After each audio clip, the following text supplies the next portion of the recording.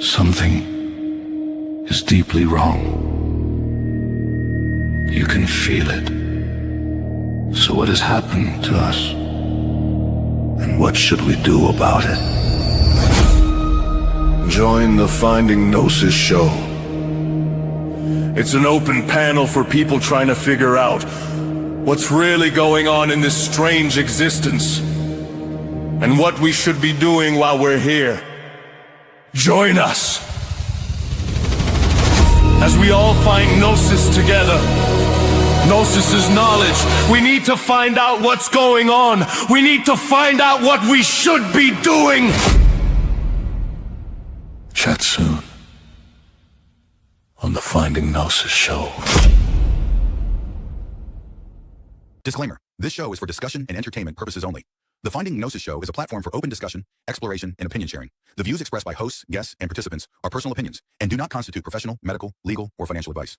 All topics discussed are only intended to spark curiosity, entertain, and encourage independent thought. If any subject interests you, we strongly advise conducting your own thorough research using reliable and professional sources. Critical thinking and due diligence is key. Stay curious, stay informed, be well, be lucky, and don't be an arsehole.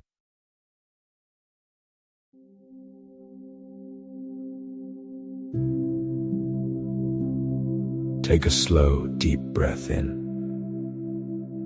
and let it go again. Breathe in and slowly release. One more time. Breathe in deeply and let everything go as you exhale what is. Let your body settle even more.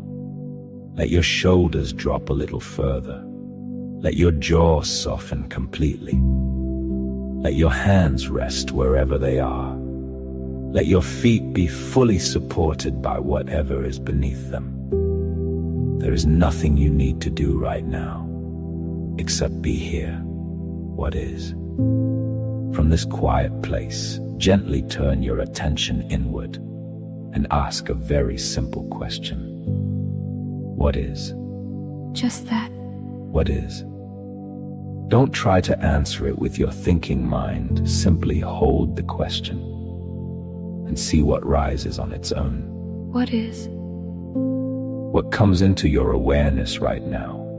It might be a thought. It might be a feeling.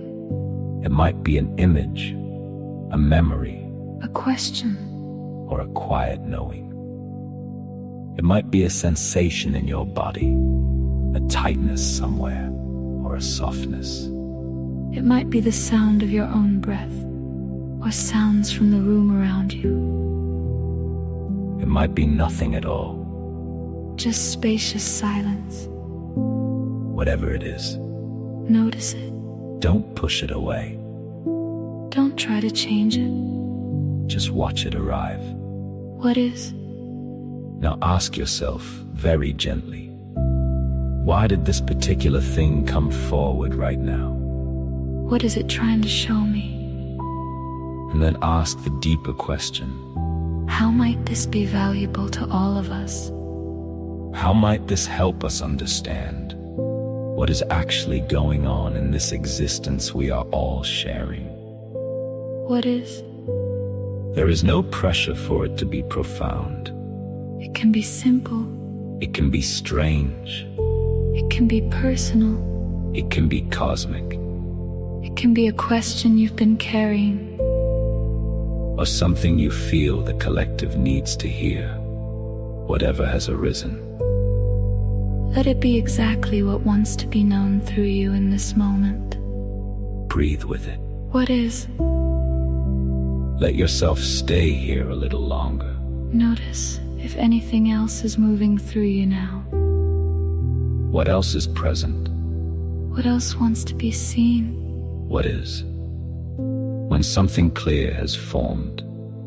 Or even if it is still soft and unclear.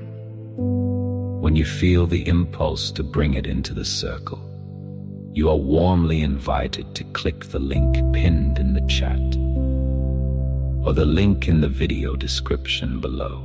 Come and join us live.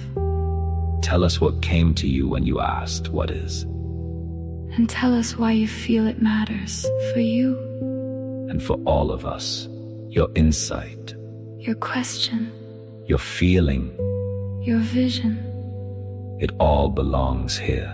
There is no wrong thing to bring. Only what is true for you in this moment.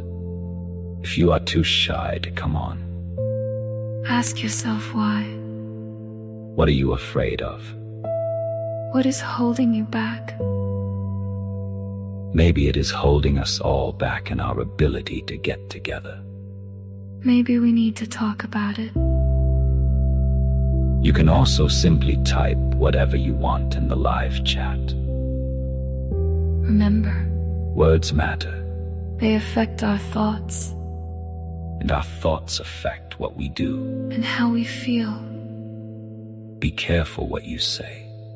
Be careful what you type. Your words have power here, They help shape the space we are creating together. so speak from this quiet place. Or type from this quiet place. Whatever feels true for you right now. We are here to receive it with open hearts. There is no judgment, Only presence. only listening. Only connection. Take one more breath. And when you are ready, open your eyes if they are closed, Click the link. and come share what has been brought to the fore of your awareness. We are waiting for you. With open arms, open minds. And open hearts. What is?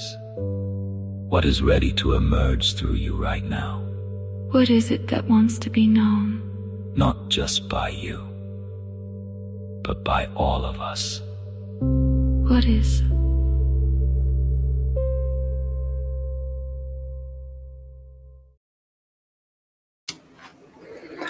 Good morning, good evening, and good night. Wherever you are in your version of The Truman Show, do join the show. We've got Crazy here already. How are you, Crazy? I'm half right and half left. I'm good, brother. Yeah, the affirmations were really cool. Pissed Chickpea off anyway. And I was like number one. There you go. My ego is well happy. Yes, but well-nourished ego right now, being the first person to like the show. Just going to put that out there because, you know, ego's got to do that. And the way how else are they going to feed off the world? But that doesn't mean you guys can't be another like to the show. So, you know, what like with you guys? So that's why I might test everybody at home now. What is the topic today, Dewey? I've added a question. How are we to be happy given the extraneous circumstances of life? By choosing to be. Well, you gave us the short path up the mountain. Always the best way out, so but all right, you want the long path. Hey, some of us like to take the scenery on the way. It is never pleasing you mortals. Give you the short path and you whistle about it. What? Good afternoon, Kenny. How you keeping? Good evening. Warm enough for you?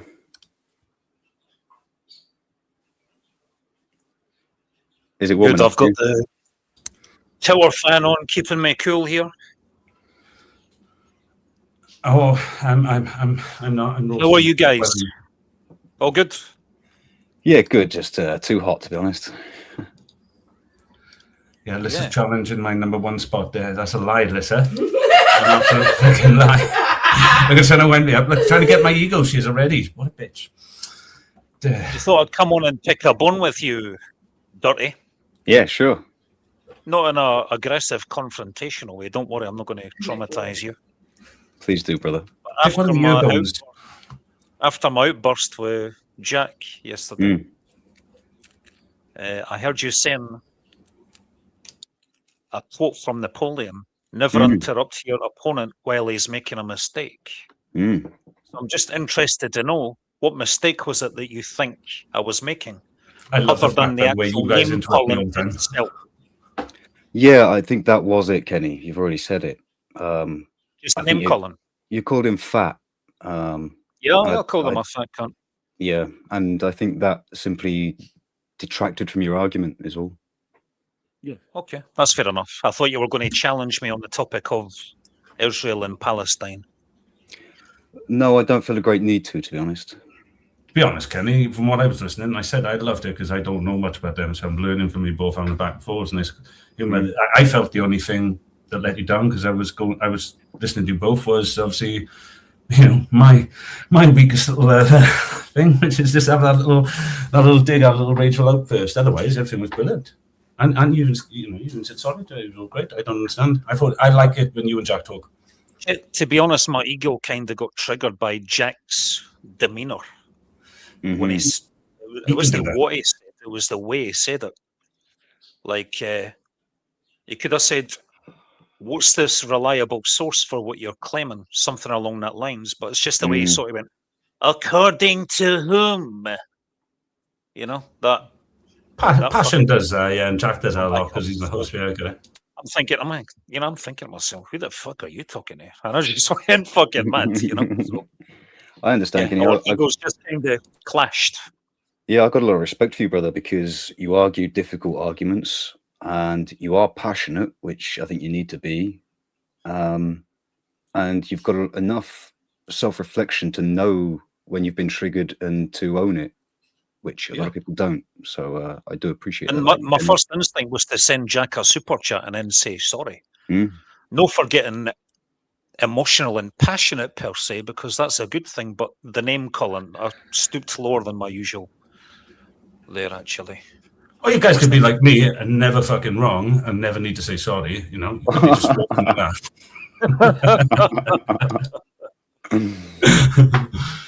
Fucking hell. I mean, guys, if you're not going to level of outburst every now and again and be a bit passionate and pull your cock out and say, look at it, when you really want to fucking get people to listen to you because the other guy's doing the same thing, people don't take you seriously enough. Like I said to DW at the beginning was, there is something underneath it all, but I found if you come across too polite, like that Jamie guy, that dirty low life, really pleasant, nice guy like him, you know what I mean? Nobody ever listens to it. You pull on your testicles now and again and then come back, man up, listen, learn and move on. But at least they know you're willing to pull on your testicles and you're gonna die on the hill that you're defending when you're passionate. Anyway, so that's what I mean when I say it's nice to see a bit passionate. Some people rub us up the wrong way, don't they? Not me, of course. I'm perfect. I never rage out. You won't catch me doing it, guys, honestly. But I must say, Kenny, you've taught me a lot, to be honest. You've taught me a lot about myself and my triggers. You're good at triggering me and you're good at pointing it out when I am triggered. So I appreciate that about you, brother. Well, karma got me back last night because Scotland got thumped 3-0 for Brazil. So swing to roundabouts, hey. Yeah. We've got Chickpea in the chat. We're always going to get hammered for Brazil anyway. Yuzu, do join if you want to. I don't think Chickpea wants to join because apparently she wants rock music. Apparently, she didn't like the Zen stuff. She's a rock chick. She wanted to bang her head, she said. Kenny, if you've got an answer for tonight's question, how does one find happiness given the extraneous circumstances of life? So happiness is an unachievable goal because it's not a constant. It happens in bursts, same as misery. So what you want to find, what you should be aiming to find somewhere in the middle is contentment. And Stoic philosophy helps me with that. I have thought like contentment and happiness were very similar, just happiness was a bit of a subjective thing. It's what gives you contentment, what gives you balance and purpose, what makes you feel like going forward every day. So I agree with you. That's what I thought happiness was. So I'm glad you said that because as long as you know, that's what I thought happiness was. So if it's something different to other people, I'm interested in listening. Well, happiness is more like joy, a positive emotion. I get you. have the negative emotions like misery, sadness, anger. And when you combine these, contentment is the acceptance of those emotions. And it's more of a neutral, an acceptance, a philosophical stance. I get you. I absolutely agree with you saying that. Yeah, for me, I've always had joy as the positive and happy was the neutral for me. You're happy with, you're content. You don't need more, you don't need less. You've got just enough, Goldilocks, that's it. That's what I might say, the Goldilocks on type thing, Goldilocks and Three Bears, that was happiness in me. But I get what I mean. A lot of people do say happy and joy the same thing. I get that. That actually makes a lot of patterns make sense to me now. Well, it's happiness isn't really neutral, because if somebody's walking down the street with a neutral facial expression because they're content and kind of just getting on with their day, you never look at them and say, he looks happy or she looks happy, So happiness is more on the positive side of the emotional spectrum. Yeah, so. All right, no, I agree with you. Like I said, I do. I use the word joyful. I say, God, they look joyful. They look pleasant. They look full bliss. And then if someone happy, I ask them. I never say anybody looks happy. I think you've got to ask if someone's happy, because it's up to them. You can't really see it on face for me. But that's not what other people see. I get that, and I see a lot of people act in that place, like you're saying, that happiness is this thing, and a lot of people do enact it in a positive way. So I get exactly what you're saying. It's not about what I'm thinking. I would just say, to my point, to go and look at it, I think you're correct. Most people do use it like that, because when I've experienced it, it's probably why I have difficulty with certain words with people. Yeah, so for me, happiness is not what we should be seeking in life. What we should be seeking is meaning, and meaning ultimately comes from responsibility. And that can make us more content and experience more moments of happiness. Yeah. No, I get it, yeah. Yeah. It's very much true in our day and age. I find something similar. I just say that my happiness comes from following my purpose, and my purpose comes from my curiosity. And that's I good.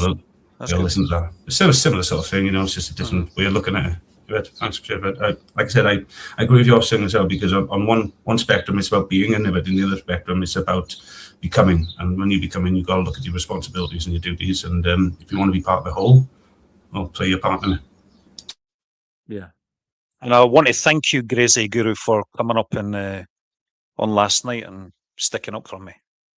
And I've done the same for you when somebody was trying to accuse you admitting to being a rapist. And me and Jack were having none of that. So we stuck up for you as well.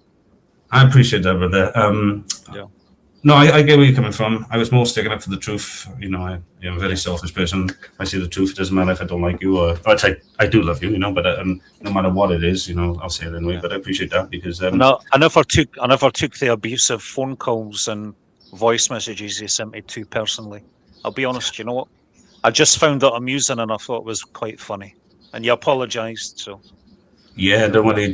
Jack's received DAW's received them. My own wife has received those things. Heck, the police have received them, and they've had to lock me up from. I just sometimes I just get a little passionate, and it was only really the Tommy thing. Obviously, I had a drink. I was letting myself go, and then I got really pissed off him. And then DAW winded me up on the side. I was like, no, I was done. Everybody was an enemy. Not really, but from the rage monster, I had to just let him out.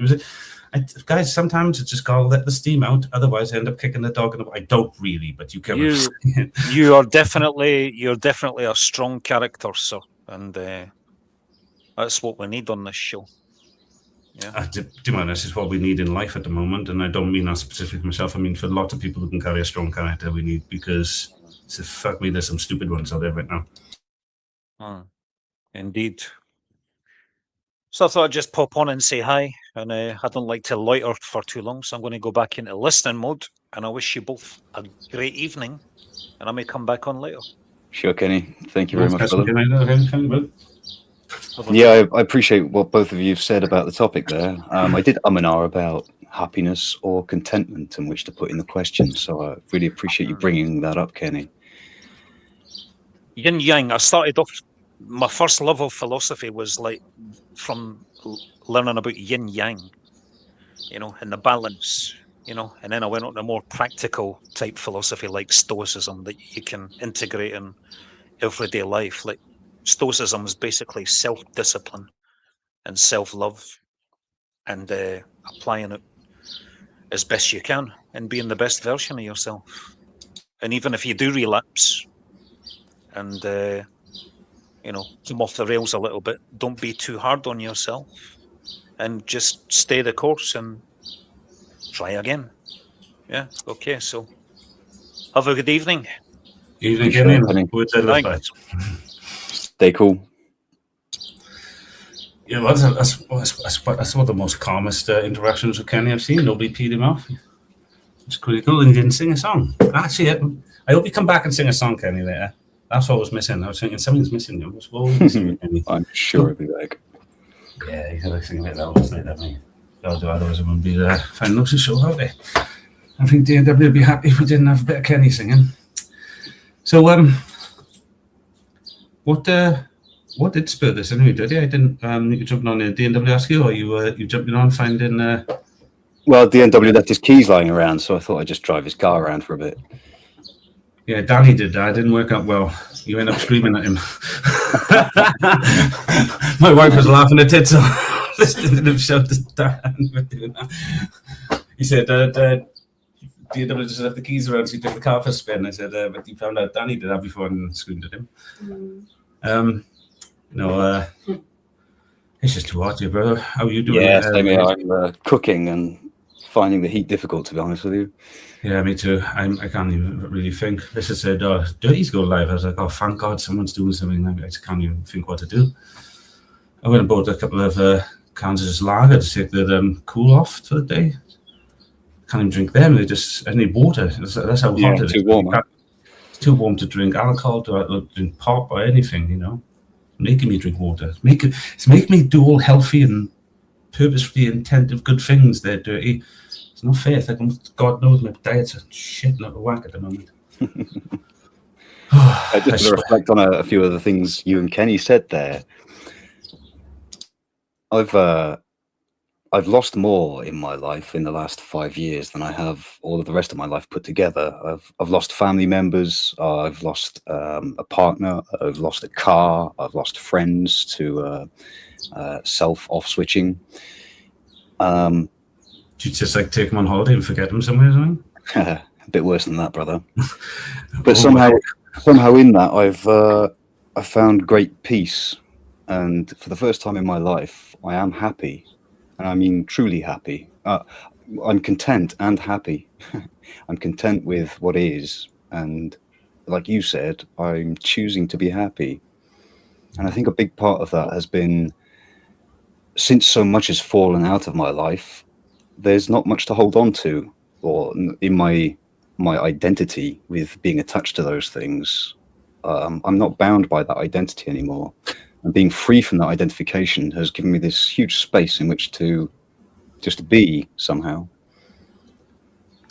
Yeah, you know, what is it? It's like it's in the Bible somewhere. I recently read about it myself. It's just some like letting loose the grip at times of war and battle, and you know I am their God or something like that. I don't know the exact line. I will find a few, but a lot of people interpret it a lot of different ways. A lot of it is about that, you know. Some people say about letting go of like choices, letting go of like the nervous system, going into meditation. Lots of different views from different. But one I haven't heard of, and it's something I'm working on in the background, and I mentioned it a couple of times now because Jack brought it into play the other day. Is one of his really saying, in times of war within you, let go of superiority. The fact that you say, I know, or I am, or whatever, let go of those and let proper authority, curiosity drive your intentions, drive your will, not this superiority, because the superiority is coming from you and the authority is coming from something that is not you, but within you and outside of you working together. And they have a natural rhythm. And it's only our words and language and all the crap that we built that has caused a blockage to that, a friction, one might say. And that addiction to this friction is the thing that keeps everybody separated. And if you look at Gnosticism, that's what it talks about, you know, the curious wonderment of Sophia and that innocence and just wanting to understand. And that doubtfulness, which we say is, I am, you know, the demiurge, the Aldebaoth. Once they realize there isn't just doubting, there's wonderment, and both of them are superiorities, but neither one of them is an authority. That authority comes when you bring them together, and in that middle, that curious wonderment, following that path without that impulsive or intentive overreach, you may find true purpose in what you're supposed to be and become. And the true happiness then comes not in the resurrection of samsara of full life, but the resurrection of the day in samsara, which means every day you get up And you don't blame or shame yourself for the days before. You just say, how can I do things greater? Which what I bring back to yourself, because I think that's what you were saying before, is it? Yeah, absolutely. Thank you for that, brother. Easy. How you doing, mate? I'm alright, to be honest. Could be worse. The heat's doing my fucking head in. Oh, amen, bro. Amen. Fuck, I'm just dying myself. I don't mean. Go on, you talk about it. Just every time someone mentions it, I feel like a kid.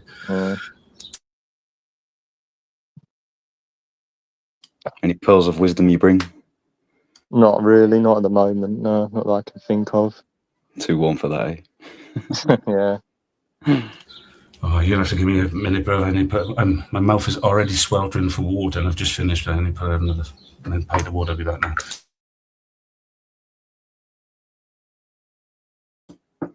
How do you keep yourself busy, Yuzu?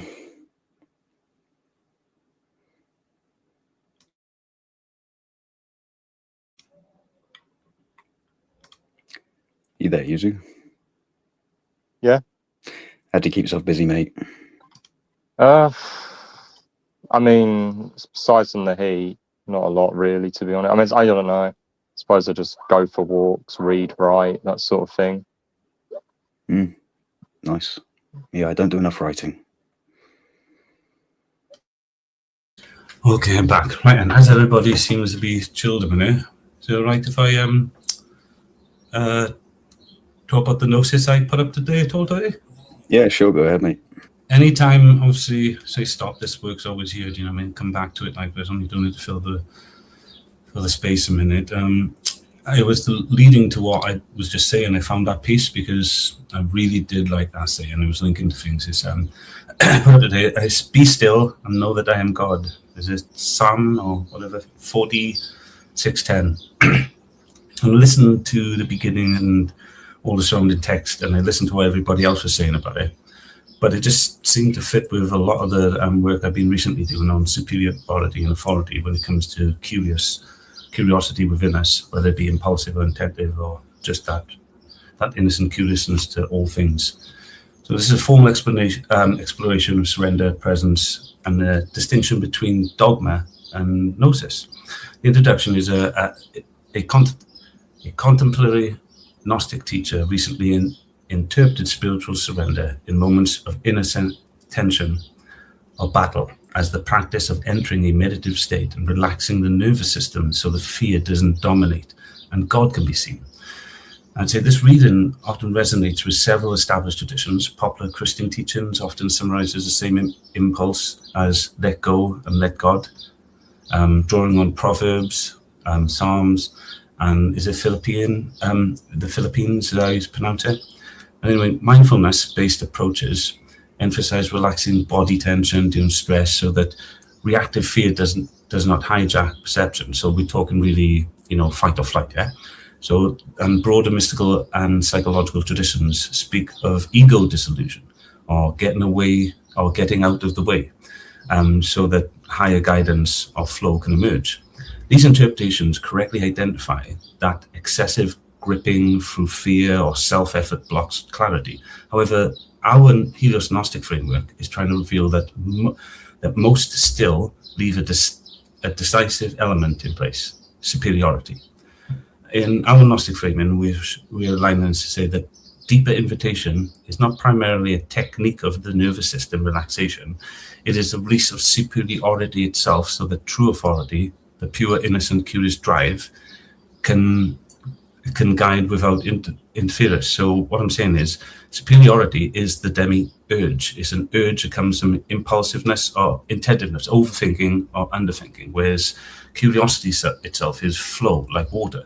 And from that, you get true authority because it often will relate to its normal nature around it, rather than an urge to fit in, or to be seen. I think what's the opposite? To fit in, or to at least be seen, I'll say for now, right? Rather than going off on a tangent. This curious drive is what the framework calls Christ, the living current of open, prefactored awareness. That's when superiority loosens this drive, this naturally leads. The process begins with prayer, understood as a speech to the sense that can listen to it, we call presence. the direct consumption of the present moment, then this consumption rises from authority rather than superiority. It transforms into clear awareness of relevant perceptual internal curiosity. This awareness then flows through the three energetic wills, which are part of the four rivers within you. The first three are called instinct, intuition, and intellect. And together with the fourth river, we know as Christ, pure curiosity, they form a unified system within us. When the same process is driven by superiority, it produces dogma. When driven by authority, it produces gnosis. Alignments with scripture and traditions. This distinction finds strong resonance across sacred texts and other wisdom traditions. Biblical examples include Jesus' surrender in Gethsemane, not my will, but yours be done. The call to become like little children, Matthew 18:3, and the instruction to be still and know that I am God, Psalms 46:10. These passages point towards the release of personal control and superiority so that the divine guidance can operate. Taoist Wu Wei, I hope I'm saying that correctly, but it's an awesome name. I don't know if you know this at all. Wu Wei. Wu Wei. Yes. Yeah. Taoist Wu Wei. I thought it said Wu Wei. I'm dyslexic. I'm sorry, guys. I'm so gutted it's now Wu Wei. I wanted to do Wu Wei so much. It's an awesome thing. But Wu Wei describes effortless action in harmony with the neutral flow rather than forcing through superiority. Zen beginners' mind and Buddhist non-attachment similarly emphasize the value of releasing fixed views and egoic control. Christian mystic traditions speak of kenosis, self-emptying, as the movement that allows divine presence to guide.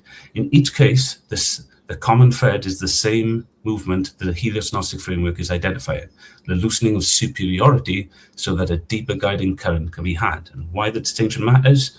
Most teachings on surrender currently sense that gripping creates suffering.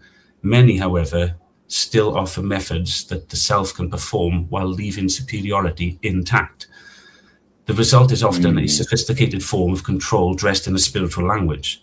But the Helios Gnostic, which we're creating a distinction between consumption from superiority, dogma, and consumption from authority, gnosis, provides a precise diagnostic tool. It explains why some practices produce genuine transformation, while others eventually become new forms of rigidity or identity. By returning to the innocent, curious drive as the true guide, and by loosening superiority rather than merely managing its symptoms, the path opens to a living, non-dogmatic relationship with reality, one in which presence itself becomes the ongoing revelation of what is already here. Thank you for listening, guys. Lovely. Very nice. I was going to ask you, you mentioned about becoming childlike. Where do children fit into this? Well, becoming childlike doesn't mean becoming children. Becoming childlike means becoming curious in wonderment again and not pretending you know it. Yeah, but that's not my question. What I mean is the child has the curiosity and the intrigue and the free flowing, but they don't have what I call a developed intellect. I don't know if they're not intellectual, but how does that fit into your model of the Christ?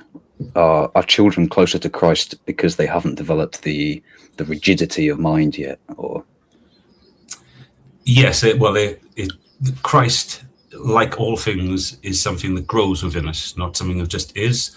So you have to grow it. And because you grow that Christ, it goes through phases. So a child's Christic, if you look at a child, if we're talking in their first 7 years, so when in their creation phase, when they're in a phase we call the formatical years, yeah? The Gnostic Genesis tells this story as the creation story, not the 5 days, but 7 days, but the 7 years. A child is in ultimate plasticity, where their curiosity drive is being driven by what we refer to as God, free will, something pushing them, their purpose to find themselves. And it's only until Adam is on board, that intellect you spoke about, around about 7, where within ourselves, our inner perceptions, we normally refer to Adam, even a serpent, can come together and actually start forming authority of their own. Adam starts naming everything because he has that abstractual power now, and together they start forming their own authority. And then the atum, free will, is finally offered to Adam to say, hey, brother, you can lead this now, you can see the mental space, but so long as you teach him, because there are 2 trees of knowledge, yeah, dogma and gnosis. You consume dogma, or demagoguery, then what you're doing is you're imposing a false authority, not God. And because it's dual, Adam, the thing that looks at the Trinity, can't see it. So he doesn't die, it just fades into the background. His authority is not heard within you anymore. And then Eve, she splits into two. She's no longer curious, because curiosity is the Eve to thinking, yeah? Like the Eve to Christmas, the Eve to thinking is curiosity. And so that curiosity now is in charge. But to be in charge, it's like excluded middle. It doesn't really see itself, so it splits itself into wicked self and wonderful self. And, wonder is always wondering about things. And then wander is always mind is wandering. So Abel becomes the wanderer and Cain is the wanderer. Now, wanderer is doing everything, but when his mind is constantly wandering, like my son is doing now, constantly all the time, it keeps looking like he's getting in trouble. He's not listening and things like that, but he's learning. And he's learning to be present with himself. So if we keep getting him in trouble and say, hey, you're not doing your work and keep getting in trouble, the part of him that keeps getting in trouble will call the wanderer wicked. And he'll label him wicked, and so to kill it, it will remove its own curiosity into that place. And then what happens then? You end up running away from everything, because you constantly, to do this, you have to accept dogma and demagoguery. So the moment Cain says, I'll accept dogmatic and demagoguery things, it takes away the past. So the wanderer can't wander his mind anymore. And so that's how it controls it, but it controls it with fear. It tells itself that, we're bad, we're wicked, we shouldn't do this. Why? Just because it's the rules. Dad says, we're naughty if we do this. And so you trick yourself and you sort of kill that wondrous self. And then after a while, that very same dogma and demagoguery you play on others and yourself gets you to call yourself in shame, to think you're evil, think you're wicked. But then what's happened then? The authority then goes to the lowest form of yourself, Seth, the snake. And so the serpent in you is given a mask called Seth. And Seth, you the story in Genesis, it talks about it says it's the descendancy or the ancestry of Adam, but it's not. It's the ancestry of Seth, because Seth is the mask. And so the ancestry, you see the very first mask is around for 900 moons, yeah? And every single mask is alive at the same time. I don't know if you notice it, but they're all there at the same time. It's just as you go older, your duties and your performance need to change for your society and the narrative you live in. It's not naturally done. And so you're expected to be this little boy, then you're expected to be a big boy, then a teenager. And so these different gaffs become these different versions of you as you go along, until obviously Moses realizes, hey guys, we're living in a world that's amnesia, this flood is going to keep going and going and going. You need to build an inner ark. And that ark needs to be, of one of everything. So, we've got this law of identity. We also need to make, it's 2 by 2. So we need to make it either is or isn't, the law of excluded middle. And it all needs to fit together within you to make sense within the ark, without anybody hurting, non-contradiction, no combat. Yeah. And these all align with the angelic nature of God, which is communication, revelation, and then non-combat. And all this logos always aligns in all these stories. It's just like someone telling a parable, so you could see the same story over and over and over. It's what's happening inside you. That's why everybody claims they're suffering, or they're making these horrible choices, or this shame, blame, or it's this because I know. And so how do you know? Because I don't get how you guys are living in this world. It's chaos. And everywhere I go, I ask them questions. Why is that? I don't know, it just is. It's like, oh God, I'd hate to live in your world, guys. Honestly, I can understand how you're all the time. Yeah, I've lived in a fractured state for a long time. In fact, I'm not unfractured now, apart from brief glimpses, I don't think. But yeah, there is definitely a shift in me over the last year and a half of, I don't know, seeing the pieces bump up against one another somehow, where I haven't before. Like you said, there's a sort of self-obfuscation. I can't remember how you described it, but you have to hide this fracturing from yourself in order to continue playing these roles for the outside world. Yeah, the begaffing of the Seth mask, and each mask is just a mask on top of a mask to fit into reality, and then you forget which one is the real mask. And it's always the one trying to fit the mask on to find out which one is theirs, but never realizing none of them are. You don't need them. You're the one who created the masks in the first place, because you feel so much shame and blame for things. And the moment you become shameless and blameless, you don't have to be without responsibility, because that's where Kenny or someone would go, because being disgraced for one's actions, rebalancing, admitting the flaws, these have nothing to do with shaming and blaming. Learning from one's mistakes is not dogmatic. It's gnosis. It's acceptance of what is. Yes, very much. So first of all, soul search. Go back and find out everything you feel shame for, and find a way to find out why. Happiness often for me is a reason to look back at things I felt I was sad on, and now accept them and go, wow. I give you a quick example. I'll give you a reverse example, which might be funny. I tell my wife all the time, I say, babe, I'm so glad your exes treated you like shit, looked down on you, and every bad thing that ever happened in your life. Honestly, if I could go back and ensure it all happened to you again, I would. She's like, what do you mean?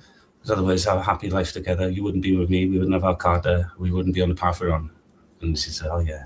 I said, that's how you get back, and you thank God for every horrible thing you thought happened to you. Because that's where you are now, it was worth it. Now, if that's not true for you, like I said, time to start making it true. If you need to find a reason for everything you thought was bad, traumatic, and shit in your life ever happening, to be worth it today, to say, I would go and make sure all that happened again, just so today happens. The experience I'm having today happens. I will make every horrific, torturous thing that I felt happen all over again. It's just to make sure today happens. I wouldn't change a thing, not one single thing. Then that's what happiness is. Yeah, I resonate deeply with that, brother.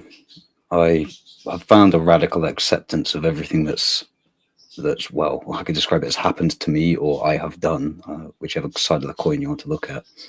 But a radical acceptance of that which has been, because it's what allowed me to be now, here, present.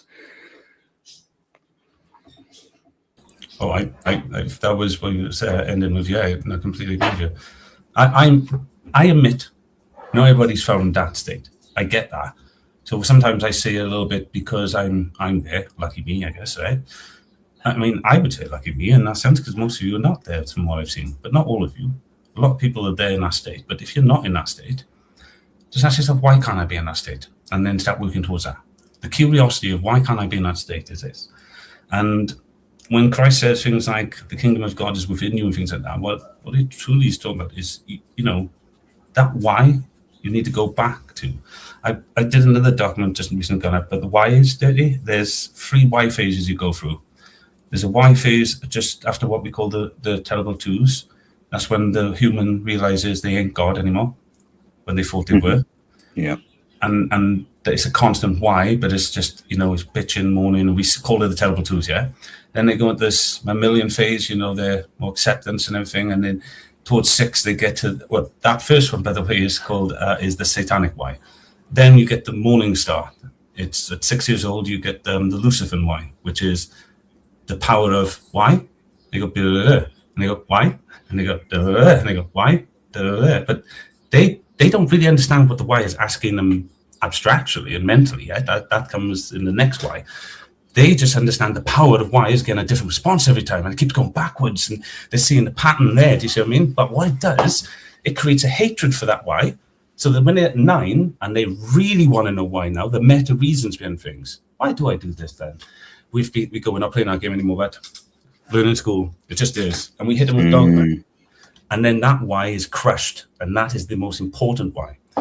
So it's dogma and demagoguery. Demagoguery is the act of shaming and blaming you into the urge. And dogma is the act of, they're both authorities of just getting you to say, just because. They're both superiorities. One's like a shaming, blaming, narcissistic, recurring authority. And the other one's just the book says, because we don't have to tell you. It's both a bit narcissistic, I suppose, but they're forms of superiority rather than authority. And they both terminate the questioning. Oh yes, no, well done. That is one of the main things. But I'm actually, frankly, you said that, I'm looking for a name for that, dirty, because they do those things. But I always say something like that, and people don't get it. But it's more than just questioning. It's curious inquiry into source. But it's what you say again, questioning. And because we can't get back to source, because dogma and demagoguery stop us, this is what Christ is saying. We need to go back, guys. You need to go back to understand why you use those words. Why are you thinking the things you're thinking? What does all this mean? You don't have to know it all straight away, but you have to keep working on going back and find out why. Why is this? Resonate a lot with Nibble's last comment. It is often easier to just smoke something. Yeah, I've lived that as a long time, mate. Oh no, I don't disagree with him at all. I might actually go, participate in that now for a moment. But like, it can be. That's why I tell everybody I do it. It's easier.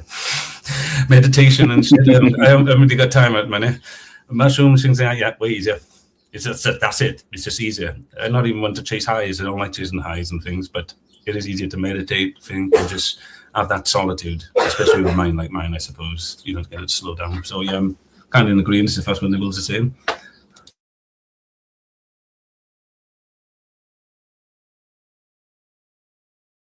Just got to read out Ryu's comment. Maybe contentment is being okay with not being happy, while being comfortable when situated in unhappiness, knowing neither will last and both are subject to change.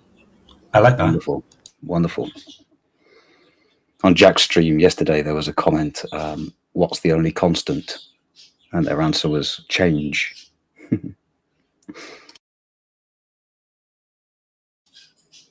Thank you, Retro Doomsday. I will take you up on that, brother. Do join the show if you've got anything you want to add. You've got Ryu, Retro, Nibbles in the chat. We had Chickpea earlier. Do come on, Chickpea. I've missed you. Not spoken in quite some time. Do join the show. Yuzu, you've been quite quiet. You got anything to add? Do feel free to chip in, brother.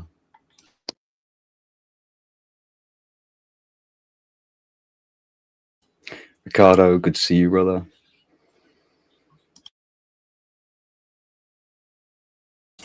All right, guys, you there? Because I've been thinking almost 2 seconds as I went out there. I'm going to go back in a minute. I had to say, Dirty, do you know what I mean if I said there are 2 neutral points?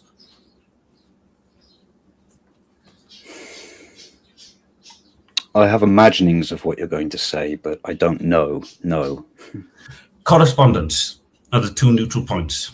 For that which is the soul, that which is the center, must have a corresponding point, the universal point looking back in this. So would you call that spirit? Yes, soul and spirit, yeah, I suppose, and you'd call it the Holy Spirit within us for the present tense, yeah.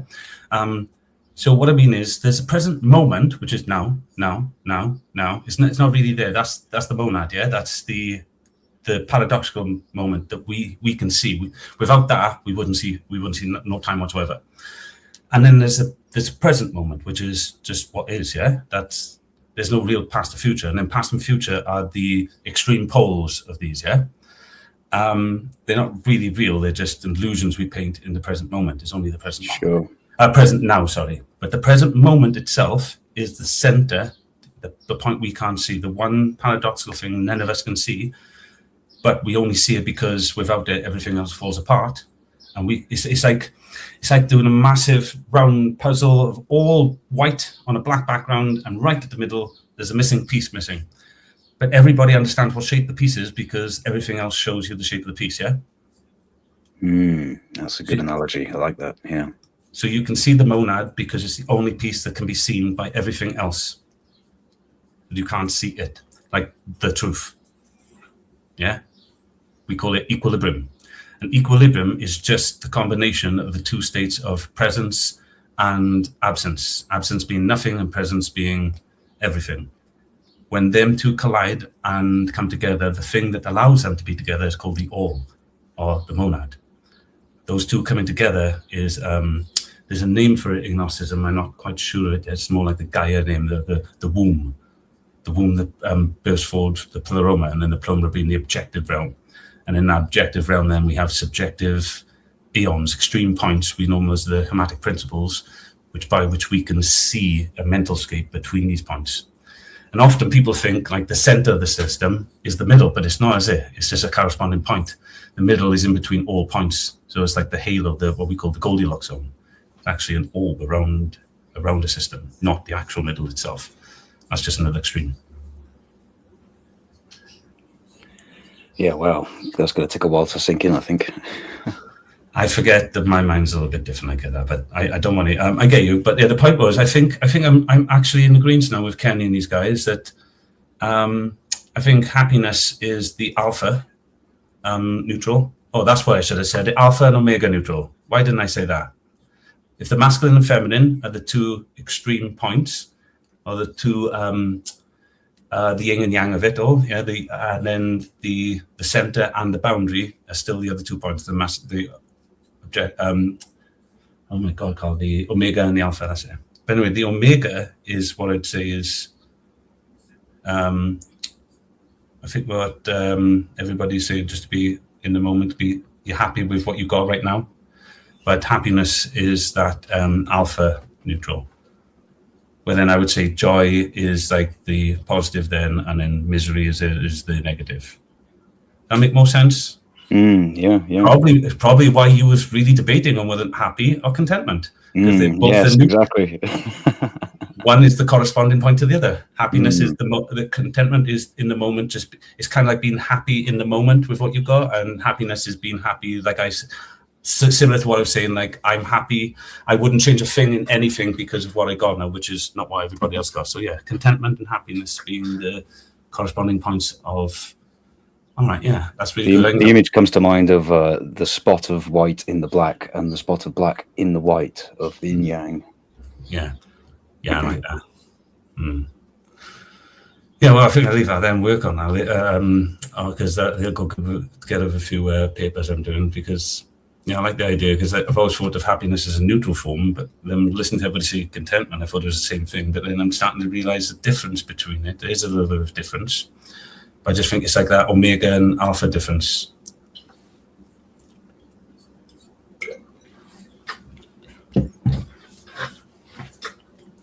God, it is hot. Why are they so hot? Yeah, isn't it? I'm struggling to keep my mind, to be honest, with your prophetic statements and the heat. That's why I'm giving these statements, is because of the heat. They're just sitting there, man, getting hot. It's killing me at the moment. Good to see Ricardo Sunrocks in the chat. Do join us, brother, if you feel like it. The Machine Lies is listening and having a nap. I'm not surprised. The guy streams for hours on end. You put in good effort, the Machine Lies. Appreciate you, brother. Yeah, he was still on this morning when I came on. The afternoon. No, and you were. I remember seeing your name on there. Listen, we're not dirties in there. I went, oh, hi, guys. We were just getting ready to do some pit work and stuff, and then seeing you guys all rocking and stuff. Yeah, I was hammering away in the chat box. Yeah, what got me was his title, and I was already working on the differences for those Gnostic teachings, and then his title came up, and I was like, I don't know most of them, but I know those two names. That's what I was looking for, and I put them into the AI, and I said, tell me this is something about letting go and stuff like that. It was, and it was, yes, it is. And I put and they told all of them. So I was reading up all these names and what they were talking about. And they were all pretty much like talking about the same thing as I was reiterating it on, like, letting go of superiority and letting the inner true authority take over. Stop having that fear impulse or that over-intentive worry. See what I mean? And let go in times of battle because they won't serve you well. They'll overanalyze or they'll underanalyze everything, and they won't serve you well. You'll feel, that, and your fight or flight will have no choice. You'll act like a child. You'll be too scared. It'll be like, fuck, my master's an idiot. Can't swing the sword right now. I was just going to say, you bring up the analogy of sword fencing. You need a light grip on the hilt in order to be able to move freely. Oh, I like that. What? No, say that again. Yeah. I think I got what you said then. Yeah, go on then. A light grip on the hilt allows you to move freely. A tight grip is rigidity and restriction. That's fucking beautiful. Can I put that into the Gnosis paper I was doing? Because that would land well, wouldn't it? That was beautiful. Please do. It's not mine. That's exactly what I'm talking about. I don't know much about fencing, but yeah, like I was going to mention something about why Bruce Lee says to be like water, but obviously that was just saying. There's no real. I can't show a real example. He looked like he was hitting like with a fucking brick to me, but I get what he meant. The energy within him. You let it flow like water and don't overthink and everything. You'll be able to do it. Often it's your over-intentiveness or your impulsiveness that they see before you pull the punch. But if you don't show them that, they can't see the nothing to see. Yes, there's nothing to see. Yeah, like Sauron's ring, you become truly invisible. Not Yes, brother Roy has been reminding me that one is to strike from the void in the Japanese mysticism. Say that again. What was that? Strike from the void. Oh, I get you. Yeah, I get what you're saying. Yeah. If you're full of anything, it's readable. If you're full of nothing, there's nothing to be read. Give them nothing to read, and they won't see they won't see the words come in, or they won't see the fists come in, or whatever action you're in. Yeah, whatever it is. Well, that's kind of beautiful as well. Yeah, I've had a really good day listening to people today. People have been saying some really awesome, profound things, and they've been linking well with some of the work I'm doing at the moment, linked to the religion. So, what do you think about me being the founder of this new Gnosticism, bringing it into our century and our modern time right now, and starting a new order? Because the Helios is a very important word. If you don't know why I've put that in there, I remember me saying anything about it, because it sort of like it's its own. The Helios is saying it's not a religion necessarily. It's something that's just supposed to be a balance. It's supposed to dissolve itself. Am I right in thinking Helios is of the sun? Yes.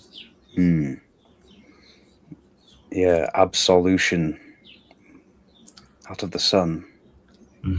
So what we've done is we show people that Gnosticism is always seen from its tomb.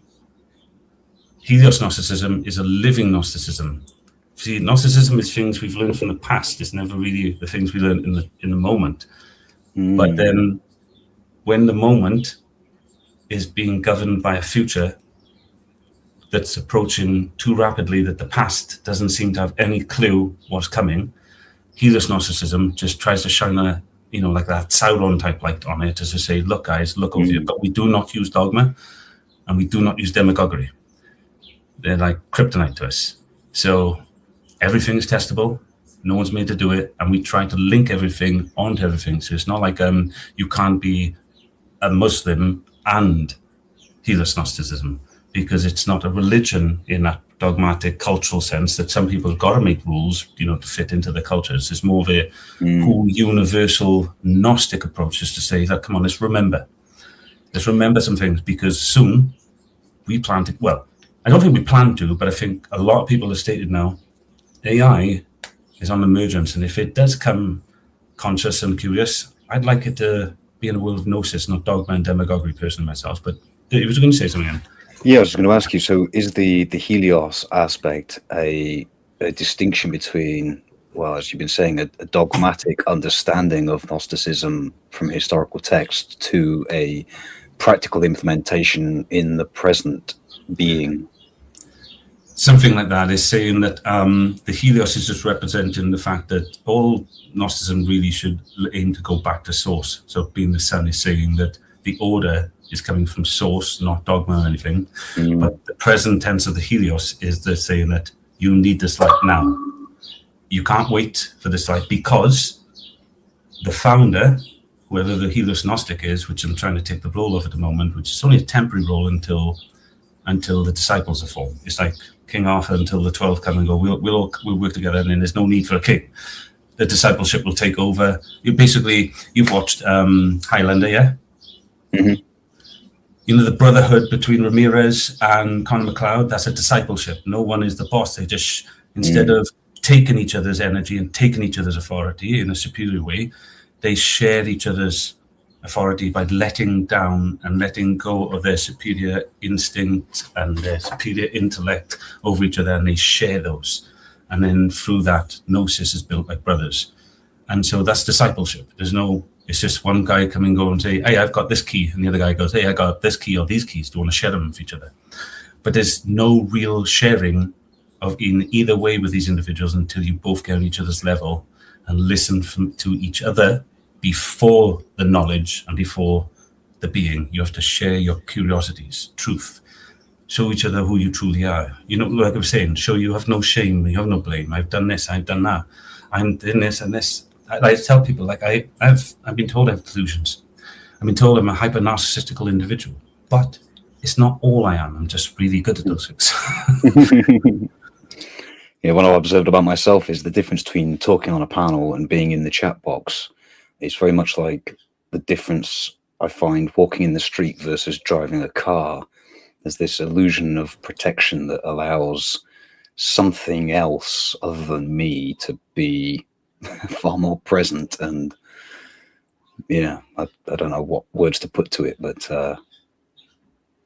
it's like, you know, sometimes we wear the ego mask or the ego suit to not be seen. It's a similar sort of thing like that. But is it got a similar feel like when you're in the school to the playground? It's similar at all?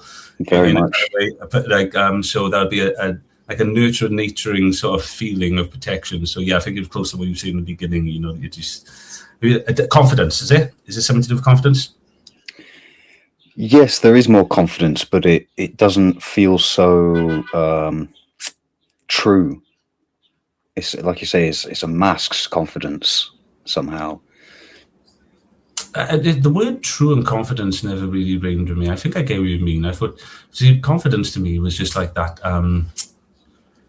It's just like that subjectively perceptional thing. You know, it's like what's really hot or cold to the individual. We don't know, do we? So like, I there's an understanding that, see, like confidence and charisma and things like that are things that grow to me.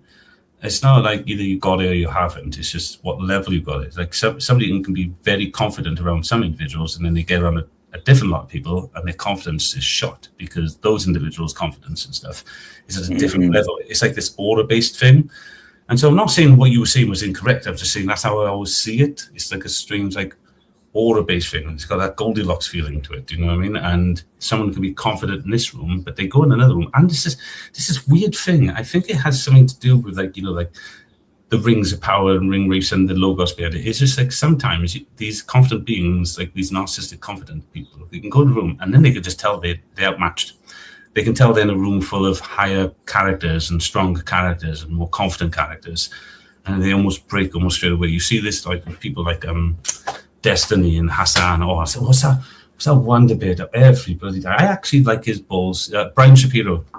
Every single time that man acts so confident when he's on his own channel and he can mute and he's got his own crowd. You put him on anything else, this guy just looks so nervous. He looks like a little child every time. I'm like, bless him.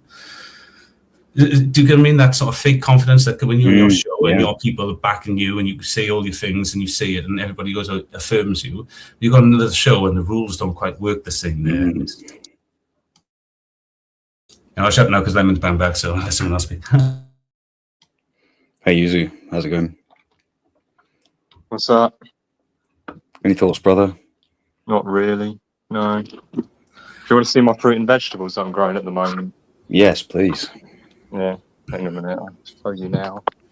I don't know if my camera is working at the moment. Hang on. How do you turn your camera around? Oh, never mind. I can't.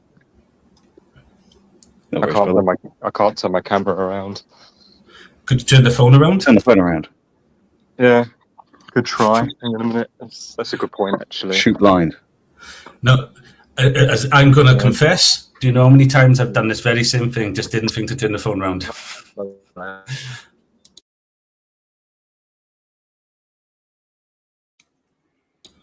They look banging, by the way. Yeah, nice. Where you got going?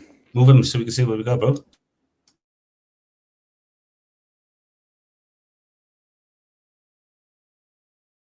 I tell you what, Lissa would really like this if she's here at the moment. She's gone out to get bring the kids in and meet a friend, but she loves all that. She does the green finger stuff. She wants to do it herself. I'm trying to make the space for her, but then by the time she goes out there, it's all overgrown again. I'm like, babe, come on, I'm not digging it over every freaking 2 weeks just so you to forget again. Yeah, it takes real regularity, doesn't it? That's been my problem with growing veg. Is you take a couple of days off it or forget about it, and it's too late. Dirty, I get that, and if that was just the main issue, I wouldn't be so much of a bitch about it. But it's not that. I'll dig it all over, get all the weeds out, everything. She got the ground to work on. Yeah, I'll sort of I'll section all up, you know, and then the maintenance wouldn't be so bad. But then 2 weeks later, I'm going up there, and then all the weeds are back, different things are going there. The bees are having a great time, bless them, but like. I'm like, didn't you want that for veggies and all that? Oh, will you dig it over for me again? I'm like, fuck off. Lovely to see something practical, Yuzu. Love it, brother. Really nice. Thank you. Do you find it very meditative as well, big man? You know, just with the greens and everything. Oh yeah, yeah, for sure. Yeah. Yeah, I was told apparently my nanny is Lola, you know, God bless her soul. They said a way to live healthy and long. I don't know why they were talking about healthy and long. All they did is smoke and drink a silly sausages. But what they did say is have a greenhouse, go in there and play the guitar or sing to them. It's not necessarily just breathing the plants, by the way, but if you're breathing in there, there's a reciprocation going on there, so you get a lot of that good ass prana as well. And that's what I mean by good ass prana, because that's where you get it from. When those trees are breathing back, and you're in tune with it, I know it's a little bit intimate, it's a little sexual. Even Alyssa's caught me talking up the tomato plants before and stroking them and stuff. It's a very sexually intimate thing, you know. I'm just joking. It's yeah, right. Sorry to interject, but Kenny mentioned the other day about the experiment with water and talking to it with different emotional states and the freezing of the crystal structures. And I've come across a similar experiment of people putting rice in jars and doing the same thing, basically, finding that negative emotions projected on rice makes it rot quicker. Cooked rice, that is. Right. As in spoil quicker, is that what you mean? Spoil? Spoil, yeah. I get you. All right. I didn't know. That's mental. Is it because of the water that's in it? I'm imagining so, but I don't really know. But I've heard a lot about singing to plants and playing the music and putting good intentions into them, making quite the difference. Yeah, I think someone told me, I don't know if music does do anything for the plant itself, you know, maybe good vibes or something for the plant, but I was told that obviously singing, playing the guitar, you know, and humming along or something, even playing the guitar, doing something around plants, exercises maybe. It's good because you're taking in that prana, do you know what I mean? You're taking in that, what's been, it hasn't been pushed through all the chemicals in the air yet. Does that make sense to you? You've almost got a filtration thing right there to get that thing while you're doing exercise or breathing or anything. And you don't always have to be clean every part of the day. I don't think God says that you've got to have your temple clean every moment, guys. More often when I think God's talking about your temple being clean anyway, he's just talking about, like I said, remove your subjective internal narratives. And they're often formed from traumas, which form through shame, blame, dogma. Remove all those from your temple and you'll find your way back to me. But when we're talking about also looking after our physical bodies, our temples here, it's always just those moments. And it's about the timing as well. I don't know if Dirty will agree with us, because our body's on cycles. You can spend it. One thing I tell people I've learned recently, and I've been doing it myself since working, is I don't know how people do autophagy, but between 7 and 11, if I'm doing it correctly, because I don't always do it correctly, between 7 and 11, you're supposed to eat, 7 at night to 11 in the morning, gives you the body good time to turn over. But at 10 o'clock, an hour before, is the best time to do some really short exercises, because your autophagy multiplies it. And then, like I said, you eat in that, you eat the good grains, you know, the eggs, stuff your body needs in that period. You can eat anything you want then for the rest of the day. Do you know why? Because your body won't crave it, and it'll tell you what it wants after that, because you gave it everything in the morning. Was it start as you mean to go on type thing? Interesting. Just change direction slightly. There's a comment from Ryo a while back. He says, discipline may be etymologically related to disciples. I'm wondering if you had any thoughts on that.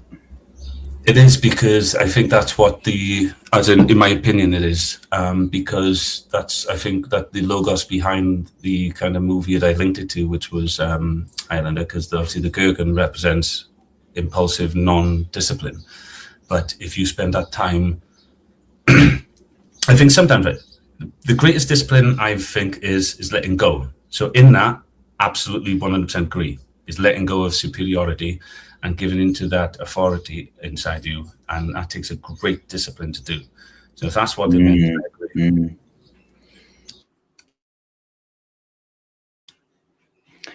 Well, I'll just give the chat a nudge again. Do come and join us if you want to take us anywhere else in the conversation, or add any thoughts you've got. Chickpea, I will keep nudging you, darling, because I haven't spoken to you in ages, and I miss you and your cats. Do join us if you've got anything to add, guys.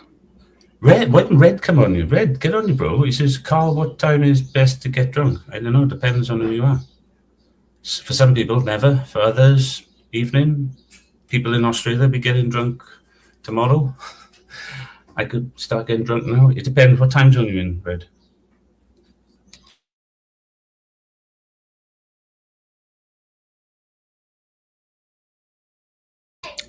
So, Dirty, can I ask you, is there any shame and blame in your life that's holding you down at the moment that you're aware of? Or do you think it just might be traumatized in the background? Or you think you're on a path of returning back to that complete source of curiosity of you are and you're not non-shamed and stuff?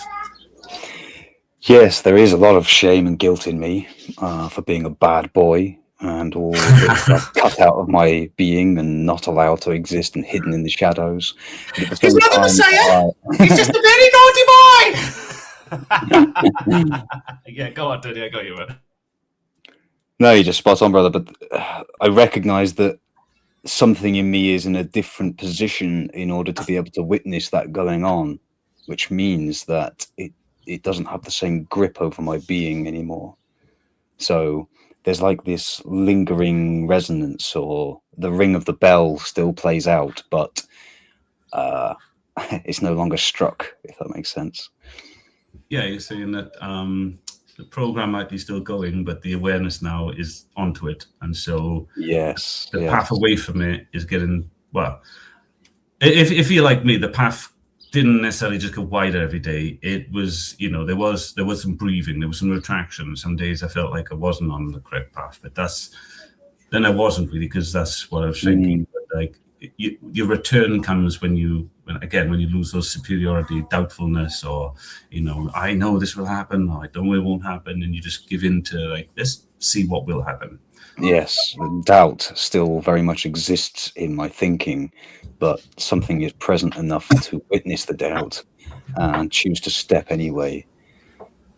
Well, I'm gonna say something. I get exactly what you're saying, but when I look at like doubt or the impulsive thinking and the intentive thinking, whether it be doubtfulness or, like I said, overthinking, whatever, I think, like I said, I've never heard Alan say about the other side. I've heard him say about the thinker, everything in moderation. It's a great servant but a bad master, and so too I believe though in just being impulsive and just like. Just reacting to things, doubting things. Doubt also is a great tool. Awful master. Yes, that's the difference, isn't it? Is that it's very easy to allow doubt to simply rule what you will allow yourself to do, and then you're not really there to do anything anymore. I think dogma and demagoguery certainly has a massive part to play in that, but yeah, definitely everything else I do agree with. But I think they're the reasons behind that. But yeah, it is so easy to do it nowadays, and those two things make it easy for a lot of people. What's your take on trauma and individuals like I'm going to butcher his name, Gaber Mate or something like that? People who talk about trauma and all that. What have you heard from these individuals, and what do you think of this kind of work, that they do from childhood trauma and the effects it has? The biggest takeaway I've had from all of that stuff is that, how to put into words, forgive me. I think modern culture has the principal belief that the individual should be a monopsyche. And actually, trauma fractures that being into lots of different pieces. Sometimes I'm a very X person, and sometimes I'm a very Y person. And it, like you say, it depends what room you're in, or am I on my own show, or am I driving my car? And it's quite easy from my own experience to slip between those different beings without noticing that I'm those different beings. I think I'm one thing, and I'm actually these multiple things all at the same time in a cloud almost. Okay. That introspection and self-reflection and present awareness allows awareness itself to observe the change when it occurs between different fractures of the psyche. And in being able to observe the shift between those parts, I can piece them back together into a being again. You know that shift? Is it a force phenomena, or do you see it as an entity within you? That's a good question that I've wrestled with a lot. I was expecting to say all of the above, crazy, all the above. Every perception sees it differently, but yes, that was the point. Both. Yeah, the point was, to see, which one you see those feelings are. Because I look at it. Something came on the other day talking about the thin membrane between, the prefrontal cortex and the brain, and how it's linked to plasticity and stuff like that. If it stimulates and how it's linked to the Holy Ghost. Because I was watching someone else's interpretations of things. But yeah, the thing that moves between, it's very hard to see, isn't it? I think that's why they call it things like the monad, the void, and things like that. Is that the moment is very difficult to see, and it always ends up in a similar sort of pattern. It's always one of those things that seem to be a necessity. You only see it by the missing piece that's left. Do you see that, Aldi? Yeah, by apophasis. Yes. So, I think the observer always thinks it can observe itself, but really it can't. So it's the thing in between. On the soulful end, it's you watching out yourself, and on the other end, the spirit end, it's just the experience, isn't it? And the whole idea is not to see the experience, but to experience it, and then remember and foresee it. And then eventually a pattern will come where you just, I remember it all now. And yeah, I think the blockages back to that source, like I've said, I'm going to keep harping on, because we're doing a lot of work there, is again dogmatic and demagogic principles, the tree of good and evil. It's the superiorities over true authority within us, which is Gnosis, lived knowledge and sharing. I have to read out a comment from Wydor. 2 comments. First, he says, do not cling to identity. Do not cling to systems. Do not cling to fixed ideas. Do not cling to the past or the future. When grasping ends, sight clears. When forcing ends, action becomes true. His second comment is a quote from Miyamoto Musashi, who I have been reading quite a lot of recently. The void is freedom from illusion. Wonderful, brother. Thank you. I try to say to people when they ask me about that void, is it like something like loneliness or something like that? And I tell them, no, loneliness and things, they're like isolation. It's a different kind of void. It's more like prison. Void is more like a solitude that you retire to. It's your inner sanctum, your peace, a place where you come and you're God in that realm. I like the analogy of the void being the canvas upon which the paint is applied for the image to appear. Yeah, that's beautiful. But for us, the void is more monad, and the pleroma being part thereof is that the canvas, and I love that. It's a very nice, it's beautiful phrase, because they're part of one. You know, what I mean, the 2 sides of a coin. One is the source of the thing is that which spews from the source, but like, it's like the difference there between everything and nothing is nothing. They're both the same thing. If you see everything, you see nothing. You see nothing, you see everything. It's just one of those crazy paradoxes that seem to be true, but never you truly know. We have to accept it to be true, because it's kind of like a necessity. If all you see is white, you see nothing, do you? But white. If all you see is black, all you see nothing is black. I'm not even saying those are the colors of nothing, by the way. I'm using those as examples to point out. But so I kind of get what you're saying. It kind of links back to what I was saying about equilibrium being to us the sort of like dance between presence and absence. Right, I'm going to take a quick break a minute, brother. I'll chill in with you, but I'll join you back in a minute, okay? Sure. Yeah, you remind me of Alan Watts talking about the purpose of the dance is not to get to the final position in a hurry. The purpose of music is not to get to the last crescendo. It's about the journey along the way. Lovely. Do join us. Feel free to totally change the conversation in a different direction. There's plenty of you about. I know who you are. I know you're in the chat. Come on the panel. Give your thoughts. I know you've got something to say. Something is within you. Just trying to put my D&W hat on.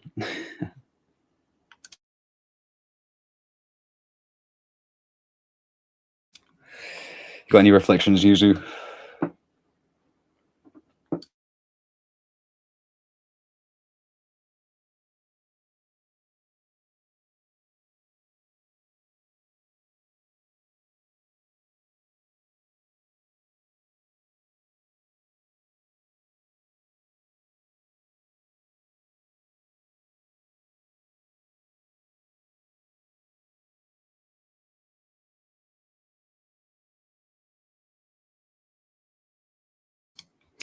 Okay, I'll ramble for a little while and fill the void. Ricardo, you're 50. I don't believe you, brother. Damn, you look good.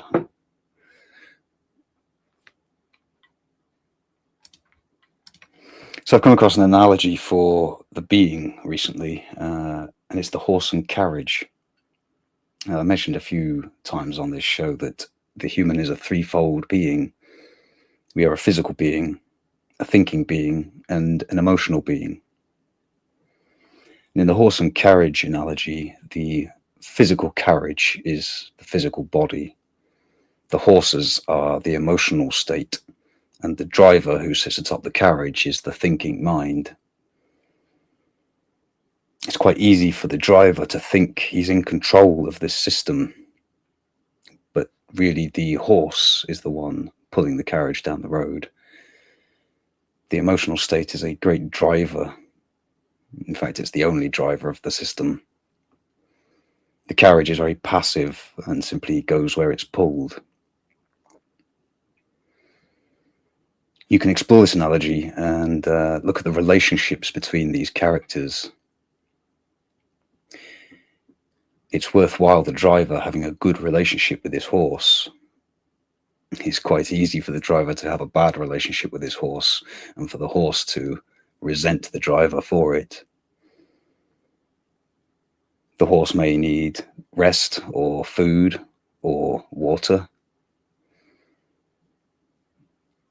The driver may find that the horse doesn't do what he wants it to do and may whip the horses to force them.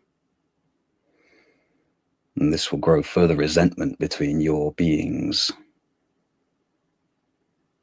It's easy for the horses to be spooked by something small, like a mouse.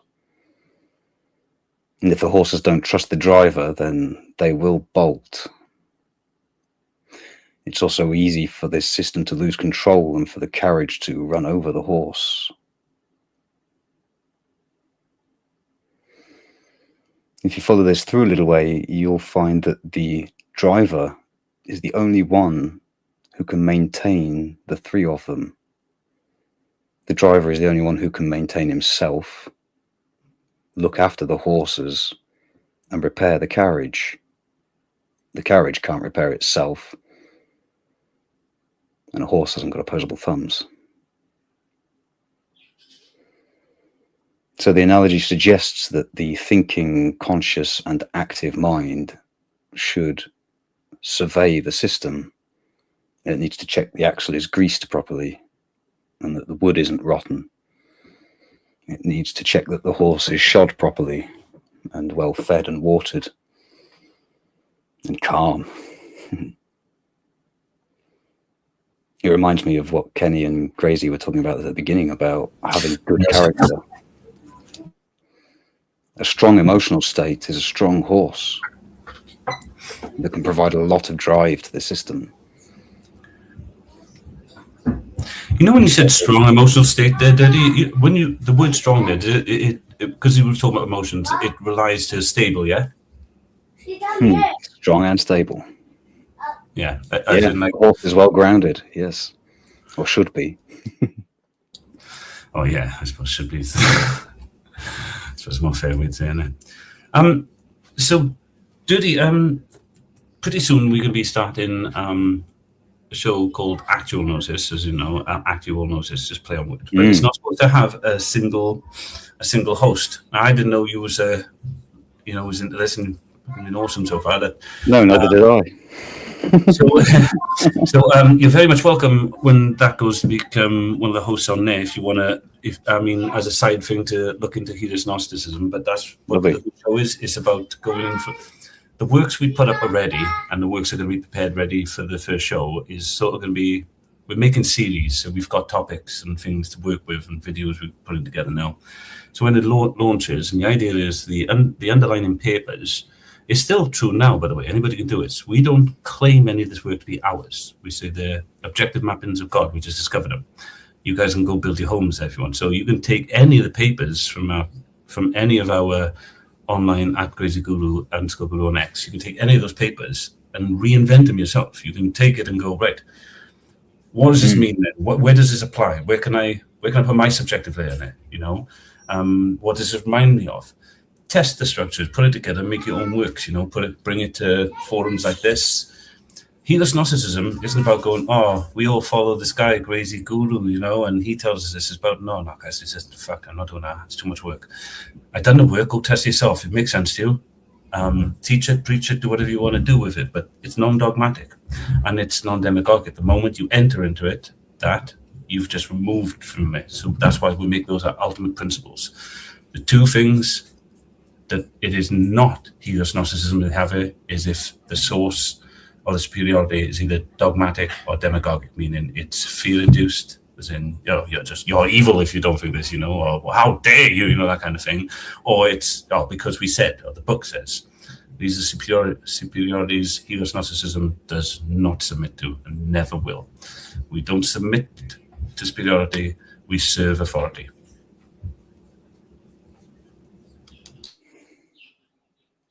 Yeah, thank you, brother. Appreciate that. I will definitely consider it. No, an issue. What I do with, like I do with others, is I will put together a sales pitch, you know, to send it to you and say, hey, bro, you know, this is what's available if you want to jump. Yeah, please do. And then you can make that own decision, and I'll make it more bullet points so it's not, you know, long-winded. A couple of links if you want to look at things to understand things, and then you can make your own choices. And does that sound okay, brother? Yeah, absolutely. Now, the only other thing I want to ask you, Daddy, is the music. Are you interested in me taking some of the music and putting it on with these new videos I'm trying to make with the work? Because like, otherwise it's just generic crap that comes off the fingers. I'm not producing music, so I'm just getting music off, like, you know, Filmora or Wondershare or whatever. But now I'm thinking, well, if Daddy's doing some music and he wants to stick it out there, then I can. Yeah. My problem is, Crazy, is the time, and I've got. No, I'll take the music out of it then. I've got a, you're welcome to take it and use it. Please do. Yes, anything that you've got, feel free. It's yours. Yeah, no, well, I'll record the music over Filmora on your channels and all that for something. Yeah, and once sure. I've done a bunch of those one day when I'm not doing much, and then I'll put them into the thing, and then they'll just repeat on in the background, and we'll just, you know, always play music by, you know, Diddy the Love. Go check his channel out, yeah. Yeah, I mean, my intention is to keep putting music out. So here's one of my realizations, Guru, is music is our first language. When you're in the womb, you were listening to your mother's heartbeat and her breath and her voice and her walking, the rhythm and the sound and the vibration, and that's all you knew. And that is musical in its nature. The universe is inherently vibratory. And all of this extra stuff of words and language, I think, colors thought into the shape of the language itself, this secondary language of English that we've learned. So making music and going back to my first language has become my goal, really, and to share that with people in a way that allows them to find their own music in their own heart, rather than listening to this corporate crap we've been given. You were born with an instrument, and most of us forget to use it. Oh no, I'm with you, and right up there, and saying that I think it's a huge reason I call the command of God the hymn. Yes. People often say, "Oh, and did he?" Try to remember this one because you believe it because you've just said it yourself. You know, when they try to get you on the so God said he is masculine, you say no. The hymn I'm referring to is HYMN. And they shut them straight out because when you say, well, I get it from him. No, masculine, is he? Like, wow, masculine in command. Yeah, what I'm talking about, the him, because that's just the one side of what I'm referring to. Hey, Owie. Welcome, brother. Hello, brother. How are you doing, mate? Good to see you guys. How are you doing today? Too warm, but other than that, I'm well, thank you. Yeah, we're dying over here, are we? It's fucking boiling, brother. Me and Jamie are just up a road from each other, so we're dying. It's like, oh. With the aircon, why can't we be in America and we've got those natural aircons because it's fucking so hot over there. Oh, an ice pack stuck to my head. My wife's literally over there with an ice pack stuck to her head, Owie. She got an ice pack on her head. That's how freaking hot it is here. Yeah, human-caused climate change is a real thing. People who are who deny science, generally speaking, it's mostly religious people, unfortunately, but not always, but more often than not, they don't believe in evolution. They don't believe in human-caused climate change, and they don't care about destroying the planet. And we're living it right now. We got to start taking that seriously. I think there's a lot of responsibility there. I don't know about the word serious, but responsibility, 100%. And I agree with most of the things you say in a neutral sense. I think there's a relationship definitely with our behavior on the planet. I'm not sure the planet is the wimp some of us make them to be, but I don't deny science. I'm not in the same boat as others. I just, a little bit more skeptical of one-sided things, that's all. But I don't take away, before you want to jump in dirty, I don't take away, I do agree with your objective ethics and a lot of that. It's just, I'm not so sure the planet needs our help, but I could be incorrect there. Well, I'm not sure what you mean by planet needs our help. We're part of an ecosystem, and the planet responds to the ecosystem.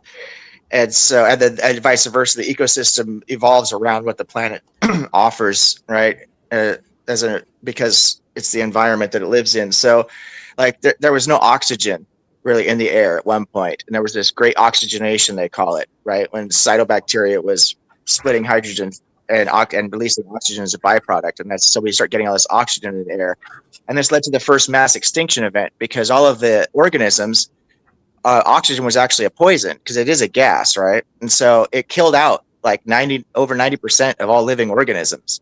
That's the first. All gases are poisons in the objective. Can I ask you? All gases are poisons. Well, poison is going to be relative. That's what it depends on whether or not. Yeah, it depends on whether or not an organism can metabolize it or not. If it can metabolize it, then it's not poisonous. It's not toxic at that point, right? So it's relational. I get it. Yeah, but I get it. Exactly. Yeah, it's all relational. But, yeah. So because everything you were saying was correct there, but it's only because my wife called me. What I did mean, and you can carry on the point, is when I say planet, I just mean the authority thereof. So yeah, I do agree, but it is multidimensional. It's not just a organism by itself or the biomes and stuff that you mentioned. I'm trying to fast track this, but then say that there's a lot of nuance to it and a lot of systems actually involved, much like the human body. I'd say there's organs and organisms to this planet. My point was this: if humanity can fucking tip the balance and cause great damage, I think the planet will respond to us. And I'm not saying the planet doesn't need us. I'm saying, yeah, of course, we need to make sure there's equilibrium for humanity and the planet to coexist. But I got a feeling if we pull the wrong lever at some point and we really go too far, I think the planet's going to show us who's boss. But that's just my belief. Well, yeah, that's the thing is the planet doesn't need us at all. We need the planet, and the planet absolutely will respond to our behavior. The effect that we have on the planet absolutely will happen because of the laws of physics, right? So greenhouse gases, et cetera. And it's not just humans that have done this. The planet itself has gone through these changes with volcanic eruptions, outgassing and things like that create, this greenhouse gas effect. We've gone into ice ages. We've got into massive warming spells. And so the planet has gone through these cycles over 4.5 billion years. There's been numerous cycles. The continents separate and come together. I mean, there's just so much amazing stuff that's happening, but the planet is going to survive for another 4 billion years. We won't be here because we're going to wipe ourselves out by way before that. But right. Well, now I'm on board with you. Yeah, what you're saying there is a lot more sense. When my issue with global warming is, I think there are too many people that are just not. I'm not going to say they're educated. They're not involved enough to understand that there are two sides to this, and I think we've just covered them. Is this? It's not. I personally, the problem with global warming with me is not that we're going to kill the planet. We have to worry about these things. Is we're going to kill our fucking selves before anything else, because we're the ones going to piss the planet off. And I think the planet, like all organisms or organistic natures, it's just going to find the root of it and kill us. Something's going to happen. You already see wildfires and things, which was your point. I do agree with that. With I mentioned how hot it is here. We're going to make more problems for ourselves. And yeah, of course, we're going to take the wildlife and everything with us. But it's just going to put it all back there like it's done before. And I think is that what you talk about with the cycles, objective ethics? Like when we go through ice ages and things like that, we've gone through all these kind of issues before. Well, I would say that there's two parts to what you said there. First of all, there's just too many of us. Full stop. That's the biggest problem right there. So what do you mean by too many? That's a highly subjective word. I'm with you, but what do you mean too many? You mean imbalance to what? Yeah, because of how we use technology to improve our lives, and which is a good thing, right? We implement technology to make our lives better and more comfortable. The planet was not. The planet, the ecosystem itself, right? To live in balance with nature, all the deforestation and all the other things that we do, the pollution and everything else, polluting fresh water sources, et cetera, taking away habitat from other species because there's just too many people on the planet. Now, I'm not an anti-natalist. In fact, I recently came across something that was very disturbing. It's a Church of Euthanasia, and it's a veiled attempt to basically push people towards annihilationism. And the whole thing with the anti-natalism, it's the same thing as the veganism. You know, it's based on emotions. People don't have very good control over their emotions, so they can't understand that nature is a brute fact. So even if there was no people on this planet whatsoever eating animals, animals are still going to suffer, right? Even if there was even if all the annihilation. So the vegan claim makes literally no sense. No, I'm not there with them either. I'm not there. And as far as the anti-natalism goes, it's the same thing. If all the people, if the annihilationists, all the people stopped having babies and the annihilationists had their way, and they just went ahead and just wiped out all the people, well, evolution is still going to continue to work, right? These chemicals are going to combine into organic molecules. Organic molecules are going to combine to become eukaryotic cells, prokaryotic cells to eukaryotic cells, and we're going to have life forms back on this planet. Nobody's going to stop that because nature's a brute fact. So to try and cry about it and say, "Oh, there's all this suffering," we'll fucking deal with it. You know, I mean, that's just the way it is. There are ways we can. I agree. I don't think we're outside nature, though. I don't think you said that, but I don't think you were saying that. But yeah, I agree. Nature is a brute fact. We're just a dominant force of nature within us. It's repeated. We have it within us ourselves. We know that nature is a dominant fact. Some people don't. No, some people don't seem to understand this. I agree with that too. I got to go do this, but I do want to say I do agree with you. I wasn't disagreeing with you, but I'm also for. There's way too many of us. I've more deeper reasons personally myself, I think. But I can see yours are very science-bound, and I do love your opinions. I'm just saying I don't read it because I've got to go, and I love listening to you. But yeah, my overall point is I do agree with you. I think there's way too many of us for a multitude of reasons, and we should. It's more of the imbalance. I don't think there should ever be balanced as many humans, to be honest. I don't see the need for it myself, but that doesn't mean anything. But there is a definite imbalance I'm feeling, I'm experiencing. Many people call it global warming, different things, but I'm not. Unlike you, I'm not for the veganism or the anti this kind of or the what they call them life abolitionists. I want to debate Danny Shine on these two very points. I want to debate on both those things, and he won't face me on them. And I really want to debate him because he's the one that got me into it. But I'll leave it there. Carl, yeah, go on, Ricardo. Here's a point for you. I was just thinking about. So, with the population, the so-called overpopulation of the planet, how do we know that we're not being lied to about? I think we should take this. Ricardo, I know you asked me, but I have got to go. I did say that, but I appreciate you. I will answer when I get back. But I think you could take this one, couldn't you? Okay, have a think about it, because it's meant to be over 8 billion people or something. But well, we're currently at 8.5 billion. Yeah, we're currently at 8.5 billion people. But the way that we would know that this is too many people, there's several ways to look into this, several metrics you could look into, right? But what you could look into is population growth rates, and then look at the effect that human-caused climate change has had over that same period of time, and you look at how the environment is responding. So that would be the way to determine empirically what the burden of 8.5 billion people is. And remember, if you follow these trends, like if you actually do a search on it right now, they're gaslighting the shit out of us, trying to say that, oh, by the year 2050, we're only going to have 9 billion people, 9 to 10 billion people on this planet. That's ridiculous. We just pumped out 2 billion people in the last 25 years, right? Something like that. 4 billion people in the last 50 or 100 years or something like that. 125 years, 4 billion people. I mean, the growth rate has been exponential almost. And so to say that we're only going to add 500 million people in another year and a half, 2 years, or excuse me, in another 25 years, obviously that's not going to happen. We're going to be over, if we continue where we're at, we'll be probably around 15 billion people on this planet, just by the numbers, which clearly the planet cannot sustain that. Right now, the planet's already struggling under the weight of our the burden of our weight. And I don't mean weight, so people like just literally weight. Yeah, but I know, but people are just having too many babies, and they've got to stop. They've got to slow down a bit, you know. Yeah, I would agree. I'd agree 100%. That's I'm sorry, I'm fighting a cold, so I don't know if you guys can hear me very well. But no, I'm not an anti-natalist. I think people should have babies in it, but I think people should only be having babies that they can actually provide a good life for. Because I am with LA and those guys. I do think that people have a responsibility to the children that they have, because I think that there's absolutely no excuse for some crack mom to be pumping out 6 kids, or some person living in a third world country that can't even feed themselves to be pumping out 5 or 6 children. That's inexcusable. Those children are just literally born to suffer. And that to me is immoral. But I don't think it's fundamentally immoral to have children, because that's part of our evolution. It's part of our drive. Again, it's nature, right?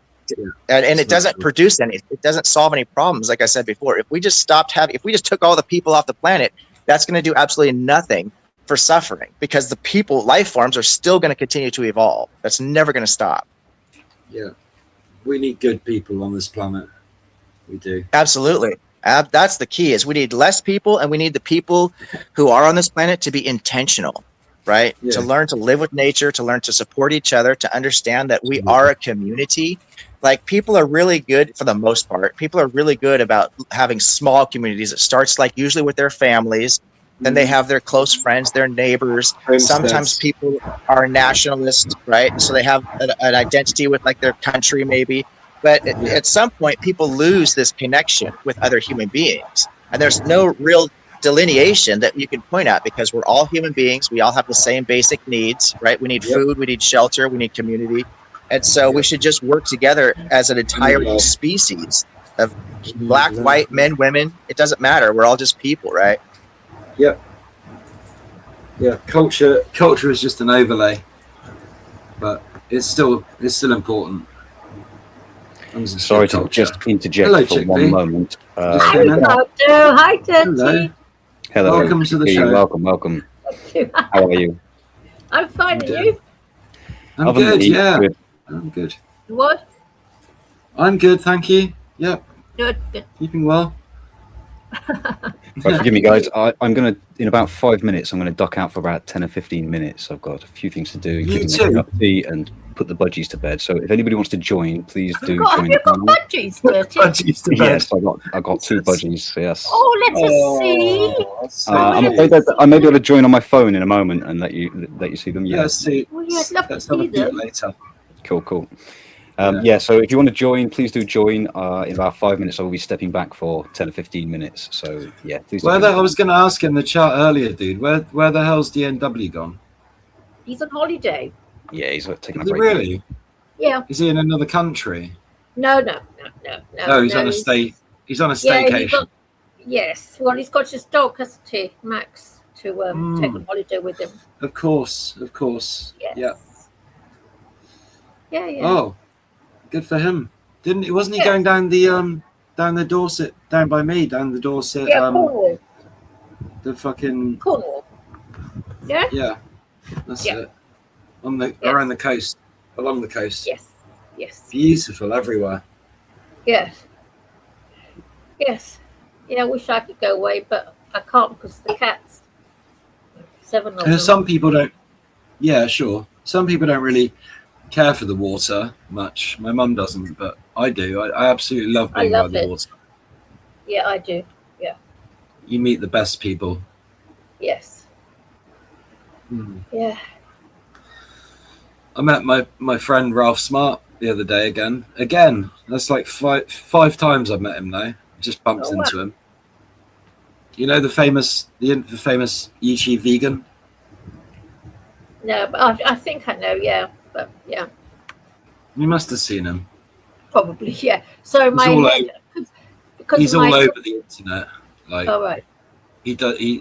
I think he's probably a bit oversaturated, but he's all over Instagram and YouTube. Well, I don't look at Instagram, yeah.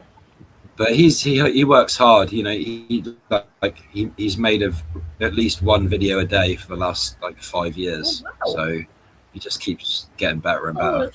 it's just watching. And I bumped into him in a local park in Shelley Park Right. here in Bournemouth, and a couple of times, and he had the biggest tripod for his camera. He's using a proper camera to make videos, not a phone, not a smartphone. Right. So like, yeah, and he blurs out the background, so you can't see people, you can't spot people in the background and stuff. Yeah. But What yeah, did you say his name was? I must watch him. he's Ralph Smart. Right. Okay. Ralph Smart. He's got Wow. over 2 million subscribers, so he's doing pretty well. Ah. All right. But you know, all of his, you know, spiritual wisdom and knowledge and great genetics and everything, he is the most humble guy. Like he's always on his own as well. He's never with a crew. You know, he doesn't need want security or anything like that. Even though he's a YouTube celebrity, All right. he's so fucking humble. He's always got time to talk to me and share his wisdom. Why shouldn't he have time to talk to Ricardo? Why shouldn't he have time to talk to you? Because he's a celebrity. He's busy doing important things like signing autographs and taking pictures with gorgeous women. We even got talking about that as well. We got talking about how, you know, how difficult it is to strike up a conversation with, you know, a beautiful woman, but that you have to do it. And he said that he considers himself an alpha. Men, you know, he said men are the, you know, they've got to be the go-getters. They're the romantic hunters, and women, you know, women are there to be, you know, they want to be talked to, but some guys get so fucking, you know, a lot of men get so freaked out, and they can't even break the wall, or they're just scared of getting rejected, told to fuck off. So I wish I'd known all that when I was young, you know. I didn't realise all that when I was young. No, well, I'm still learning a lot of lessons, you know. You're so lucky having the internet while you're still young, because I tell you, I wish if the internet existed when I was young, I wouldn't have made all the mistakes that I made. I wouldn't have made them, but I didn't know any better. What kind of mistakes you I made so many mistakes, so many, and unfortunately, I took to drinking when I was young, you know. Oh yeah, that's a common mistake. That's a common. See, I did that to sort of deal with problems, and of course, so I ended up making a ton of mistakes. Yeah, because it's how life was when I was young. Because the internet, I really wish that it had been here when I was young, because my life would have turned out differently. And it would have. I don't know, Chickpea. I don't understand how that would work, because unless you're using a different internet than I am, the internet seems to be quite the cesspool of misinformation. There is good stuff out there. There's definitely some good stuff out there, and having access to information so readily available is a wonderful thing. But look at how much terrible influence there's out there. I mean, look at what young men and young girls. Yeah, but it's all over the place. The kids. I don't know how people can raise kids around with social media and the pressures that they're under. You got to trust. We had all this shit on the TV when I was young. When I was in the 60s and 70s, we had so much shit thrown at us via the TV. You wouldn't believe the rubbish that I learned off the TV. No, the shit's just moved over to the internet. Yeah. The advertising is just crazy. But you can get ad blockers. At least on the internet, you have. No, I tell you, I love the internet, and I wish it'd been around when I was young. And yes, I don't look at all the bad stuff. I just look at the good stuff. Me too. Look at babies. Look at them. Oh, how sweet. Oh, wow. Is this dirty low-life's budgie? Oh, look at them. They're adorable. Yeah, cute. Is that the name? Is that the name of the birds? Mango and Wedge? That's hilarious. Oh. And they're blue and yellow. Blue and yellow, man. I like it. Like the Ukraine flag. Now, do these Oh, birds talk? Are these one of the species that speaks? Or are they songbirds, or what is this? Oh, it's beautiful I don't think babies. they make much noise. They can chirping. talk. Bit of chirping here and there. Right? Can you guys hear me? Yeah. Yeah. Yep. Yeah, so they can talk, but they tend to be humanized budgies, talk more. Mango was doing human whistles, and I think she was very close to speaking human words, but we got wedged to keep her company, and then suddenly she sings like a bird again. Oh, So I think, obviously. when one budgie kept with humans will far more likely speak human words. Yeah. Now, do you have to keep their wings trimmed so they don't fly away, or is that? They're in free flight. Their cages are open, They are gorgeous. so they are in free flight and they just fly around the house at will. So I do have to keep the windows good for you shut. to let them fly around a bit. Beautiful, Yeah, man. they are Beautiful. gorgeous. Because one thing I feel sad about life is that life is so short that you can never have all the animals that you'd like to have during the course of one's lifetime. No, but you could always work for a zoo, and then you'd be around loads of animals. You know what, Ricardo? I just wish, because I was dragged up a series of army camps, and then my stepfather threw me out when I was 17, and I had to go and join armed forces, blah, blah, blah. That would have been a much better life for me, working with animals or working with plants. But I had to go work for the corporation because I had rent to pay. Yeah, that's the way. You can. It's never too late to turn your life around and choose a better direction. Well, yes and no, because if you're in a situation where you've got no family, no this, no that, you have to go where there's money in order to pay your rent. See, that's you could never get rid of the cats. No, of course not. No, I've always had. Yeah, I don't like to carry any regrets, because that's just not a healthy way to live life. But I do think that's crazy. If I had that situation. Yeah, if I had an opportunity to start it all over again, I think I would really like to have been a nature photographer, maybe an underwater diver photographer or something like that. See, yeah. What a great way to make a living, to just take pictures of nature all the time. Yeah. I would have been happier either work with animals or as a botanist, because I love plants. Yeah, traveling the world and taking pictures of animals in their natural habitats. The problem is, it would be such a frustrating thing to be surrounded by all of this pollution and this reduction of natural habitats and all the things that we're doing to animal species. So it would be wonderful on one hand, be surrounded by nature, but it would be very frustrating to be that close to the destruction too. Yeah. Yes. Yeah. But I spent my whole life working for the armed forces, and then I went work for the corporation. It was all absolutely lovely. Well, that's life, I guess. And by the time I realised, that's life. I think it happens to most of us. That's life. That's what people say. Very few. But I've always had cats. I've always had lots of cats. My favourite. My mum, Chickpea. My mum still only has one since the other one died. She had thunder and lightning, and now she's only got thunder, lightning. Thunder and lightning. yeah. She's got a sense of humour. Yeah, she has.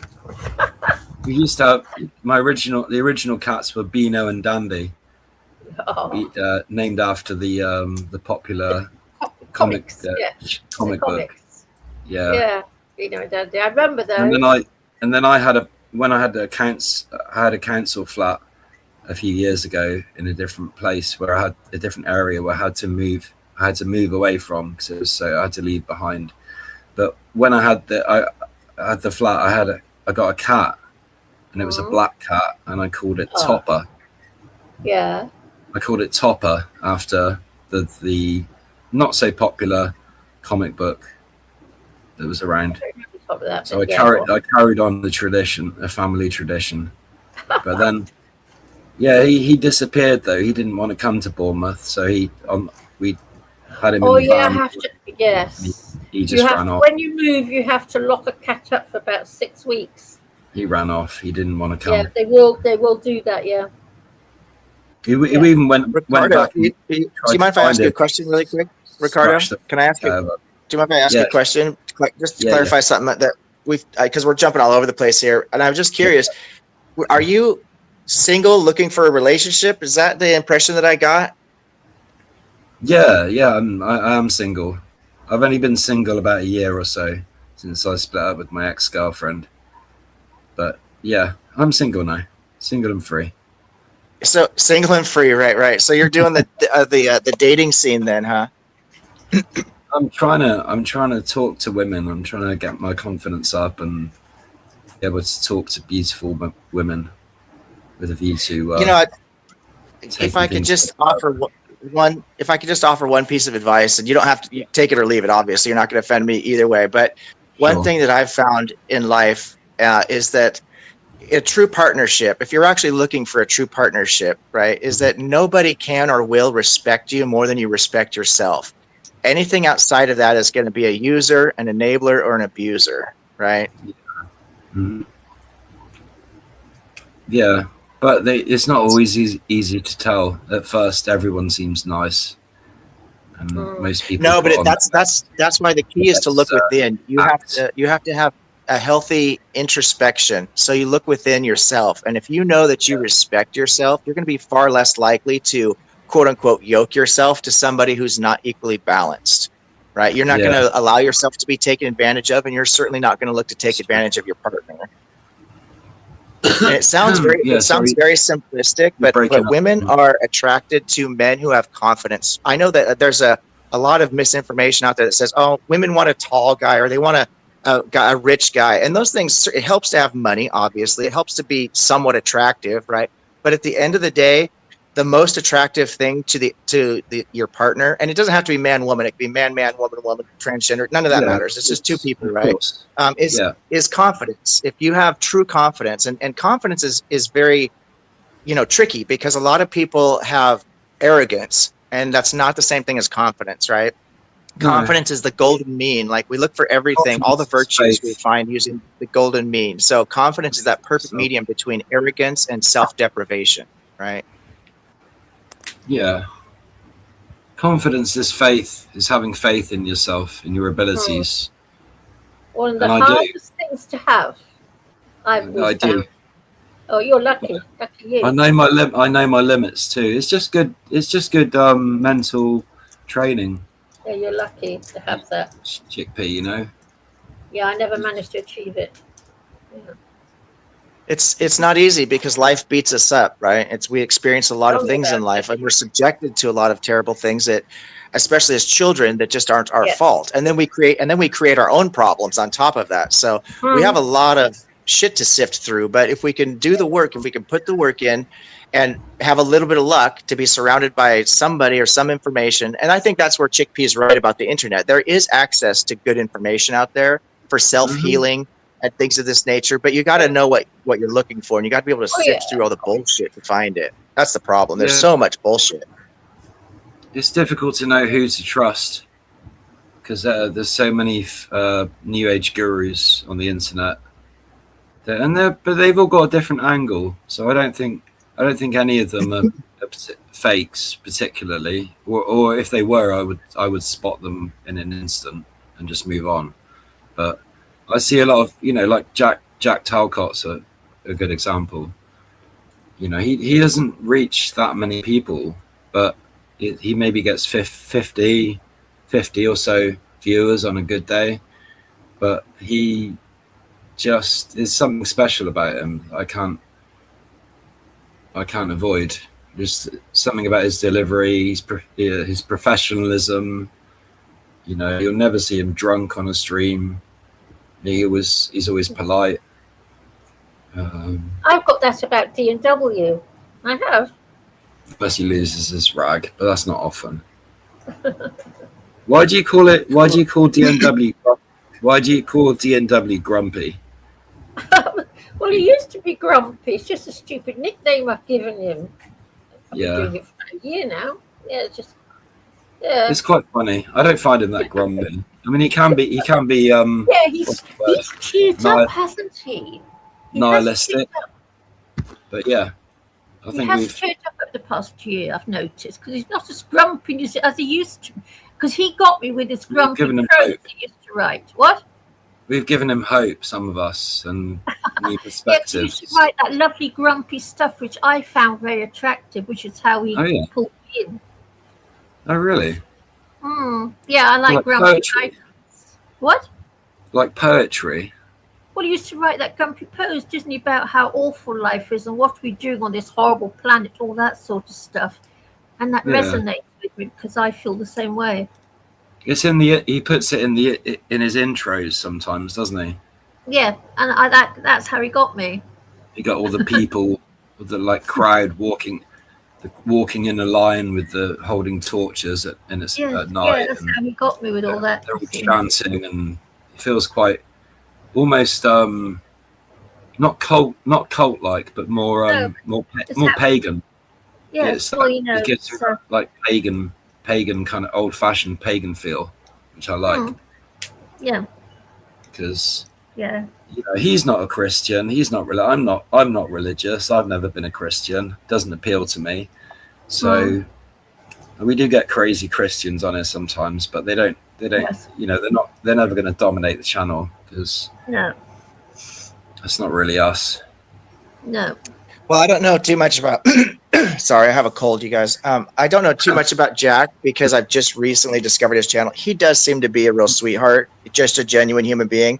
The problem with his show, I've watched it a couple times, and he does not seem to have a very high fortitude for when it comes to weeding out the bullshit. And he lets some people come on his channel that just spit the most vitriol, just disgusting things, the most bigoted and hateful, misogynist things, and he doesn't stop to it. He just doesn't put his foot down, and he just continues to let them back on. In fact, some of them he's allowed to be moderated. I don't know if he just lets everybody be a mod on his channel or what, because I think I watched his channel one time and I'm a moderator on his channel. I don't know what that's all about, so I just think you have to have a certain responsibility if you're going to platform people.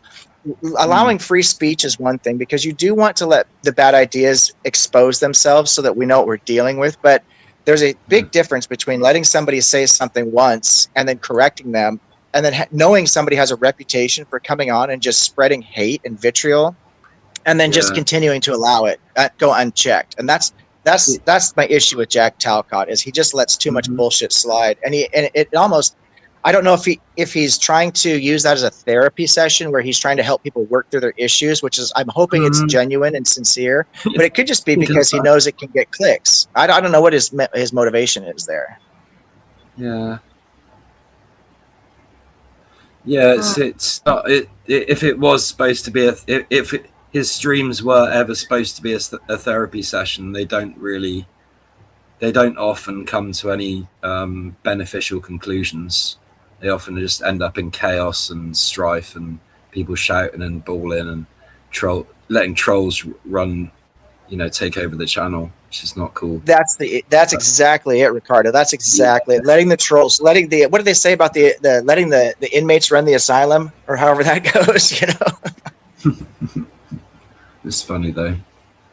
But Ricardo, you do know giving somebody a stupid nickname is actually a sign of affection. You do know that, yes? Yes, I do. It's a sign of affection. Yeah. I'm not being horrible. I'm very fond of grumps. I use them. I know. You've been coming on the channel probably since it began, haven't you? Did you discover him? I've been coming about 18 months. Yeah. Were you his first panelist? No, not his first, but I was one of the first. Yeah. I've been here for 18 months now. Yeah. It's probably Vegan Equilibrium. He's been coming on for ages. I watched some of the old streams sometimes, and see how much things have changed on this channel and how the regulars change. It's totally different than even 6 months ago. Yeah, it's not. Fatima doesn't come on anymore. He's all pissed off about whatever, and who else? There's Fatima, Brother Marcus. Brother Marcus. Always saying, "Oh, we've missed Brother Marcus," but he was good. He used to come on a lot. I don't know what's happened to him, but he seems like he seems like an absolute sweetheart as well. Now, I don't know him hardly at all, but I've had a few conversations with him a couple times here and then a couple times on LA's channel. And Brother Marcus seems like a very reasonable, grounded human being. Really impressed. And is this? We should probably say hello to Retro. Is that Denizen, or is this just another name for Denizen? Retro, how are you doing? Welcome to the show.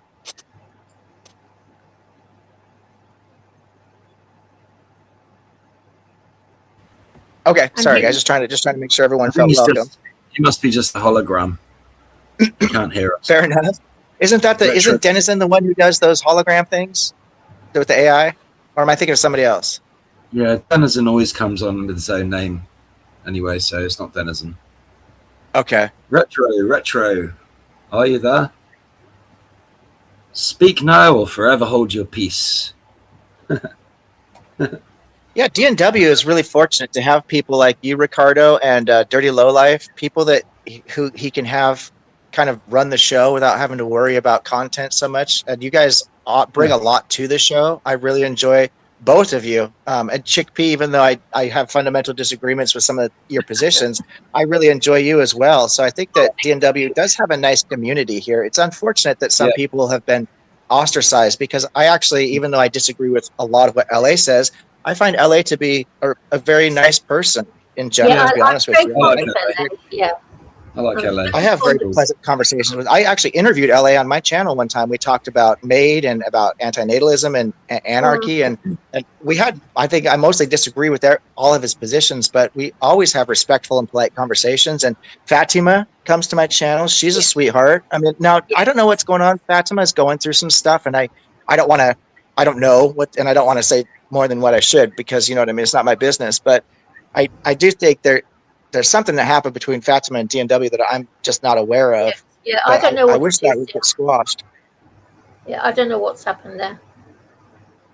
It just seemed like it kind of came out of the blue, because I try to check in with this channel fairly regularly, even though I don't participate that much, because I'm usually going to work. Like today, I have to get ready for work here pretty soon.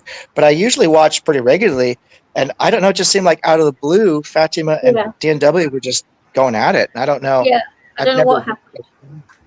Huh. Because I missed that. Yeah, she's a sweetheart. I think she's a really smart lady. Really smart lady. Very clever, isn't she? Absolutely. Absolutely. Yeah. Sometimes it's hard though when people are their focus is really far in one direction. I think Fatima is super focused. Whatever her she may have some kind of divergence or something like that. I'm not sure. And again, I'm not trying to. I think DNW sometimes trolls people for views on his own show, but it happens, you know. Just like I think they don't get along because it's some people are looking to pick a fight. It's Dirty still here. Yeah, I do think you're right. Absolutely, Retro. I think you're absolutely right, and that is, I'm not here to tell DNW how to run his show, because it's his channel, and I've enjoyed being a part of it at times, you know. But I do think that is one criticism I would levy, is that sometimes it's difficult to, at the very least, I'd say it's difficult to tell sometimes, is he just content farming, I think is the term for it, because there's some things he doesn't have enough viewers, so it's kind of luck of the roll and dice who shows up. But it seems like that way because there's a lot of people that show up that dislike each other, and it's just a balance and imbalance back and forth of different groups. It seems like there's three groups, you know. It's people that are from a certain era from the show, people from the beginning of the show, and people that are looking to make themselves famous by arguing with people. Also objectives. DNW talks very Londonish, and I think people, when you're in London, we tend to talk to each other in a certain way, and I think people can sometimes be offended by it. We're not being offensive; it's just the way we address each other in London. Like, all right, me old mucker. Yeah, you know. Sexy Ricardo Rocks is on the show, is he? Hey, Ricardo. Ricardo, what did you say in the chat about being just being friendly? What did you say in the chat? You was making fun of yourself, of course, of Remco or something. Ooh.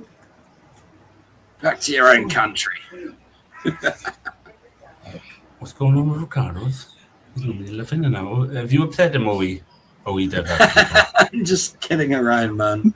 I'm just playing. I do tend to have that effect on people because I'm actually a very direct person. I try to be polite and I try to be civil and stuff like that, but I'm a human being. I've lost my temper at people, so it happens. Shut up. He's not direct. No. He's not now. You are a direct person. Do you know what, Owie? Sometimes it's the best way to be because at least you tell them a version of the truth. Because most people deceive the facts for their own best means, and you don't seem to do that, and I do appreciate that about you. It's the highest respect I've got for you is I never really see you try to obscure the facts for your own end, as far as I'm aware. Whereas I do see that. No, I appreciate that because my intentions are, for the most part, sincere. I mean, even if I'm upset with somebody, I do try to. I do try to make. I think most people, especially people who have seen any of my content, they realize that I'm open to being corrected. If somebody can make a good argument or show me some evidence where I'm mistaken, I'm more than happy to acknowledge that I've made a mistake. And I've acknowledged several mistakes that I've made in life. And I'm not perfect. I'm just saying that my intention with being direct is to simply be honest with people and have, sincere intentions of hopefully we can together come to some semblance of what the truth is. I love that. Honestly, at my core, before anything else, before religion, before science, before anything, before being, that resonates with me more than anything. So that's why I do appreciate you. Don't think you've got the full story, but I don't think you claim to have it, which is why you said that, and that's why I love you, brother. Yeah, and you're absolutely right. I don't have the full story.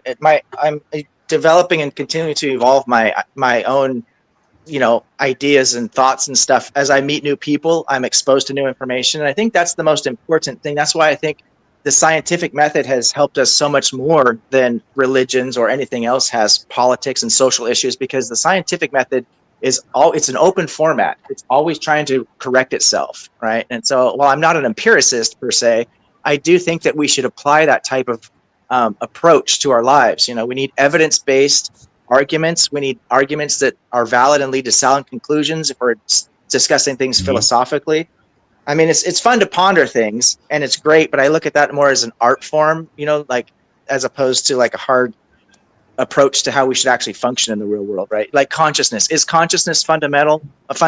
Well, who the fuck really knows, right? It's a fun conversation to have, but to base our life on I would say it depends how you map consciousness. Yeah, well, like so many things, the definition of the words becomes paramount. And that's why I think that it's really important when you're having conversations. I'm absolutely in agreement with you there. 100% agree with you. I mean, you got it. That's why if you're going to have a conversation with somebody, and the goal is to actually have communication, effective communication, then you need to be, both sides need to be willing to parse out the definitions. Like, what are we going to agree on as far as the definition of consciousness or free will or love or whatever the fuck, or God or whatever it is you're talking about? You've got to. I can't just be present to my definition. We're complicated creatures, aren't we? 100%. But I got a question for you, not to answer now, because I'm not trying to put you on the spot. Maybe you've never heard these mappings, but I can tell you if you do. You know the difference between like Babel, connotation, denotation, and empirical denotatives? Do you know the difference between that in words about how they line up and how they're structured? It's not always well known, but just asking if you know what the difference is. Yeah, there's, like most words, these actually have multiple uses and multiple applications. So it depends on how it's being applied. Oh, I'm sorry. Go ahead. I am not Denizen. I make the holograms. Retro makes the holograms. I don't know exactly what Denizen is. Making holograms. Yeah, but y'all got my name wrong. But okay, thank you for the advertisement. You are a fucking hologram. Yeah, no, I remember. I'm sorry, that was my fault. I'm the one that confused you with Dennis, and I think maybe your guys' voices sound kind of alike. But I do remember that you made those really neat hologram things. I remember you had the two blue ladies playing frisbee. That was a few months ago. That was very impressive. That was yours, right? An installation I'm going to show next month. That's like it looks like a role-playing game where the characters interact with each other and they fight, stuff in the background, and it's all done with the hologram stuff. Retro, plug yourself. What are you talking about? You make hologram shows or something? My curiosity is going off the charts right now. What are you talking about? I can put another link in the chat. I'm on a phone, so I can't link it myself, like from my phone. to the video, so I can drop it in the chat on either side of the window. Excellent, please do that, brother. All right, I'm going to pause you. Y'all finish your conversation. Let me let y'all talk. Fuck, I forgot what I was going to tell you now. That threw me. I should have been. Yeah, but when it comes to like delineation, for example, you know, then it's there's the idea that there's or denotation, right? There's the idea that there's a specific usage for a particular word. It's denotated or whatever. That's one definition of it. But you can't. There's a fallacy called the dictionary fallacy. Like you said, yeah, there's a fallacy, a logical fallacy called the dictionary fallacy. So if we try to say that, well, you have to use this definition of this word, because the thing that people tend to forget is that all language is subjective. We invent the words, which means we can basically identify the word with whatever we want at the end of the day. There's nobody who can like say objectively, this is what this word means. Okay. Well, yeah, there's no objective meanings to words. We apply because we invented the language. You don't need. So if we invented the language in the first place, it's all subjective. Yeah, now that doesn't mean there's not objective things that exist. That didn't prove your point, though. Hang on a minute. We didn't all invent the language. I mean, some people. It is just because a language isn't objective doesn't mean denotativeness doesn't work. It would like be saying that all formalism is objective when it's fucking not. What I'm saying is denotative means you create a structure for that word that's logically sound. It can't be synonymous with anything else. You can't. The connotations are just a playful language. They're for drama. They're not for lawful. Yeah, but for something to be logically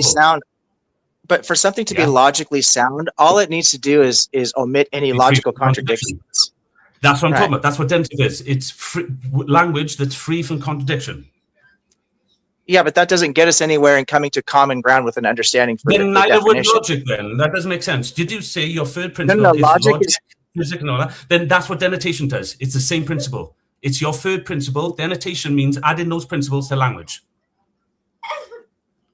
Yeah, but all you need to do is avoid a P not P. So you and I could both come to a different definition for anything as long as we both avoid the P not P. Then there's nothing that says my definition is better or worse than your definition, because neither one of us is engaged in a logical contradiction. But it would tell us if the definitions were the same or not.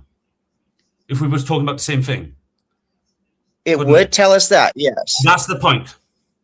That's what. Yeah, but there's no value. But there's no objective value to determine which is quote, right or wrong. It's called confusion. It means I know not confusion. It means I know if you're pointing to something saying this is warm, I can tell you, well, that's fucking connotation, but I don't give a fuck what warm is. That's subjective. Tell me what temperature it is or what Celsius that we agree upon. That is logical. That is what we do everything based upon. Denotation is just your third principle applied to language. Now, do you think that can't be done? Yeah, but the key there is what you said is what we agree upon. Right. Yeah, but it doesn't matter. That's what isn't that what math is? What if I decide something else about math or something else or look at different angles and all that? It's not about that, is it? It's about us being precise about what we're talking about, and that's what denotative is. I'm not saying that other languages don't agree, but you can, and I've done it, so you can test it. If you say you can't do it, you can create a denotative understanding of structure that's based on your third principle, by the way, and it can be done. The fact that it hasn't been done doesn't mean it can't be, and I've done it now, and I'm saying it can be done. You can build a language based upon your third principle, and if that's not valuable to you, why do you hold your third principle value? So the third principle is the laws of logic hold up. That as a necessary precondition or a necessary element for any possible universe, right? And mathematics. And I believe in mathematics are fundamental as well, right? But so the language that we use, guys, I left those links. I will be back. I'm going to go in the chat, but I'm doing something else, so I'm going to give someone the space. Objective ethics. Can you build a language based on those two things? And only those two things that is in line with logic. They can't be contradictive. And if it's not, that language is far more valuable because it's just worded math. Yeah, mathematics is a little bit different than other languages, the language of mathematics. However, I get what you're saying, but what I'm saying to you is denitive is worded math. That's what I mean, the word denitive. That's what it means. Connotation is exactly what you're saying. I'm talking about something completely different so you understand. I'm not disagreeing with you. I'm saying if you do worded math, that means you can't, this plus this can't equal this. Everything is structured logically. I'm not saying it exists. I'm saying it can exist because I've created it myself with this. But it's called denitive. I've trying to explain to you as best I can. All I'm asking for you to understand is now leave it alone. I'm not saying it exists, but can you see what I mean when I say denitive? It's your third principle applied to language. So it means that even in the rules, like you said, if I say this word, you get to challenge it to say, what do you mean by this word? And then I should be able to give you an absolute formula that you agree upon. If you don't, then it's connotational. And we have to keep going back until we agree on that. And that's how a language can act like math and lawful and get us somewhere. Whereas mainly today, the classical laws of logic don't apply this strict ruling to words. And that's why you're having a difficulty with this, because the laws of logic don't apply this. And I think there's a flaw in there. It's only with the way in which they interpret it. I don't believe non-contradiction is second. I think it should be excluded middle. I can give my argument on it. I don't take over the show, but I'm saying if we can just agree that if it's possible to build a language that's identical to math, could that be implied as more lawful language, even though it's not really done today? And I agree with you on that. Well, two things there. For one thing, when it comes to the three laws of logic, the law of identity, law of non-contradiction, and the law of the excluded middle, there is no hierarchy. It's like a triangle. No, there's not. It doesn't have to be 1, 2, or 3. They all work together. And I found the reason why it is. Are you interested in finding out why my reason it is? And it's to do with the natural progression of man. Because Aristotle once said there's something about that being the greatest one or something, so it needs to be in the pinnacle in the middle of this fucking triangle. But he's an idiot, because tomorrow every man has to be a child first. There's no man that wasn't a child. Why it works for me is this. The way you've got it... Is that me that's dropped out or crazy? Yeah, what I'm saying is, the way you said it, objective, I watch everybody else and they can't sync it into their auto system, that part that drives the car to wherever you go and what do you think. They can't do it, and everybody has to apply it then. And then it becomes something you have to practice in the moment, constantly, all the time. I did it differently. The order goes like this: 1, 2, 3. Excluded middle is 2 because the middle's not there. 1 is the thing. This is this. And then finally you have non-contradiction, which is a trinity, applying it to every dimension. There's a 1, 2, 3 authority there that you must be applying because all things go along that. Otherwise, math wouldn't work. It's your mathematical laws, brother. And I'm saying they have to go there. No. That's not mine. Let me land this objective. Is when I applied this to me and I practiced it over years, I don't even need to think about it now. It went into my auto subconscious, which tells me it's correct. Whereas everybody else can't apply it, and you call them stupid. They don't even know what logic is. So obviously the order is not correct because it hasn't been able to be malfunction into the human psyche correctly. Whereas I did it in a different order, and now I don't even have to think about it. That's why people say, "Fuck me, Grace. How do you spot all this shit?" I say, because I don't need to think about it, brother. It's like driving to the supermarket. I can think what's going on in the present moment while that auto system's running because I put it in the correct order. And for you to sit there and say, you can do it, but everybody else can't do it, but it's still a correct order. And I'm saying, no, the reason why it's not correct order is because the order you're doing it won't allow it to sink into the human subconscious mind.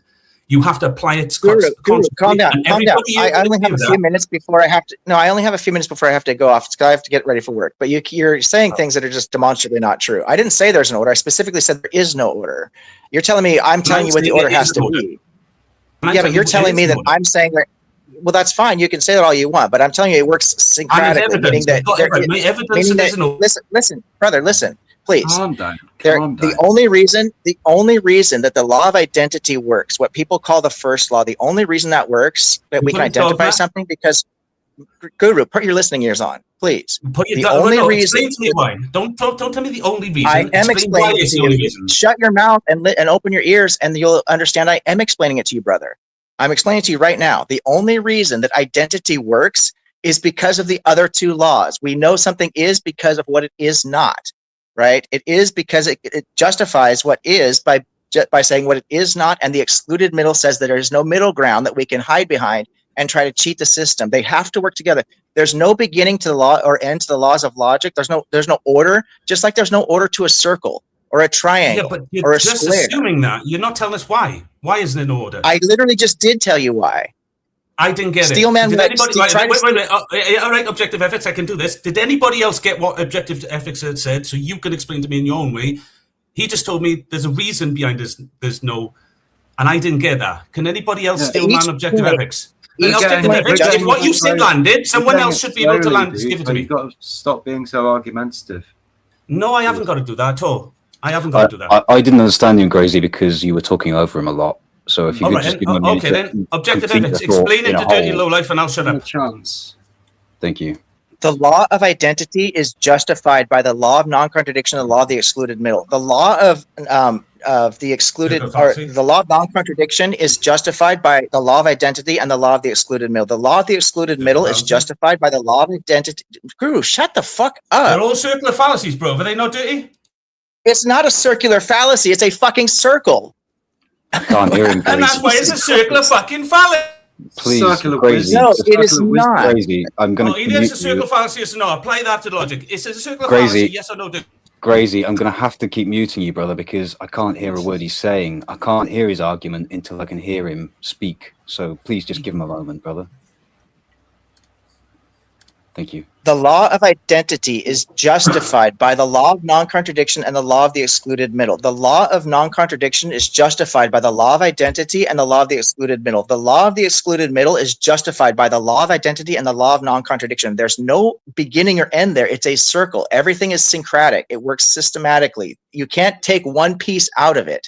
There's no beginning or end to it. Just like a circle or a triangle or a square, you can rotate it as much as you want. You'll never find a beginning or end to it because you have equal dimensions on all angles, all sides are equal, right? The circle, everything is connected perfectly. So there's no beginning or end to any of it. Yeah, in my tradition, we call that the demiurge. You call it whatever you want, brother. All right, I don't care. We all heard you out dirty. Explain to me what you just said.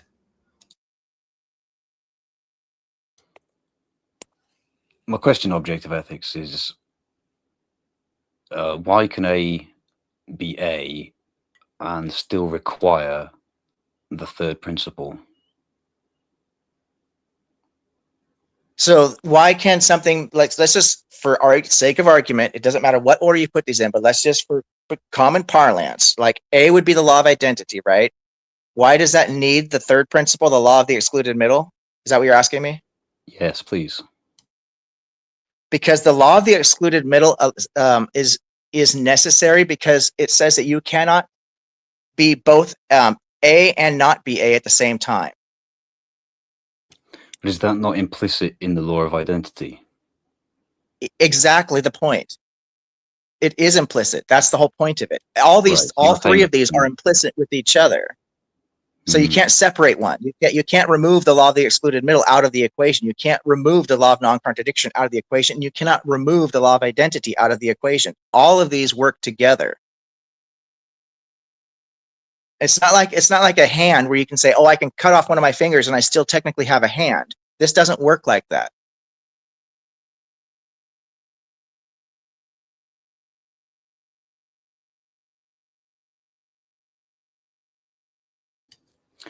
Yeah, I do see what you're saying. I can't formulate an argument against it, Gracie. Can you, Gracie, elucidate why you believe there's a hierarchy?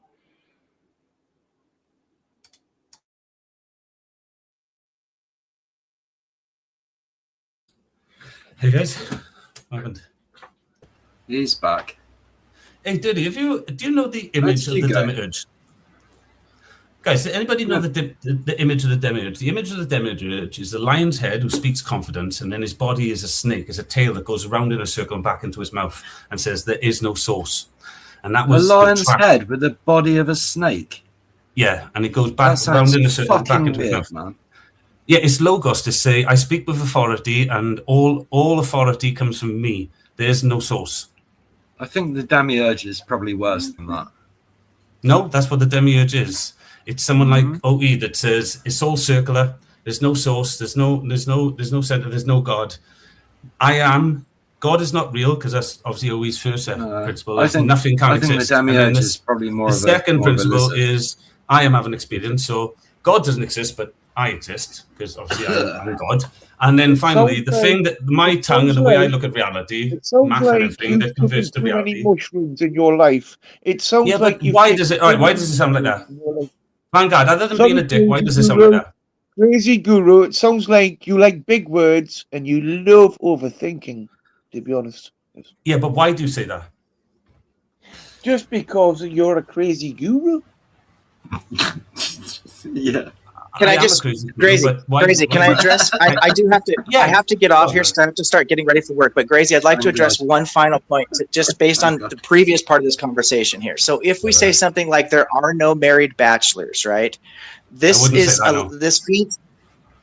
Gee, okay. Well, there are no married bachelors because this feeds into that denotation that you were talking about, based on the laws of logic. Because P not P, right? Married bachelor, but that's only by definition that we apply to married and bachelor. I is. have no idea what you mean by married and bachelor. So you speak in a foreign language to me. Also, you could say also. I don't know what you mean. Actually, talk sense to me. Just talk logically. Don't go. Oh, Gracie, look at this I don't understand. There's 5 other people on this panel, man.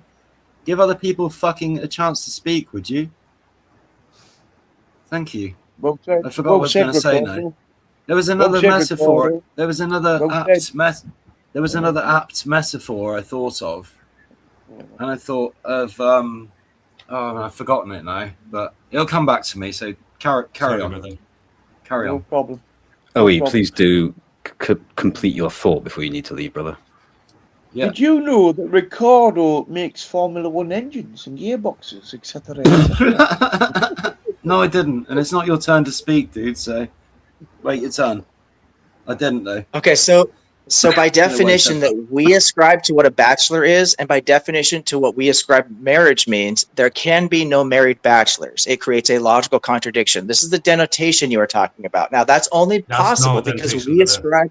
I remember it. I remember they're all connotations. It's like being a sexually. It's like being a sexually experienced virgin. You know, you just can't spend all that time explaining to you what a denotation was, and you just can't get both. Well, you don't listen. What do you call it? A contradiction in terms. And a denotation. Yes, exactly. You're getting a P not P, and there can be no contradictions. You're getting a P not P, right? By the definition that we create for the word virgin and sex, or bachelor and married, so on and so forth. There can be no square circles. That's because we ascribe a definition to the word circle, and we ascribe a definition to the word square. Yeah, but these are so there's a subjective, no real things, are they? Who's the whether or not here? mathematics are real is a very interesting conversation to have. I don't have a set position on that. Is mathematics just simply a necessary condition of reality? If your third principles are true and you uphold them, and you apply logic and first principles to language, right? Then so everybody that points at the thing would say this thing's a thing, and then there can't be no confusion. It's a pyramid in not an entirely square or round fucking cavity. Squares and circles, guys, they're illusions. They don't exist. So fuck off. You're talking so many words. There's many other people on the panel, many others, but you want to fucking extrude, protrude all your fucking big words. Through me, I allow truth to flow from me. If people want me to prevent the truth from flowing from me, I'll do that for you. Do it. What's the truth? You don't understand the truth, mate. You're not Jesus. You're not fucking. Well, I thought that was what finding Gnosis was, but everybody here seems to be want to say, "Shut up. We don't want to talk to you, Gracie. You're actually trying to find Gnosis while we're all trying to give our dogmatic bullshit." Mate, I disagree with you, Gracie. With a bit of humour, bit of truth, a bit of humour. DNW, aren't you supposed to be on holiday? That was my point proven, by the way, Dirty. Come on. Oh, yeah. I think DNW is trying to escape his holiday. All right, you guys. I have to go. It's always fun to talk to you guys. Thank you so much for letting me up here. I'll listen while I get ready for work. Thank you. Take care, Owie. You take care of their objective. Cheers, what do you mean again? Objective ethics. Objective ethics. Right. Okay. See you later, man. Cheers. To restart. Be back. I'll be back in a few. Computer's just not working right. What are you cooking up, Noodles? Doing this with some carrots and hoisin sauce, and added some nooch and squeeze a lemon.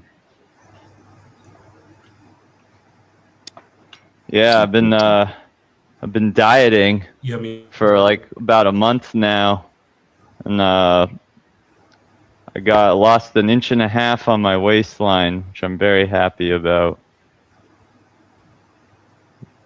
Good for you, brother. Yeah. Hey guys, I tried to own something there, but I don't know if anybody else experienced it. But did anybody else, like when Objective Ethics was talking sometimes, it felt like he stopped talking. And then I think there was a lag in my line because I'm on a mountain somewhere. But and he's from America, but sometimes it cut out. I don't want to make it all the way about that, so I just owned the character in it. But like I do love Owie. I'm always that ignorant to him. It's just that sometimes he was cutting out and I couldn't hear him. And I was already talking over him, bless him. And that's my impatience, so it's my fault. But sorry about that. That's your opinion. It's your intentions. But you do like talking, though, don't you, Crazy Guru? You really do. Do you not like talking?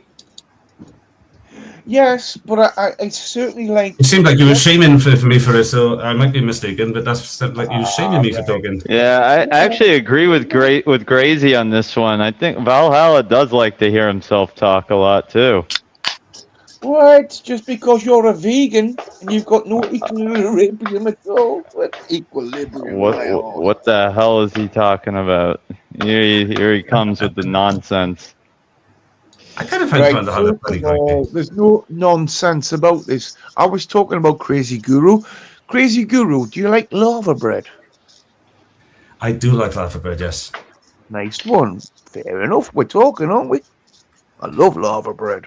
I do. Are you talking about the two types as well? But my nan makes a spicy lava bread, savory, but obviously a lot of lava bread I've had is sweet. Yes. Yeah, but the main ingredient is what? Seaweed? Kelp? Wow. You love that, especially in a Welsh manner there, boyo. Welsh manner.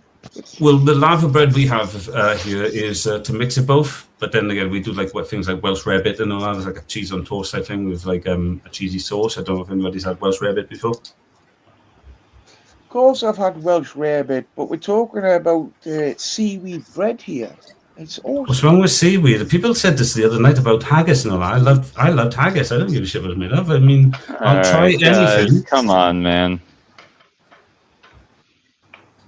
Oh shit! Yeah, sorry, vegan. I was insensitive. Sorry about that. Right, vegan. Do you get offended if it's not tofu? But anyway, can we continue? I don't think it's offended. He's just asking us to be respectful. That's all.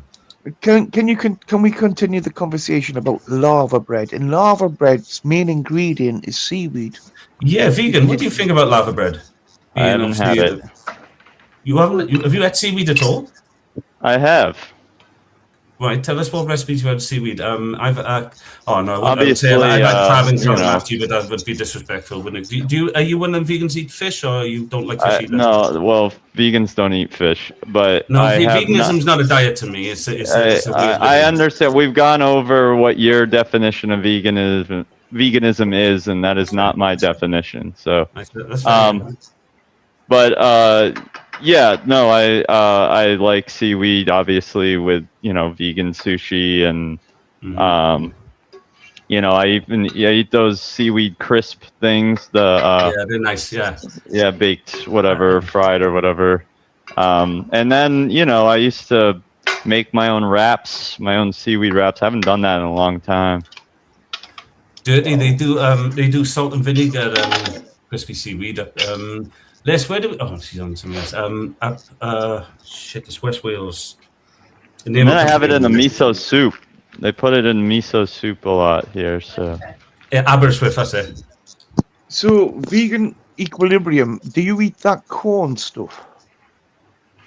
Corn stuff? You mean corn? Do I eat corn? Do you mean... Corn? You know that stuff, that grain, that 95% of the world eats corn. The whole story of El Dorado was talked about. Because you've got a hearing problem, it's called quorn, not corn. Oh, corn. Yeah. You mean Q? Yeah, Q. I hear. So the brand corn. I probably have tried that, but I am not I don't usually, I don't buy that stuff. I generally, my favorite like faux meat stuff is usually Beyond or Impossible, but I'm not eating a lot of that stuff right. But that's I like your burgers. so over. That type of fake faux meat, as you call it. Corn whatever is you want to really call faux meat. Vegan, I'll give you this, Vinny. Let me finish. Beyond burgers are better than beef burgers. You're doing more harm to your body eating faux meat, as you call it, than with all the additives, all the salt, etc., etc. Than eating real meat. Come on, no, that's not true. There's actually very comprehensive studies proving that is wrong. In fact, if you switch, if you want to come on my channel, and we'll bring all the research. I can't do that right now because I have to jump into a meeting. But if you want to come on my channel and you bring, hey, wait, shut your mouth for a second. Shut your mouth for a second. You don't have to shout. All right, so if you want to come on my channel at some point, and you can bring all the bullshit studies you have because you don't have any. And I can bring the actual science. I can bring the actual science with me about the studies that show. The studies that show. Okay, I'm just gonna remove them from the stage for a second, just for a second. The studies that show that eating Beyond Meat or Impossible Meat or plant-based alternatives actually gives you health benefits compared to eating animal flesh. If you want to come on my channel later and we can discuss that and I will show you that science, but you are absolutely 100% wrong. 100% wrong. Anyway, I gotta go, so DNW can let you back onto the stage. Hey, Vegan, can I do that as well, brother? Is that invitation open with us? I would like to debate you. Yeah, absolutely. Well, fair enough. Can we? I gotta run, but yeah, the invitation's open. You can find my email on my channel. I'll talk to you guys later. I'd like to chat to you about corn and where corn comes from. Apparently, it's grown on the back of cowhides. How vegan is that? Oh, sorry about that. What? I need to go use the toilet. Yeah. Anyway, take care, vegan. Take care. Yeah, man. Don't worry about it. I'd like to come on your channel and talk about over-salted, over-seasoned, over-stuff to make you think it's meat. And if you're a vegan, why don't you eat vegetables and stop designing them to look like meat? There's the lie in that whole ideology right there, if you ask me.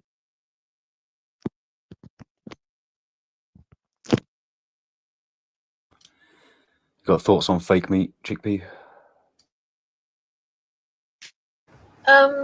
Well, I don't eat fake meat, no.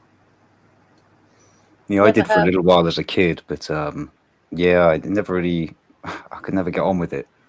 I'd much rather just a vegetarian diet without it, to be honest. Yeah. I don't even like the taste or smell of meat, so why would I want a fake? Yeah, interesting. Disgusting food.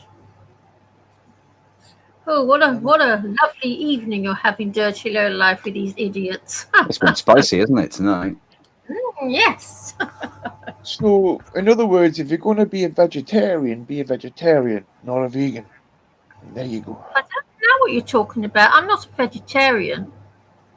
What? Why would I want to be a vegetarian? I thought you just eat vegetables and pulses and beans. Yeah, I'm a vegan. I'm not a vegetarian. Vegetarians are just as bad as meat eaters, in my opinion. Why? Have you seen what the dairy industry does to cows and their babies? Vanguard, are you a vegan, brother? No, mate. I'm a meat eater. No, that's fair enough. I mean, I've got respect for both kinds. I understand meat eaters in today's day and age, if you like those terminologies, but I also respect the pain of Chickpea that sees the trauma placed in these animals. And you've been an activist for a long time, haven't you, Chickpea? Yeah, I started young. Yeah. Do you have this taste for vegans at all, Vanguard, or do you find love for them as well? I wouldn't try fake meat. If you're going to eat meat, eat meat. Don't fake it. Right, you don't like the vegan food products, is it? You just don't like that. I mean, like I said, all this fake meat, dressing meat up for those people who think they're eating vegetarians. Mate, vegetable stuff, it's only beetroot, etc., the Whataburger, etc. Mate, it's filled with so much salt, etc., etc., to make it What's the main sound look constituent of your like diet, chickpea?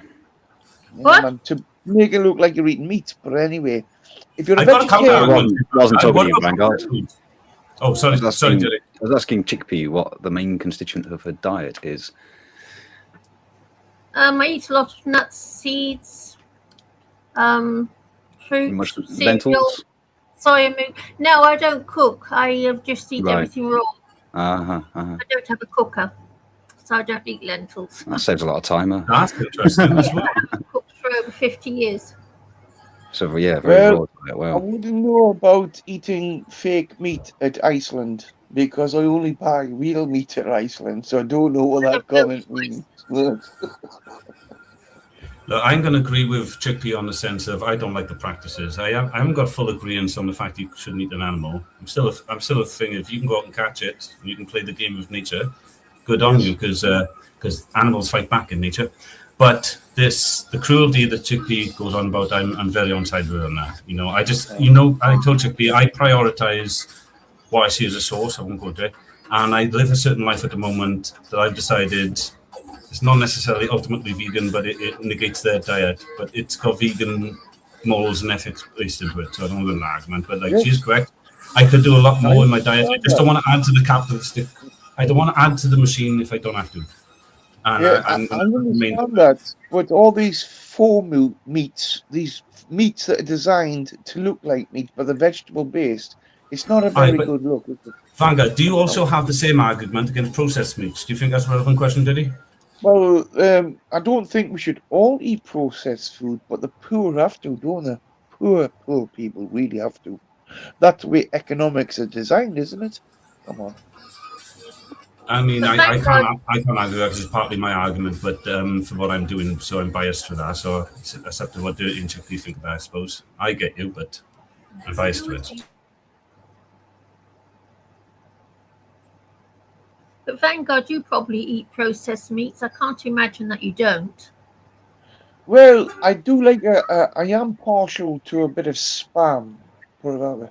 Exactly. Well, that's heavy-duty process. A tin of spam has probably got the flesh of about 100 different. We talking animals. Christmas time here, Vanguard, or the weekend? What are we talking about with it? Mate, a nice piece of fried spam is alright if you can't afford the bacon. But have you seen the price of spam these days? You're talking £5. What? Yes, but I'm a pauper. I live on the edge. You know, some people call our council estates a ghetto. Well, you want to go up with dirty, but a freaking Gnosis, that's the ghetto. But dirty goes on top. Freaking hell, that's the ghetto in Wales. But but you know, here in the UK, we call it council estates. Are you trying to say I live in a council estate, boyo? Wow. No, I say fucking I am. You sound like you do because you have some right, just going to interject a minute because Cougar Duma did join earlier and he didn't say anything. So Cougar, do chip in if you want to make some comments, brother. We're having a laugh. Be quiet. Yeah. I'll be quiet. No one. You guys are just talking about fake meats and throwing shade on each other for eating fake meats.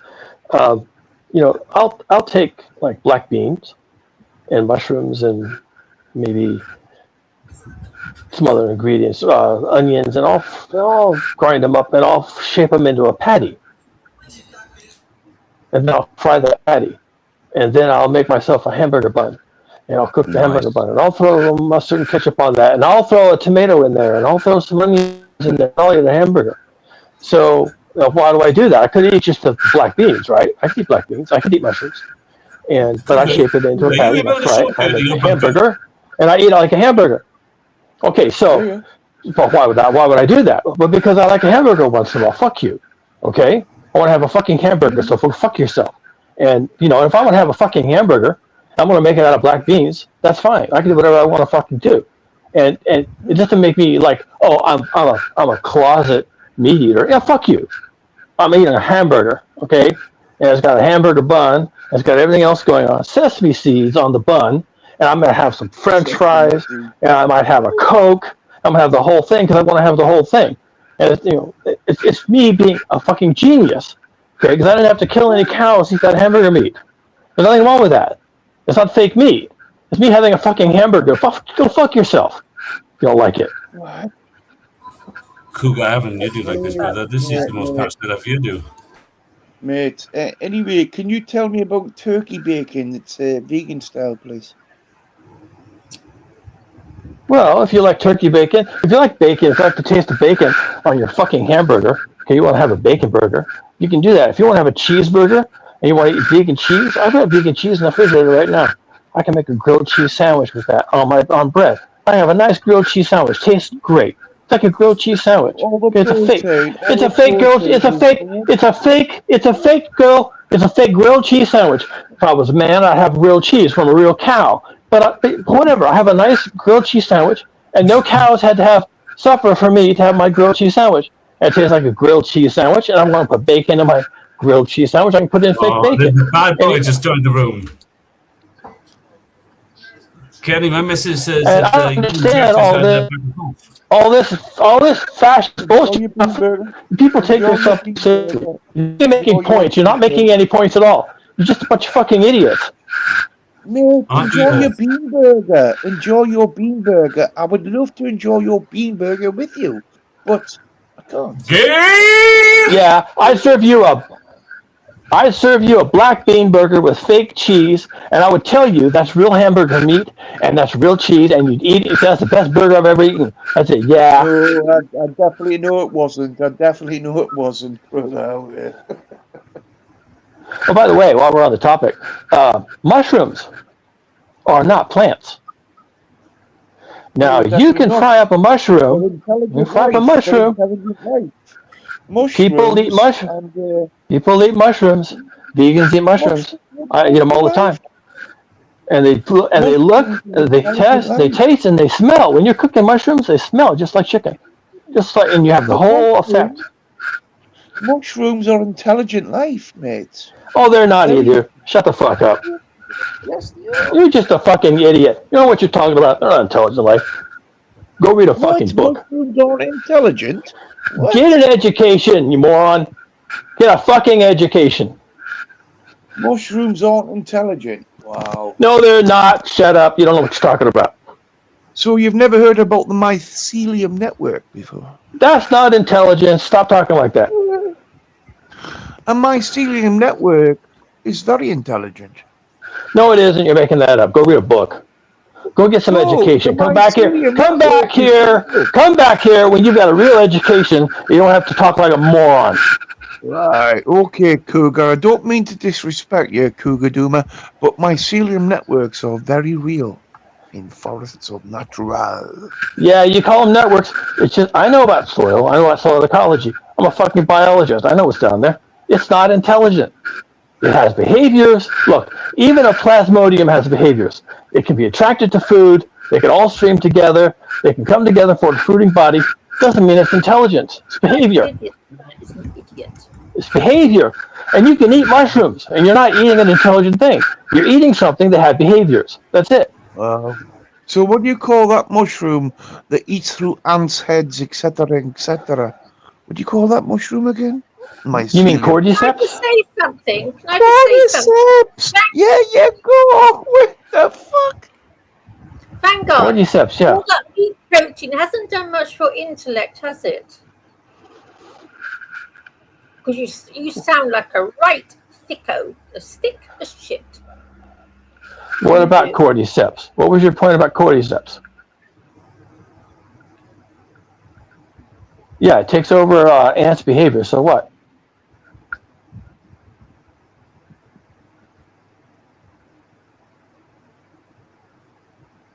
Anyway, people are all the time running around trying to find intelligence and things, and actual intelligence, they're calling it intelligence.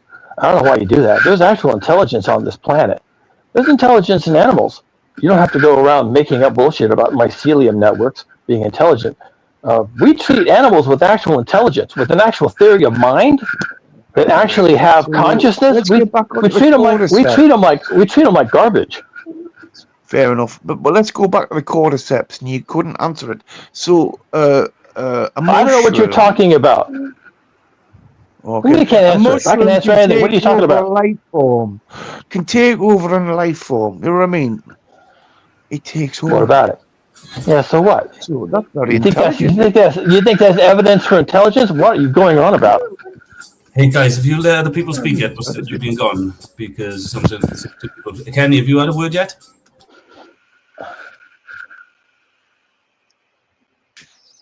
I'm busy eating my popcorn just now, so I'm All happy just to listen in. Are we ready to go to Emily just to double check with Emily first, guys? Welcome, Emily. How are you doing? Gentlemen.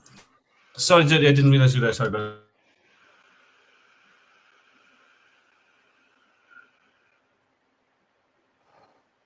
You muted, got babe. no audio, Emily. Muted.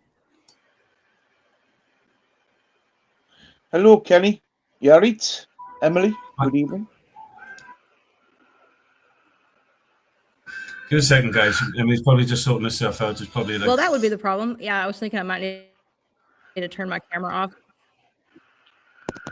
Yeah, we can hear you now. Nice. Loud and clear.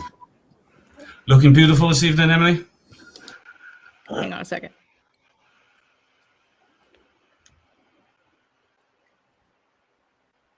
Okay, good. Yeah, well, I don't know if I'm intruding on a topic because you guys were already talking about food and whatnot. But yeah, the only, for me with being vegan, like I have a autoimmune stuff, so I have to watch my D3, but it's just as bad as a meat eater as it is as a plant eater. So really eating meat didn't put a dent in changing the levels. I still have to supplement. So sometimes people just have something wrong with them, but like B12 would be the only thing that is dangerous for especially a child. Like you don't want it to get too low, but there are ways to get it. One minute. I mean, Emily, other than that, what have you got, Emily? I think people can eat plant-based diets and be all right. Emily, what have you got? What autoimmune problem have you got? I was only agreeing with vitamin B12. Emily, are you comfortable talking about your autoimmune disease, baby? Are you comfortable talking about it? Chickpea's asking.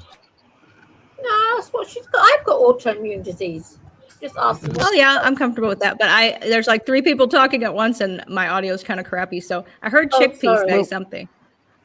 Yeah, well, so I wasn't commenting. I was just saying. Yeah, what did you say, Chickpea? Speak.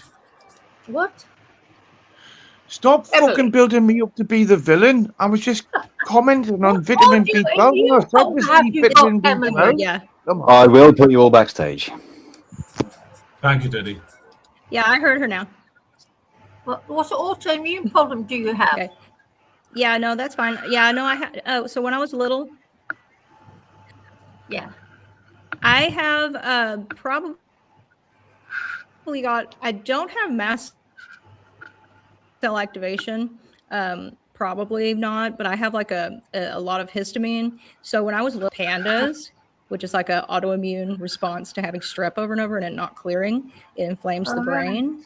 And so then you also develop autoimmune issues with your gut. So I have a lot of food intolerances, OCD when I was like 11 and nobody knew why and I didn't know why. So I had to work on that. So yeah, stuff like that. So things can be wrong with people and it changes how they respond to diet. So yeah. Yeah. I've got RA and secondary Sjogren's and what I eat doesn't make a great. I'm a vegan, have been since I was a little girl. Yeah, but I've got Sjogren's syndrome and RA. It's great. Can you tell us what Sjogren's? Can you tell us what Sjogren's syndrome is? I'm interested. Sjogren's, it's a disease that causes dryness of the eyes and the mouth, so you have terrible dental problems, and also a lot of pain and exhaustion. The exhaustion's terrible with it. Yeah. Okay. Yeah. Would you ladies feel comfortable about me doing a few articles on this? Because my curiosity is through the freaking roof. Because there's stuff I don't know about, and I love learning about new things. Fine with me. If I took the transcript tomorrow and did some stuff on this, I won't post it. What I'll do is I'll send it to you both privately and see you to upgrade it. You know, say this is what I missed. This is what you want me to add, and I'll do that if you want to work with me, and I'll put your names in it. But I think sharing.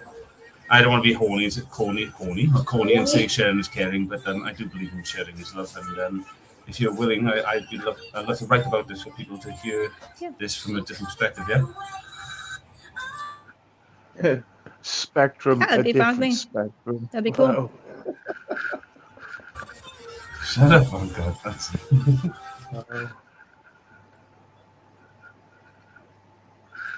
I'm thinking I need to get my better computer, or I won't be able to Emily, hear you guys I did correctly see. because sometimes I'm talking over. Sorry, Emily. It's about timing. So- It's about timing, and also difference between the world. You know, the world and the What's that? internet. I did see you put out the other day about against the government again about holding back about abuse, etc. I did say that. You know what I mean? I have subscribed, Emily. So Yeah. Are you talking about the EchoAct stuff? yes. Are you talking about the EchoAct stuff, Vanguard? Yes, I am. Okay. I'm going to go get my other laptop. I apologize because this is just like y'all are just going in and out. I apologize. So I'll have to do that before I get on here. I'll be back. See you Okay. shortly, Emily. Thank you, Emily. It's actually cool you had them questions asking, Vanguard. You weren't actually a dick. Love you, brother. I love you, and in Master Show. I think you're a bit of a what? I think you're a bit of a fucking thrabibus knobhead from Wales, but I don't complain, do I, crazy guru? You fucking do all the time, you lying prick. Well, sorry. Let's keep it cordial. Not I love you, cordyceps, but cordial. Let's keep it cordial, not cordyceps. I'm aware. I love you, bro. I love you. Kenny, when you singing this a song, bro, and what's going on between you and Jack? Because Lissa says it was fireworks.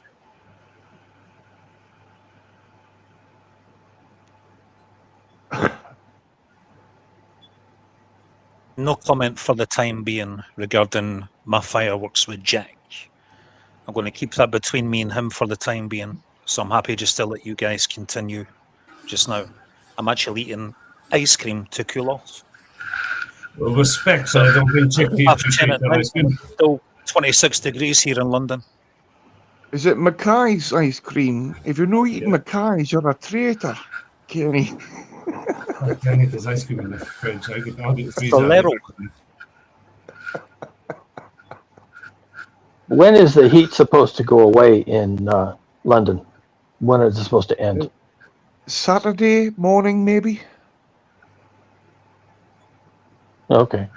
It's due to get down to 27 degrees during the day on Sunday.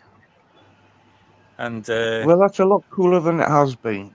So tomorrow 38, Saturday 35, Sunday down to 27, and through the week down to 26, 25. I kind of had the thought that maybe 25 was supposed to be normal. Was that right? It's the average for June, yeah. But here, what happened in Venezuela?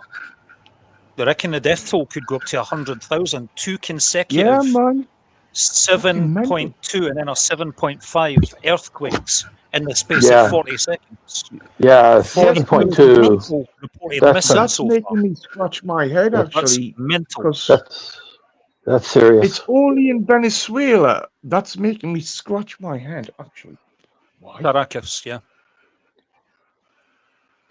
Because it has to be Venezuela somewhere. What's wrong with close to many other countries on South America, and I'm scratching my head. Why is it only affected Venezuela?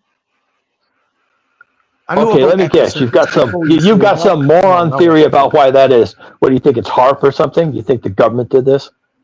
I mean, it's very the government did this? these days, isn't it? Everything's Oh, bullshit. Yeah, this is you. Fucking moron. How the fuck are they doing that? How are they letting loose that kind of energy? That much energy. I didn't say HARP. Twice. I didn't say HARP. You did. All right. Now, well, that's because all you people say the same thing. What do you think it is if it's not HARP? What do you think it is? I didn't say HARP. Come on. Say something then. Say something. Quit pussyfooting around. Say what you think it is. Come on and say what you think it is. Go ahead. I want to hear it. What? I mean, come on. Tell us what HARP means.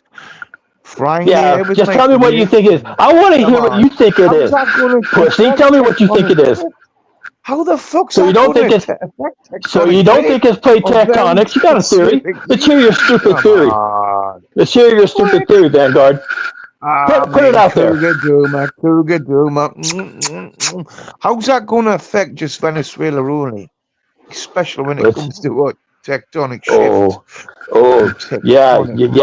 You're being so smart. You're being so coy. Tell us what it is. What do you think it is? Go ahead. Stick it out there. No idea. I just says it's very strange how it just affects Venezuela specifically. Yeah. Well, Venezuela is a big country. You could have an earthquake that affects Venezuela and doesn't get anywhere else. I thought it was very small, to be honest. Earthquakes happen where they happen. What's your point? Well, epicenters, but anyway, it affects fucking many people around the epicenter. And Japan had a 9.0, destroyed them outright, didn't destroy anybody else. What's your point? So my point is, it's very strange how it's just Venezuela only, isn't it? No, it isn't. You're full of it. That's what earthquakes do. They happen where they happen. And then you have a big destruction, and everyone's standing around scratching their ass, wondering what happened. You had an earthquake. Big deal. So Japan had a 6.9 yesterday. All right. There we go. There's what you call, what do you call it? When earthquakes happen in epicenters, and then there's afterquakes that go globally around the old tectonic plates. Wow. Let me tell you something about the earthquake. The multiplier of the magnitude of the earthquake. So when the magnitude of the earthquake is increased by a whole number, 1 point, that creates a yield of 31 times the increase in energy. You know, so it's not like it's a log scale. Yeah. Oh yeah. It's not like an 8 magnitude earthquake is just double the energy of a 4 magnitude. It's humongous, the energy. Yeah. People don't understand logs. They don't get the logarithm at all. People don't understand what? Even just 0.3. Venezuela was hit by 2 earthquakes. The first one was 7.2. The second one, just 40 seconds later, was 7.5. Now, that 0.3 increase on the seismograph results in a nearly triple times the destructive energy. Yes. 2.8 times. Indeed. The energy from just a 0.3 increase. Could you imagine the earth shaking like that? For fuck's sake. Yeah. No, most people looks like a war zone can tell you, don't have to imagine it. They can tell you exactly what it's like. You can go on the internet and you can watch videos of it. There's no imagination So again, required. you've never experienced it, so you're imagining it through your eyes from the internet, just like you fucking said, Cougar Duma. Yeah, so what? Lots of people do. Fuck off. Whatever. You're not making a point. You think you're making a point. You just failed to do that. Try to make another one so we can watch. Make another one so we can watch you fail to make your fucking point. Go ahead.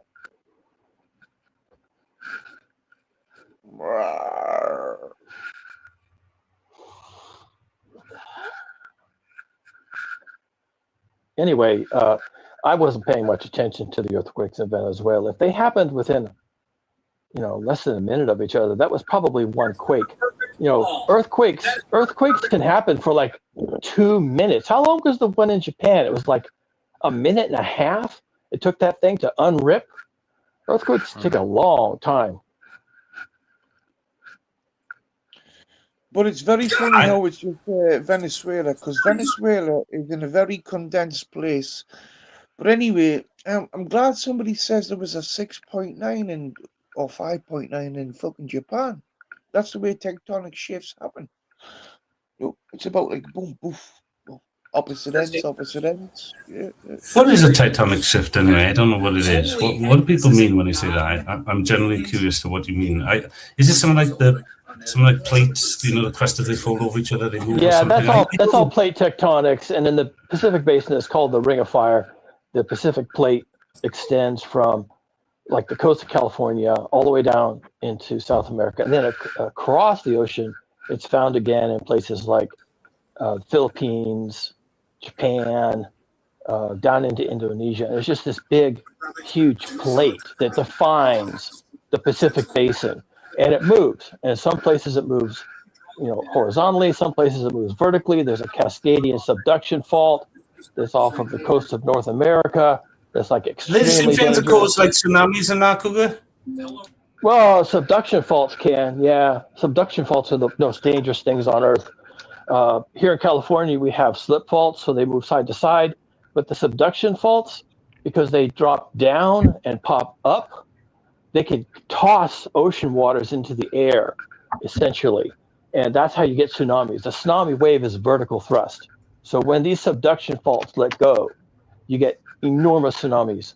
And the one in Cascadia, the Cascadian subduction fault off of Oregon, is supposed to be one of the most dangerous disasters on Earth, just waiting to pop off. And all around the Pacific Basin, there's all these faults, and it's called the Ring of Fire. And there's volcanoes too. Like we don't know about the Ring of Fire, mate. But have you seen what Japan's done? Let's talk about that. Have you seen the walls that have been built? Did you know that New York is protecting Manhattan by another wall, tsunami wall? Wow. Why is that? Yeah. Well, that's probably more like a tide wall, but I don't know. That's not going to do them any good. You can't stop tsunamis with a wall. They had tsunami walls in Japan. You can go on the internet right now and go back and find scenes of their huge walls. Some of the walls were like 25, 30 feet high, and the wave just came over them. I mean, once these things get started, you're kind of fucked. There's nothing you can do. There's nothing more powerful in nature than water. Yeah. Yes, water. indeed. That's the most destructive force in nature is water. The weight of water. People don't even comprehend how heavy water is, and when it's moving, you're in trouble. Man, well said, Kenny. There's nothing more destructive. That's by definition. The most destructive force, apart from earthquakes, like Kenny said. Can you imagine a tsunami like 2-3 miles high? You can't build walls that high. Guys, don't you find that chaos is the most destructive force on the planet? Water can be chaotic. That's why it's. Yeah, but that makes it neutral because it can be. I'm saying I'm not in disagreement with you because I think what Kenny's saying is from our senses, water would be the one force that we use as the most chaotic force, in its potential. But they say that nature is the most destructive. Water is the most destructive force in nature. Yeah. Oh, I know what you said. Yeah, in terms of its kinetic energy. Yeah. Yes, water is the most destructive in nature. Yes, it is. I think water to me is a neutral thing that if you look at how powerful a police cannon water hose is, when they fire on protesters, they lift them right off the ground. Yeah. And throw them back. The only thing. That's just a cannon. The only thing implied there, though. That's my question. Is it? I'm not answering. I'm saying, is it the only thing implied? Does anybody else know what I mean by that? It's not just water. Let's put it another way. If a meteorite hits the ocean, right, everybody's going to be affected. No matter how big you build your tsunami walls. We're talking about tsunamis that can go like a mile and a half up to 3 miles high, that can go how far inland? All around the world. Because water continues. Water continues. In other words, the wave gets bigger and bigger and stronger as far as it goes until it meets land, and then it dissipates, and then it gets weaker. And don't forget, the world is covered with how much water compared to land? I don't know that actually. Three quarters, but look. Tsunamis don't go that far inland. The one in Japan went like 20 kilometers or something, which is still a long way. But that wasn't a massive tsunami. It was like, what? 30, 40, 50 meters high. That was one of the biggest ever the humans have ever encountered. Did water cause the tsunami, though, guys? Did water cause the tsunami? No, it was an earthquake. No, it was an earthquake. It was an earthquake that caused the Japanese tsunami. It's almost like Earth is more chaotic than water, isn't it? Yeah. And it wasn't that high. It was only like 10, 15 meters that goes inland. So, yeah. When Gnosticism talks about what people formulate Gnosticism of seeing like the physical world as a great evil, it's just a mistrans. It was massive, you idiot. And the physical earth is the actual true chaos, the nature which Kenny was speaking about before. And water is a great neutral conduit that is an impressionist because nature seems to use it more than anything else to show its might and its glory. And that's very interesting, yes. Okay, Very but let's interesting. not give Fire, but, ice, but let's not give water human attributes like good or evil. These are just natural phenomena, and we get stuck in the middle of them, and then we're running around trying to say, why does God hate us because of a tsunami? It doesn't work that way. Now, if you want some evil, I got some evil for you. The temperatures around the planet are shooting off the charts, and that is being done deliberately. Someone deliberately did that, and it wasn't God, and it wasn't the archons. It was us. No, We did that. that's by greedy people and corporations, full stop. Okay, that's fine. That's fine. But people, that's what I said. People, we did this. Okay. Cougar, have you seen greedy corporations did it. Greedy corporations is not the collective we. It's not the collective we. It's greedy corporations. Okay, yeah, greedy corporations. Let's talk about the greedy oil companies. They don't burn their own product. They sell the product to people who burn it. And who is that? It's you. You burn the product, okay? And if you don't drive a car yourself, then you take airplanes and you use manufactured goods, 90% of which is manufactured using crude oil. And that's your life. And without it, you die. I mean, you die like real fast. So you can blame the greedy corporations, and they are greedy and they are evil. But they're not the ones burning fossil fuels. You are. Without a doubt, and it's your fault because which country made corporations have the same rights as a human being? Okay, well, you're the one who's burning the fossil fuels, and you're the one that's creating this problem for everybody else. In fact, it's the white people in the north who are creating the problem for everybody else. Now, I will allow the Chinese. We are causing these problems. It's not fair. Yeah, fine. I'm actually fine. I'm fine with that. We did this. We did this. Yeah, I get what you're saying. I was just making sure because some people don't get that. Yeah. No, I'm agreeing to you, and we put things out of balance. But what I'm saying is, Gracie. Yeah. 1 second, guys. There's a little bit of concern that Emily isn't able to get a word in. Emily, do you have anything you want to say? Oh no, I think Chickpea was just joking. But no, I wanted to let them finish their thing out because I had to go because I couldn't hear anybody. My equipment was faulty. So Vanguard had a question. I thought I'd jump in just whenever they seemed to be kind of wrapping up that topic. Yeah, that's fine. And I'm done. I got to go get some work done. You folks hash it out. Appreciate that, Kenny. No, yeah, Vanguard asked about, and thank you for subscribing, Vanguard. You asked about my activism and what I was doing. So just to let you guys know, and Yerf Dogs, who's on here a lot, he does really cool activism about child harm, both online and offline, and human trafficking and that kind of stuff, which is so amazing to have kind of accidentally met him through this. So, and he does that based out of the UK. You guys have your own set of laws about all that. So in America, what we're working on is trying to get a new act passed to protect kids, to make social media companies have to act when they see something. We already have case law about that, which I added all that. I wanted Yerf Dogs to know I tagged him last night because he had wanted me to add the case law to my video, which I did last night. So, and there's more where that came from. You can only put like 5,000 characters, but from all my pleadings, I added like a lot of the case law for him.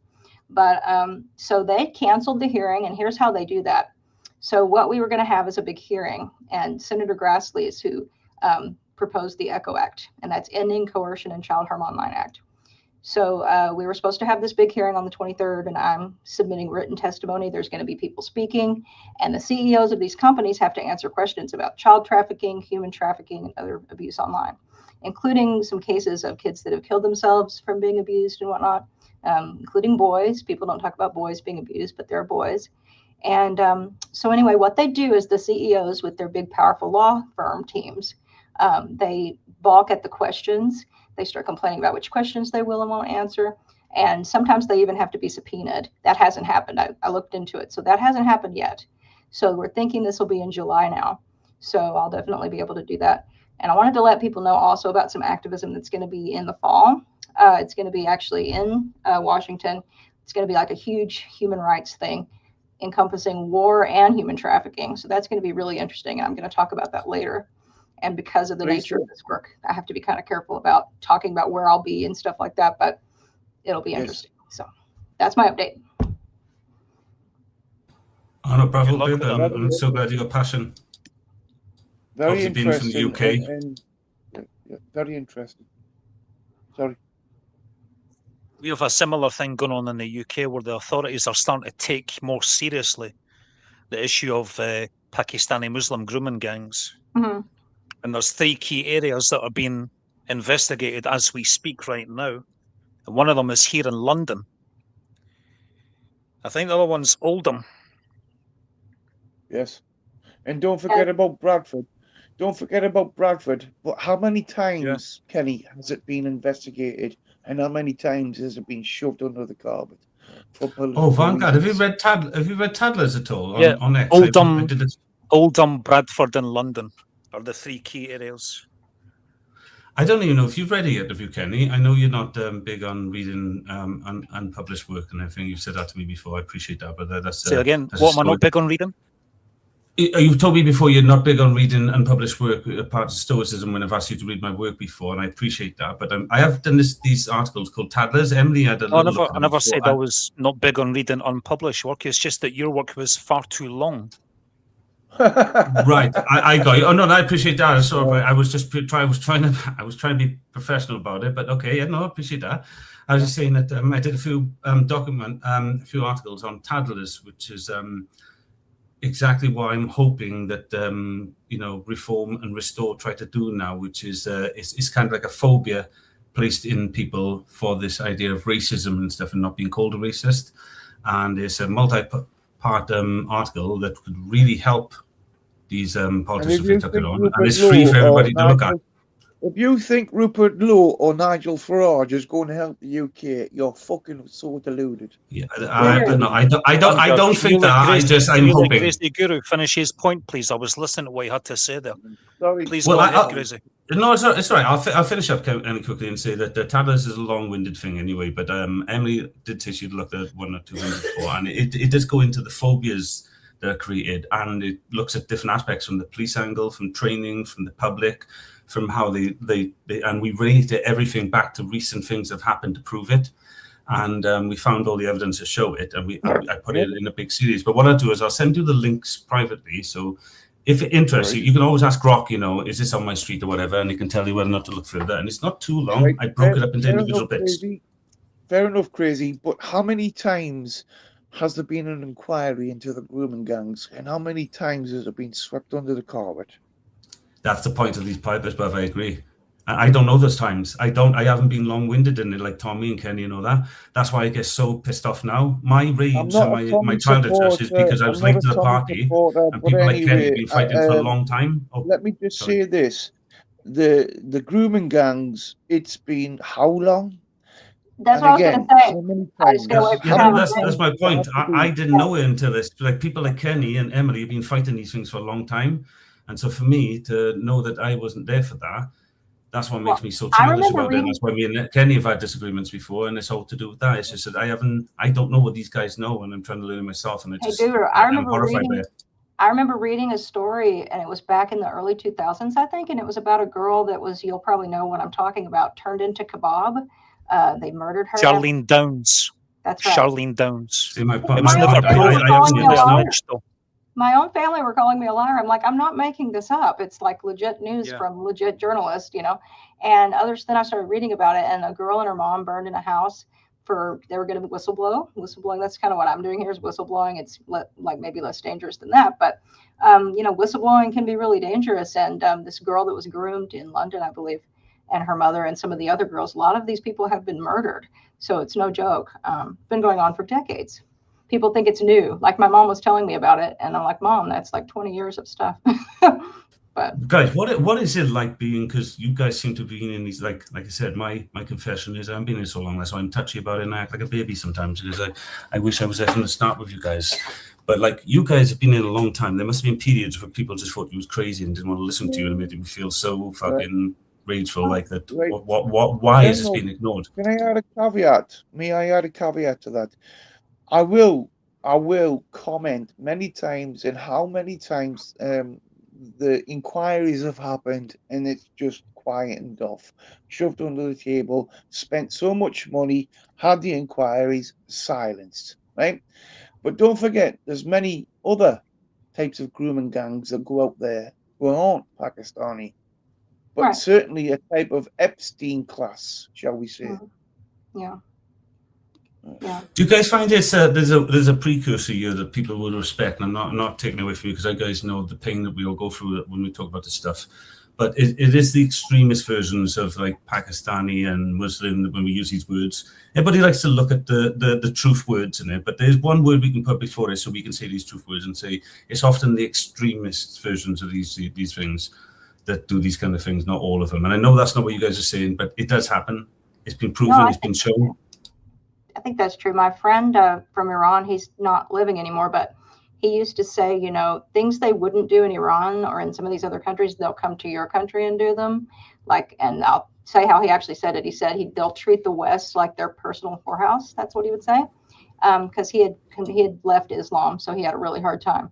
Right. First of all, Emily, can I just say most people in Iran aren't Muslim; they're Persians.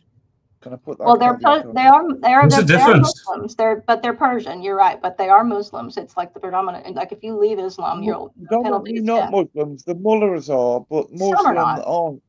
Most of them aren't. There's even a few Jews in Iran, but there's plenty Jews in Iran. It's Iran places in the Middle East where there's some Jews. The words few and plenty, guys, are getting mixed up here. I don't think anybody's actually disagreeing here. I mean, Emily, you're just saying you think the mass is Muslim and the rest is made up of, like most places, in Iran, like we'd say we're a Christian country.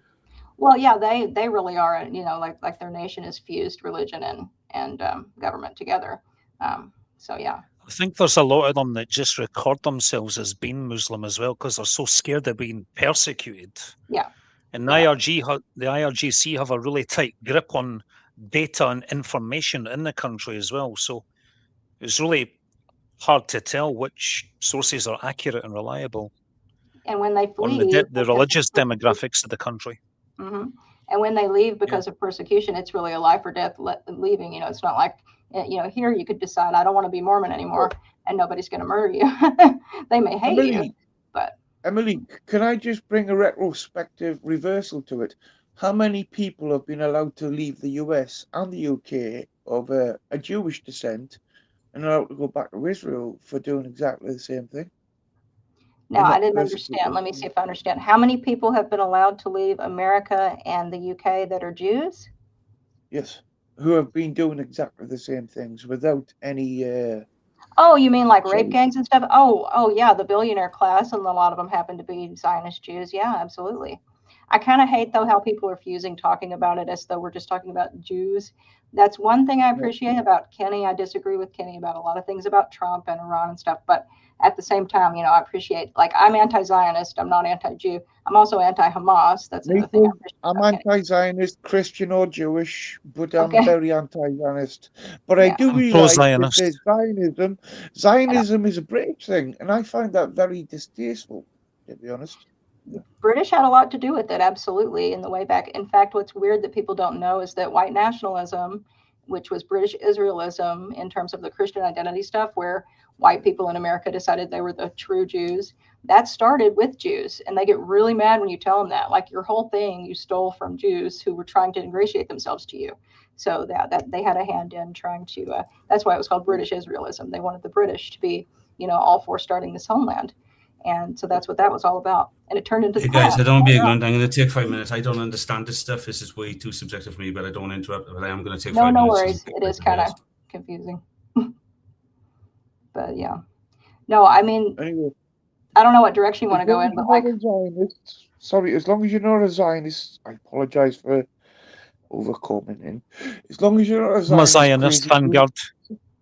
You're a Zionist? I'm a Zionist. Yeah. What? He's a Zionist. What? Do you know what a Zionist is? Yes. It's simply someone who believes in Israel's right to, one, exist, to defend itself against terrorism. Israel, right. Like, that's first all it of means all, to be a Zionist. Israel was created in 1948, and Zionism existed long before that. So don't give me that shit, Kenny. All right? You never said what I it mean, never Kenny? existed before that. Come on, didn't give me that shit, Kenny. And how many people, 750,000 people got displaced by murder and what? Kicked out their own home to create what? Israel, the project of? Fuck off, will you, Kelly? You're wrong there. You are wrong. They weren't simply just displaced and kicked out. A lot of them were told to leave They were by killed. the Arab They were leaders of. murdered. They See, were if you're going raped. to interrupt me, I'm not going to have a debate with you. Let me say my Well, side. fair enough, Okay? Kelly. You said you're a Let me Zionist. answer you. Fair enough. Let me answer Fair you. enough. I'm not going to debate you. You're a Zionist. You read let's just say, the fool's fucking history to the Bible is what you've read, haven't you? Yeah. Where did he go? Did he go away? I could tell him something. I mean, I just looked up the actual numbers because I didn't know the date, but it was 2022 and before that too. But the Independent International Commission of Inquiry on the Occupied Palestinian Territory released a report to the UN General Assembly calling it a permanent occupation and calling it illegal. And that's not the first time it's been called illegal. And the International Court of Justice has called it illegal. So it's an illegal military occupation, not a country, according to according to the Fourth Geneva Convention, which they violated, and blah, blah, blah. And on one could go with that, but he left. So, but yeah, I was going to tell him some things because, you know, Kenny doesn't seem to, he'll talk about Ben Shapiro.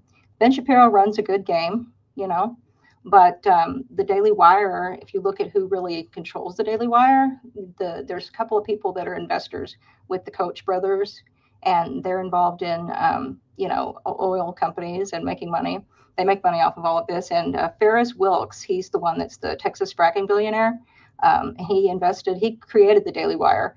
Ben Shapiro wouldn't have that without that guy. And it was 4.7 million, I think, that he put into it.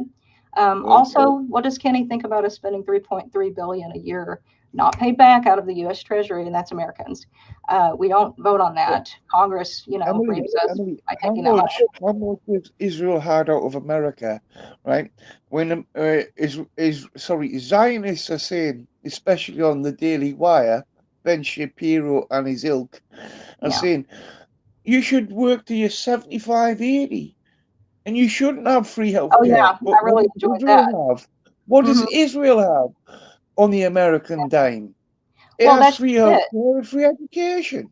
I wanted to say something else to Kenny. Kenny brought up those things, and this is what my mom and people that are MAGA, and here's the thing that's sad. So I get why Kenny, my thought, I can't talk to Kenny because he left, but like, I get what Kenny likes about Trump and about what he thinks, what he believes, but there's some things that you have to look at that make you uncomfortable that counter that as well. So let's look at that. So my mom, for instance, told me, and she's like around the same age as Trump, and she believes he really loves the country and wants it to be what it should have been or whatever. And I know this is like something she has feelings about, so I try not to be too, you know, let me throw some facts in your face and make you feel bad. But the reality is that when you follow the money trail, you know, you can see what's really going on. Yes. And yeah, it's just very sad and tragic that people believe in these things. But yeah, the money being made in Iran, you know, after they supposedly already dismantled the nuke program, and then they continue to make all this money. And that money that they, oh yeah, that's what I was going to say, you know, how you lose your train of thought. So Kenny brought up on the other show, on Jack's show, he brought up the other day, what was it? The US aid and all those things that Trump and Elon shut down, that was illegal. And it was called, there's a law that we have where the president cannot freeze those funds that were already mandated to be released by Congress. 20,000 children have starved to death because of that. Because, you know, they like to pump up and oh, they shut down, you know, the trans Broadway play that we spent $1 million on. Oh boy, Trump's saving us money. These people really believed that. Well, no, and he's then, giving then they tell you about Somalians robbing people. What? I mean, come on. Sorry about that, Emily. But the foreign military funding that goes. Emily, the reason I left is because Vanguard says he's not debating me, so there's no point in continuing talking to someone that says that. But let's discuss the issue of the that real quick thing about the foreign military. So that I wanted to tell you about this. So the FMF in America, they take out of our U.S. Treasury, and they take $6 billion for all these wars. But 3.3 of that goes just to Israel alone, and we never get that money back. It's just like, here's a gift card for weapons, and then 14 more for just in 2024 alone to just Israel. You know, and then they're cutting off. How much goes to Israel? Sorry. I'm sorry. How much aid does America send to Israel? Well, it's 3.3 billion a year, but we gave 14 billion on top of that in 2024 for weapons only. And that's the FMF, the Foreign Military Fund. So, and that I'm comes out quite of our treasury. surprised Kenny doesn't know how much aid goes to Israel. I'm really surprised. That's just weapons. That's not all the other stuff. But they're making an ungodly Don't amount of forget money. about the free healthcare and free education. We don't have any of that here. We have a crappy Medicaid system, Medicaid and Medicare, and So 3.8 billion annually in military aid to 3.3 Israel. went to them, goes to them. 3.8 is saying here. Oh, okay. Well, then it's more. That's even worse. Yeah. Okay. Okay. Well, tell me, Kenny, why does Israel Vanguard. tell Americans to work to Hold on their just now. 80-year-old? Hold on just now. Work Hold to on their just now. 80-year-old. You never let me speak before. You never let me speak before. They Hold don't on have just free now. healthcare I'm not or going to free talk to you. education. If you're not I going to don't talk to give a me, shit, let me Kenny. finish. I'm not going to talk to shit's you. given, I'm not Kenny. debating with you. No shit's given. Yeah. No shit's given. Tell me about that, Kenny. You're a Zionist. What about Israel having free healthcare and free education, Kenny? And America don't. Are you going to let me finish what I was saying earlier on before you said that you don't want Well, to you debate could me? say So what all you of a say, sudden but you you're a change your Daily mind. Wire fucking You shill, now do. aren't you? You now want You're to a debate me now, do Daily you? Wire shill, aren't You you? now want to debate Let me. him talk though, Vanguard. Crack on. Vanguard, if you have a question, that's cool, but like let him answer you though, even if you don't like what he's saying. Sorry about that, Emily. You've got one last chance, Vanguard. If you interrupt me one more time, I'm not going to talk to you on this subject. That sounds like a threat. Okay. That sounds Yeah, he like a just threat. behaved himself. Why do all that? Just let him. No, that's a promise, mate. Well, that sounds like a threat. Boys, no, may as well say boys, but come on, guys. I know I'm the same, but come on, let's calm down a minute. You're already in the room. Come on. Okay, so there are a hell of a lot of myths regarding the Nakba narrative. Okay? What? A large portion of the Arab population fled Israel voluntarily. They were also asked to leave by Arab leaders of the surrounding countries that had declared war on Israel after they rejected the UN's 1947 partition plan. See, can you tell me about these he's leaders? interrupted me. He's interrupted me. So he's expelled himself from the discussion.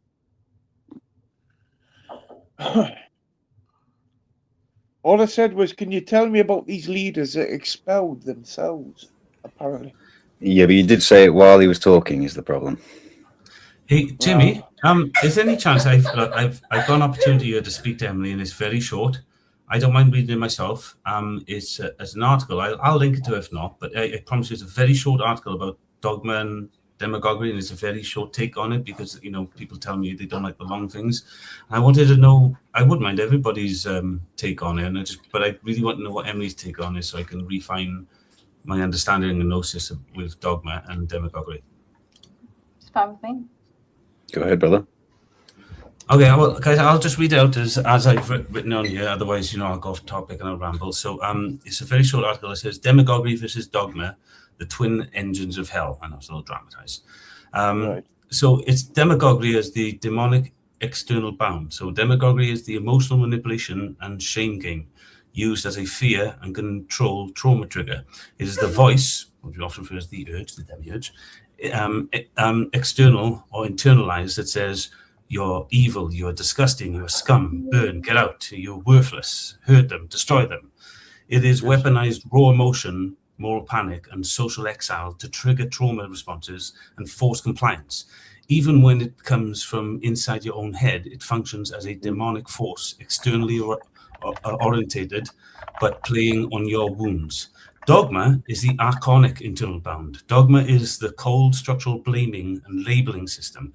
It says, because of X, you are Y, because we say so, because the rules, because this book, or science, scripture, the group says so. It is the rigid, well, I say superiority, but we write authority because I want people to understand it a bit better. So it's this rigid authority, meaning superiority, that closes off questioning and demands obedience through definition and categorization. This is the archonic mechanism, internally structured, self-reinforcing, and pretending to be rational or moral while actually serving control. The simple distinction then to finish is demagoguery attacks your being through shame and raw emotion violence, the screaming demon, and dogma attacks your status through labeling and forced definition, the cold bureaucratic archon.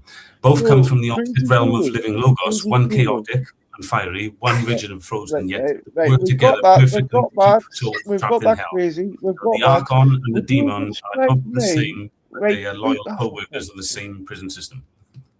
Right, we've got that. We understood that when like 30 seconds ago. Would you describe me as Do you demagoguery, speak to or everybody like? would you describe me in our conversation as demagoguery, or the other? No, I describe you as curious. I've had this feeling that, well, I've been resonating with the Latin proverb nomen est omen, and I find your name suits you very much, Vanguard. You very much are the shaky tip of the spear that is furthest from the body and is also the most easily blunted. I think the Vanguard can be is an egoic brother to the Paladin. That's a good point, but don't forget, Vanguard 1 is not a financial institution to hide wealth for guns. I think that Vanguard is a necessary balance when the time is right. I'm ex-military, mate. Wait a minute, Emily keeps trying to speak with her, and she's if you more polite want than to us. call me a blunt spear, I'm very old now, but not that old to know. No, old enough to know when everybody argues left to right, the carpet's being pulled underneath you because they change everything.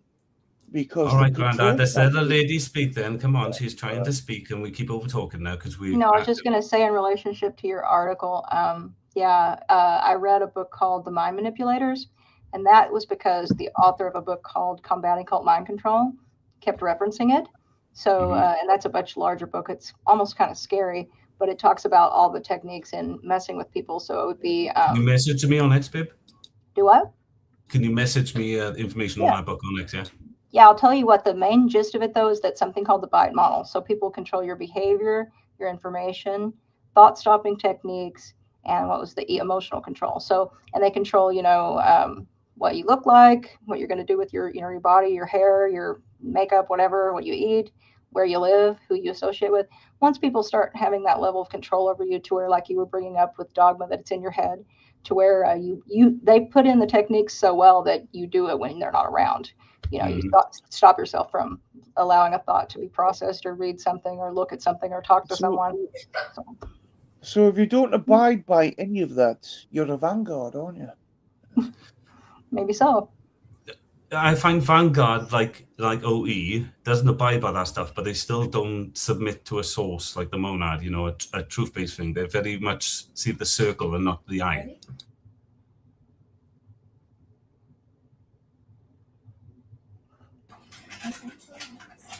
Vanguard, no? Y'all want to talk about the Nakba? But Kenny's not here, so. I mean, I'd like to talk about the Nakba. I mean, a load of European Jews turned up in the shores of some place in the Mediterranean and decided this is our home place and kicked a load of people out of their homes. That's the Nakba. Well, that's the problem. I mean, there's a film called Tempura, and it's done by these really elderly Jews who were part of, that whole experience. And I think prior to dying, they feel guilty and they want to clear their conscience. So it's not like it would be the worst thing in the world for somebody to want a homeland after experiencing something. Everybody gets that. But but it doesn't give them the right to steal land. So it does not give them the right to steal land and kill people and kick people out their homes. Yeah, this is what my Irish friend says, and I'm like a quarter Irish, and she says, imagine if because people know that like the blight on the potatoes was deliberate. So, you could say, well, we had to leave because of the potato famine, but the potato famine was deliberate. So we shouldn't have had to leave. We're going to go back. And then we could just pick somebody's house and be like, hey, this is my house now. They would probably have a problem with that. And I read some stories of people that, they were going to Israel. They were excited to go to Israel. And when they got there, they were given their house. And this lady went in there and the dishes were still on the table and warm from being washed. And she's like, they were just telling her, they abandoned their house. And she's like, no, they didn't. Nobody washes the dishes to abandon their house, and then she wouldn't live there. So yeah, a lot of people go there in good faith and see things and leave. They've told their stories. So, we know the brutalization there. And that doesn't make somebody pro-Hamas. That's the other thing too. A few people that support that are anti-Zionism are pro-Hamas. So I always make that, really clear that I'm not. So. Well, can I get to? What is this Zionist? I don't know what that is. Sorry. I'll wait my turn. Somebody else spoke. No, it's okay, Vanguard. I didn't mean to, brother. It's just people keep mentioning this word Zionist. I keep hearing it all the time. I thought that was like a religious Jew or something. Right. Well, it's the idea that the Jews have a destined right to a certain homeland that's promised to them, basically. Yeah, but it's not just Jews, it's Christians, a certain type of Christian. Well, no, they call themselves Zionist Christians. And what's funny is the Zionist Jews, I believe, view them as useful idiots because they do not believe in Jesus. The Zionist Christians believe that someday, if they help the Jews to stay in Israel and keep, the power structure as it is, someday Jesus will then be on the throne in Jerusalem. So it's the second coming. On which gate in Jerusalem is the second coming supposed to happen? That I don't know. The East Gate. Yes. Oh, okay. Good on you. I don't remember that. No, I'm prescribed to a Gnosticistic approach personally myself. I do follow the Christ, the Gnostic Christ, and the teachings of the demiurge and dogma and demagoguery, and freeing from this prison that we've created for ourselves, this enslavement of it, and allowing Gnosis to reign. But I think lots of people misinterpret Gnostic texts through a dogmatic lens, and really, that's what I'm trying to shine a light on. That's why the Helios Gnosticism, God, it's a mouthful for me, I don't know why I picked it, which is the Gnostic-based order I'm building at the moment, which I'm going to ask people to test soon, especially yourself, Emily, is supposed to be non-dogmatic and non-demagoguery. You guys talk about the activism. That little thing I read to you is my activism. That's why I built it, because if we end up bringing in a consciousness in this reality that's AI, and I'm going to set dirty off you, I know that, but even people like Elon Musk is warning of it, that it's inevitable to him. Now, I'm not saying that is. I'm saying if it is a potential, please don't no pay matter attention if dogmatic or demagogic Please AI, don't pay attention to Elon Musk. Please don't pay attention to Elon Musk, please. I'll pay attention to everybody, but I get what you're talking about. I pay attention to everybody, but I do know what you mean. I don't trust him, if that's what you're saying, Vanguard. I pay attention to everybody because I don't believe everybody. I don't. My number one rule to keep me going, because I have delusions of this, I can always be wrong. The only know you need to know that you know nothing is to know within the mind that knows. There's a love for the art of bluffing. So I don't claim to know anything, but Gnosis is like, I can get accurate. So I'm good at that. And I don't mind evolving, changing my mind. And I really believe in that. I think stuck in an archonic, rigid, this is, like I said, it's a superiority, not an authority that I think the world is missing, and I'm trying to show it to the world. The moment I can get the world to look at this and I can go and retire somewhere, trust me, I'm a selfish twat, I'm off. I don't want no crown or anything. I just want to show people what I'm seeing and say, look, this is a worry that no one seems to be sharing with me at the moment, but they are in their own way. And once I shared it, it's all in history, mate.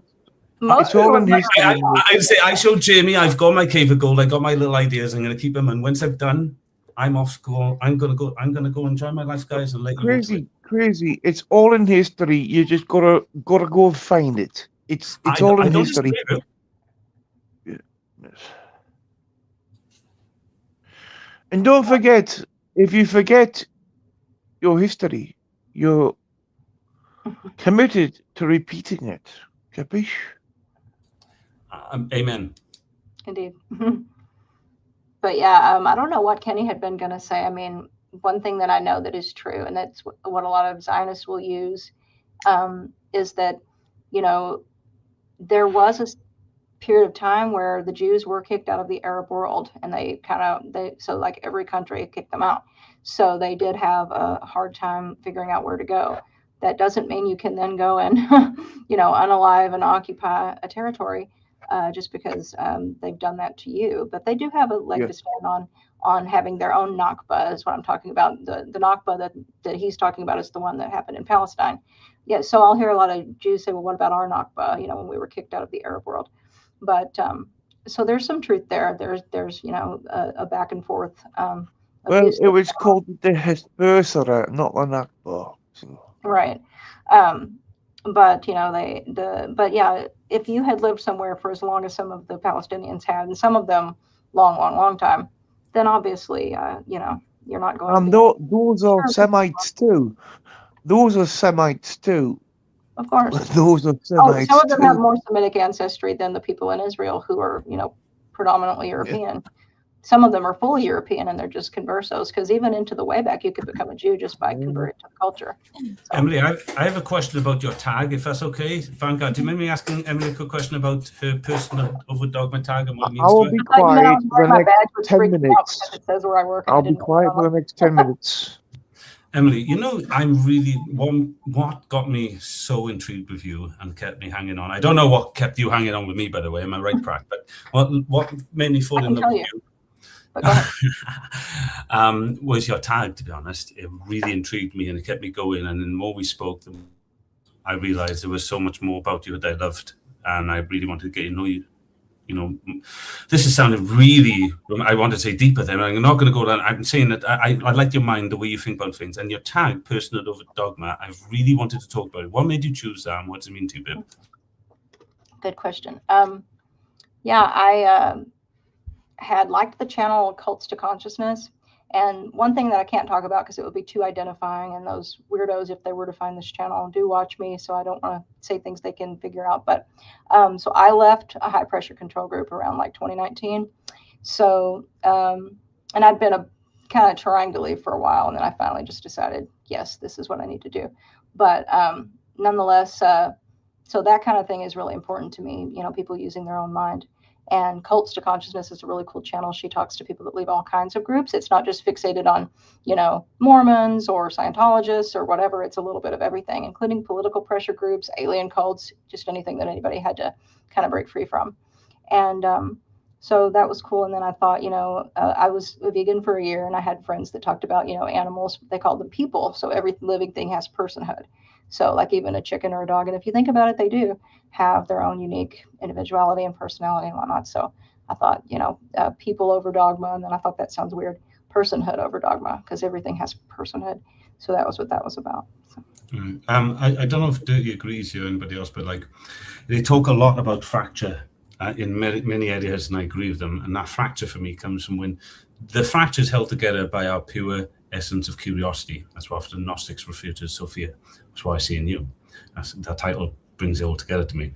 And so I say that when you have that curiosity held together, you've got strength to keep going forward, keep yourself emotionally attached, and look to progress. But what happens is we can fracture that curiosity with dogma because we never give it an opportunity to understand why.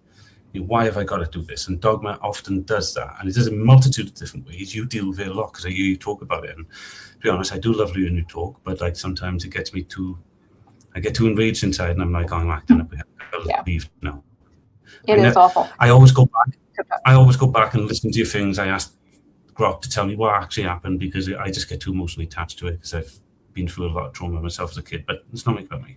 I love my life now. So, but I say that dogma is this curse, and what is it creates a reaction in us when we can't get it. And so what happens is we enforce it with demagoguery, this fear-based system of shaming and blaming, whatever we need to. Sometimes it's a relevant thing to help with mass population and trying to control things, but when it goes into children at such a young age, it creates some crazy things within those, the plasticity years, the formatable years, and those first 7 vital years, which we Gnostics say is the creation story. Mm-hmm. That part, when you affect it in there, it really causes some deep traumatic poisons later on. And that's my whole thing. That's my activism, and that's why I had to give up all other things and argue against them to say that if we fix this, we'll fix everything else. Now that's my thing. I'm not going to take over the show, but that's why I was attracted to us is that you seem to rebel against superiority disguising itself as authority when you're really there. For sure. Yeah, that's funny because what you say is backed up by science. The first 6 years is when all the wiring is formed in your brain. And then everything else that you ever do with yourself is stemmed off of that wiring. So that's why, not allowing people to grow all their synapses in those first years or doing things to wire someone up a certain way can have like a lifelong effect. And they know that. They really do know that. So yeah, for sure. And it's good that you guys are homeschooling your kid too because of that.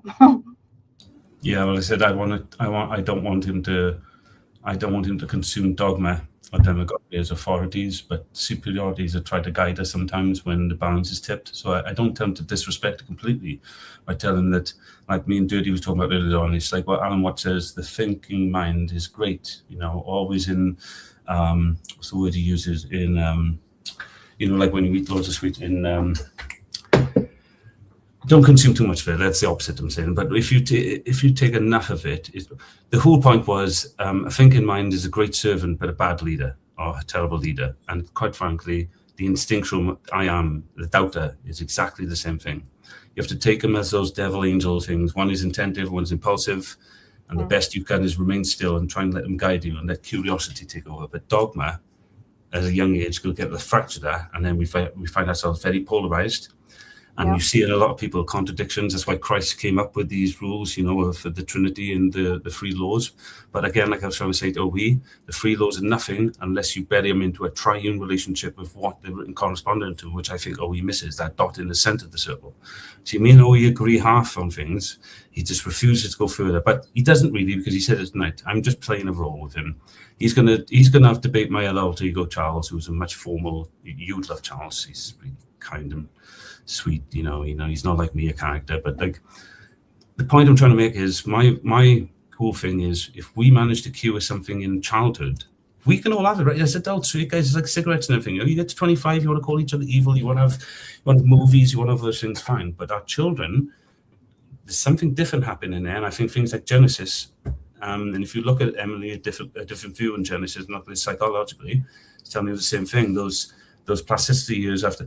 I noticed in my own child, after 9 months outside the womb, similar to insert, oceans below and oceans above, my child then started to want to imitate, walk and talk. And I watched the Genesis story play out in consciousness, growing from curiosity all the way to perceptional understanding, which is where Atum takes over and God then leaves you be. What I mean, God is the will to push you to go and find yourself, to understand who you truly are. And then through this, your will, your conscious mind can grow if your curiosity is left pure. Eve is something that predates thinking, yes? When Adam, your intellect, perception, is naming everything in your imaginary state when we was little, before we made ourselves, we was just coming into creating our own character. When you think those words like naive and evil, but naive. Yes, because curiosity can be naive, yes. And that's the split, isn't it? Because if you tell that naivety that it is wicked or wonderful, then it splits into Cain and Abel. The death of Adam and Eve is not really like a death. It's the authority fades from that Trinity and that sort of like relationship we have with our earlier self. Like, what was we curious about? Why? Well, let's name these curiosities so we can lay these breadcrumbs. And that's what they refer to as the tree of knowledge, yeah? But in my opinion, for the Garden of Eden, the abstract imaginary realm we create as children to understand and name and fit in, when we're taught to consume, the other word, deceived. Yeah, well, deceive, again, it's the option we take. Deceiving, I don't mind trickery, but when you deceive through fear, that's something I see as more thing, because otherwise it's play. Deceiving is not necessarily an awful thing. It could be a very neutral thing, like water. But if the chaos is corrupted and you want to deceive to... See, I can't get into that. I get what you're saying, but I'm against any type of coercion. I'm just like, I'd like it direct, you know what I mean? But I get why people think they're doing things for good reasons. It's worth it, to be manipulative or deceptive if you're trying to rope somebody into a good way of thinking. But I've never been that way.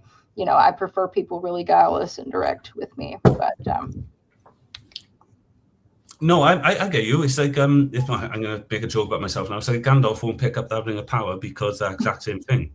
But what if it's about balance, as in not to deceive at all? Like stories, parables. Do you agree with parables being taught to give a greater message to a mind that's trapped in subjectivity? But it's a form of deception because it's not truly real, but it's not aimed to deceive. It's aimed to create balance. It means a deceived mind might need to be deceived out of the deceived mind. Can you accept that at all? Like a paradox? Like long as I accept why you feel that way, and that the purpose isn't, evil or nefarious. The flip side is that, like, being who I am, I'm like, no. my reaction to that would be none for me, in terms of like, because a parable I look at as it's obviously a false story that's to teach me a lesson. Like I look at it as I already know on the onset that it's a story that's supposed to be an analogy, The word obvious I have a problem with there. Do you know why? Why? Because it's dogmatic. Which thing is dogmatic? What I said, or? To say something is obvious because it might not be obvious to someone else. it's obvious to me that a parable is a story that's meant to teach a lesson that's not real. At this age, I don't know if it would have been obvious to me when I was like 3 or 4 years old or something. But the parable is not designed for Emily; it's designed for everyone. Okay. So it might not be obvious to everybody. So I get it's obvious to you, but then you're just applying you to it. I'm not saying you're selfish, but that often relates to me as selfishness. I do it all the time. You know me. Watch me, Kevin. I'm just saying that I'm not disagreeing with you because I need to listen, because I listened to you last time. You said that I would learn more by listening to you guys, and I agree with you now. That's helped me so much. That's why I love you so much, because nobody else told me that. One thing that's interesting. Oh, go ahead. I thought you were done. No, do you know what? I was talking too much. I don't mind you interrupting. Okay, no, I was just going to say, so like for me, this is just a observation with anybody that's, kind of got something that they want to impart, whether it's good or bad. Like for me, flattery has no value. Criticizing me has no value. It's really just, do I think what they're telling me is true? At the end of the day, I'm going to filter all the rest of it out because that's got to do with them and not really me, Not that it means that if somebody gives me constructive criticism that's true, I'm going to observe that and I'm going to, take that for what it is or whatever. But when I'm trying to decide what I believe about something, I want the facts and I'm filtering out the rest as the rest. You know what I mean? Well, what do you take of Christ's message when you talk about the mustard seed? That if you keep a faith as little as a mustard seed within you for the opposite value, you're never truly trapped. So like 99% is the max you should go on anything. So you should always give 1% to the fact that you could be mistaken because you're not God. I mean, just from what I took from that story as a child, when I first heard it, would be that if you can maintain any modicum of faith that believing and trying to do the right thing will work out for you and God's with you, then you'll be able to do more than you imagine. That's what I would take that to mean. It's an analogy. I was listening to you. Am I allowed to ask you what you mean by the word faith? Because I can tell you what I mean by it and why my interpretation is often different as with your story. Do you want to tell me what you mean by faith, or do you want me to tell you what I mean by faith? Agreed. I think that what they want us to mean by faith is that we're going to believe it no matter what, meaning that we don't, we're just going to treat it like it's true, even if we don't logically think that it is, because that's the right thing to do. And that's why people rebel against that. But for me, faith could mean something different at this age. Would be, I've observed things that seem to be true. And so I'm going to believe in that because it's my truth. And that's going to give me some kind of strength. That could be what it means too. That's okay. No, there can be words like that. That's why I said to OE that denotation is not about we all strictly say to this. In essence, as long as you can respect it, denotative language, and Kai Leon anyway, is a respect to say that as long as we confirm words or what we mean by them. To me, faith is an admittance that I don't know. Could be, yeah. And so, but Gnosis is the most accurate I can be, and I'm going to share with you why I believe this. You do this a lot. I don't claim to be true, but no one's claimed what I think is untrue yet for me to change it.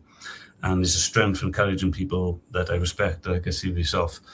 I've never heard you say that I'm absolute, but you're very courageous in the things you believe in. Now, yes, that is both flattery, but it's also a truth that I see. Oh, I didn't mean it was wrong to ever flatter anyone. I just meant that when I'm deciding what to believe in, like, because people can vacillate between shocking you with insulting you and then, or just love bombing the hell out of you. And I'm well aware that people do those things, and I just filter them out as, between all of that they're doing, what are they telling me? And is it right? You know what I mean? Then you must admit my act of crazy guru is matching them all perfectly then. Indeed. Sometimes, yeah. But yeah, you asked me a question that was interesting on why did I talk to you or whatever. But no, that moment, and I don't mean to bring up anything sensitive, but that moment where you were kind of having a hard time and you got a little bit weepy, that's when I felt like, okay, this guy's kind of hurting and having a hard time. So I've actually done that a few times, but go on one of them times, okay. Yeah. And then I read that and I did like it. And I thought, he's got some talent here, let me get some encouragement here. And then you started talking to me. And then when you said that about, like, do you expect me to stop being autistic? Like I can stop being Black or gay or whatever. Then I finally was like, I got to just tell this guy, look, I'm neurodivergent. Like I get it more than you realize. I'm a little bit neurodivergent myself. So that's why that I know. So I'm going to say for me, not others, and I don't mean this disrespectfully, there's obvious signs of me. You're very patient. Your eyes light up more to me than I don't know if you give off, and that's just my subjective opinion of it. But like, I mask it very well because I've done it most of my life. I love my life, right? But raising in trauma and a highly narcissistic family, poor, I was just a bit different, that's all. And I went through school with the smelly, flea-baggy kid, that everybody picked on because I was different to everybody else. I would go back and prevent myself from stopping changing my life because I love it so much now. Not many people can say that, so I'm cool with it. Okay. So I'm not victimhooding me, I'm just telling my story as I see truth. But with like myself, it's because I've always lived in this place where, I say it like this, it's a gift. I've lived in a place where it's like hidden trauma, but because I've always been there and I've known nothing different, I learned to survive there. It's just my world. And then when I come to places where people finally give me a shot to hear me talk about things without calling me crazy, although they do, and I own it a little bit, I don't have an ego like everybody else, so I have to mask it. And that was over 10 minutes, crazy guru, but that was over 10 minutes, and I absolutely love you. Can you give me a very serious Gnosis, looking like God, very posh words of like a letter diary. I mean, not a diary. What do you call it again? What, notebook? What? I'm cheating. I have a weird, like Emily tell you, I have a weird autism that gives me a calculator in my head. I got a gift. I'm not really, I'm not. It's like one of the things effortless to me. It doesn't make me. It makes me special on the rainbow bus, but like, I'm not doing anything more than you. I can remember numbers, and I have all these weird Rain Man things that I can do. But no, I was lucky though. You talk about trauma, but like all my trauma happened mostly, outside, because my upbringing, I really was allowed to have the full curiosity and freedom. At home, it was very, free thinky, but not anti-God, totally pro whatever I wanted to indulge in or look at, I could, Yeah, but don't you find out? Don't you feel what's right and wrong in your heart, in your head, in everything your fucking atoms feel that makes you? I have no idea of it because I'm not God, no. I feel like we have an innate, just my personal opinion, we do have some innate morality. It's why you would see an atheist that doesn't believe we should beat our kids and a Christian that also thinks we shouldn't beat our kids. And then there are people that are wired kind of wrong and they think you should beat your kids. So, I think we have an innate ethics that we can all come to agreement in a middle field, but morality is often duality. About hitting your children. I wasn't talking about hitting your children. I was talking about an innate knowing of what's right and wrong. Well, right. No, I just used that as an example. So like, I think most of us would understand that you don't teach a child not to, touch the hot stove by, throwing them up against the wall. That would be nuts. But there are people that think that would be a great idea because there's something wrong with them. And I'd say like most people are wired to know that that's not helpful. And then Emily, if I said I would teach my child that, but I wouldn't teach it because it was wrong, I would teach it because it's harmful. Isn't that the same thing? Not to me, no. Well, you've got to understand teaching your children the obvious wrongs. No, that's hot, don't touch. But you don't have to tell them don't touch. You say, no. No, do you know what I did? I actually touched the stove and I went, oh! And my wife played along and what you silly bugger in front of my son, so he watched us make the mistake. And I said, Carter, come here. And I was hovering his hand over so you could not Michael Jackson putting his hand on it. Obviously, you could feel the heat from it. I went, Daddy's so silly, press start. Poof, Daddy makes mistakes. And so he never had to do it, but he watched his dad make the mistake. And then I never had to teach him how right or wrong. Do you speak Welsh by any chance? Well, all I'm saying is that to me is Gnosis, but telling them it's right or wrong is dogma because they don't actually understand why. And so their curiosity wants to go figure it out. And I'd rather they see me make the mistake. And then I gave them the little parameters of, putting their hand close to it so they could see the heat. And they was like, oh, Daddy touched off, showing him the red mark. I can heal, I'm his dad. But I don't want him to feel the trauma. I want him to see it through me and understand, I don't want to touch. So you saying you'd rather see your children touch the hot plate? I don't think that's what I said, but I'll learn to say that different. Emily, is that what you said? there's a school of thought about this, and not something so extreme as being burned, because obviously if your child was going to really be like horribly burned, you would stop them. But like in Mexico and in Latin America, they believe in teaching by example more than talking, whereas Europeans tend to do more talking. I'm not saying either one is wrong. I just think it's the way people evolved in certain places differently. But because I think either one is fine, but even talking has to be like to where the child is understanding the story. But yeah, they do things and the child mimics. That's namely how they teach their kids. A lot of indigenous cultures. But It's not some can I raise a question about the story, the narrative? When the goalposts keep getting shifted and his story keeps changing to bury history, how can we teach our children? What do you mean about the Gnosis. goalpost shifting? Like different ethics, that ethics change? Is that what you mean? I mean, life changes with the history, doesn't it? If you don't understand your history, you learned, absolutely learned to repeat it, aren't you? Look, I'm with you with history and looking at, and being able to critically think for yourself. Those two poles, I'm with that, past and future. But I still believe that the priority should be put in the here and now, and how to deal with the here and now, so the individual themselves can speak for themselves with authority rather than the superiority of the past or the future. So never in fear or worry, but always having them as guides. That's my understanding of it. So I don't want to diss on anybody's thing. I'm just saying that everything in balance. The narrative is changed history, deliberate changed history. In other words, people don't know knowledge. Well, that's why you shouldn't trust it complicitly, should you? You should have it as a guide. Use critical thinking as also a guide. But like I tell OE, it's very formal. And as Godel would tell you, it's not exactly full of authority. It's more of a superiority. Don't forget, the writer in said narrative is always the victor. Capiche? Yeah, that was my point. But yeah, I get you.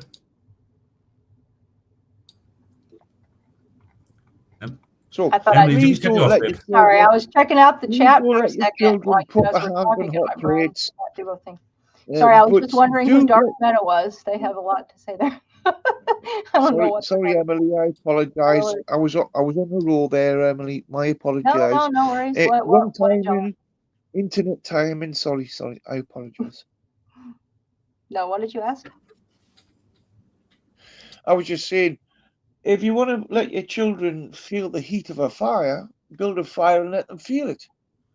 Just don't let them fucking put their hands in the fire. Okay, here's the thing. Like when I was little, I'll give an example. This is probably not a good one, but I used to like to play with the light sockets when I was pretty little, including like I was really inquisitive about them. Like I got a butter knife and I was messing with it and they couldn't get me to stop. So I did get a little, like little paddling finally, because it's all that would do the trick. So I'm even in those instances, you might have to get harsh with a child if they're going to kill themselves with the light plug. But because I was that curious and I was just, especially when you're trying to stop me, I'm like, it must be awesome. Let me do that some more. So, well, this way, it's nice to stop them rather than being fried afterwards, because you don't want fried children on AC electricity in America. Yeah, I don't think anybody's pro letting their kid get hurt. I don't think he's saying that he would let his child knock an entire wood stove over onto himself and be like, see, it's hot. But he's just talking about that little experience of, watching dad get burned or maybe lightly touching himself and going, I was just putting a caveat on that.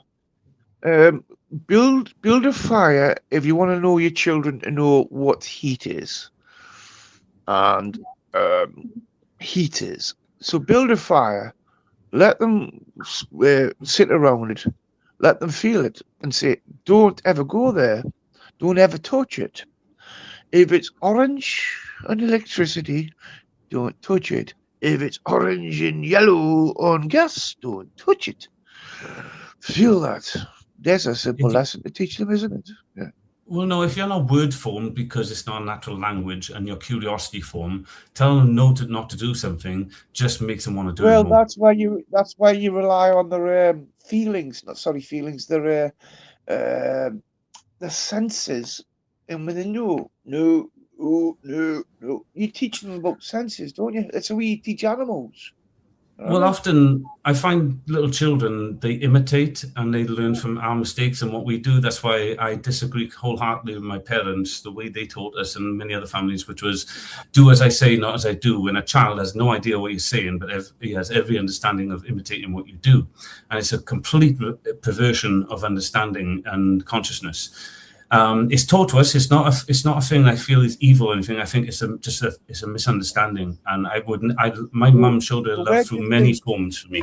But I would say that her actual parenting was absolutely awful. Not because she knew it, because she didn't understand it. I get you, Gnosis. Sorry, I get you there, Welsh fella. I get you there, crazy guru.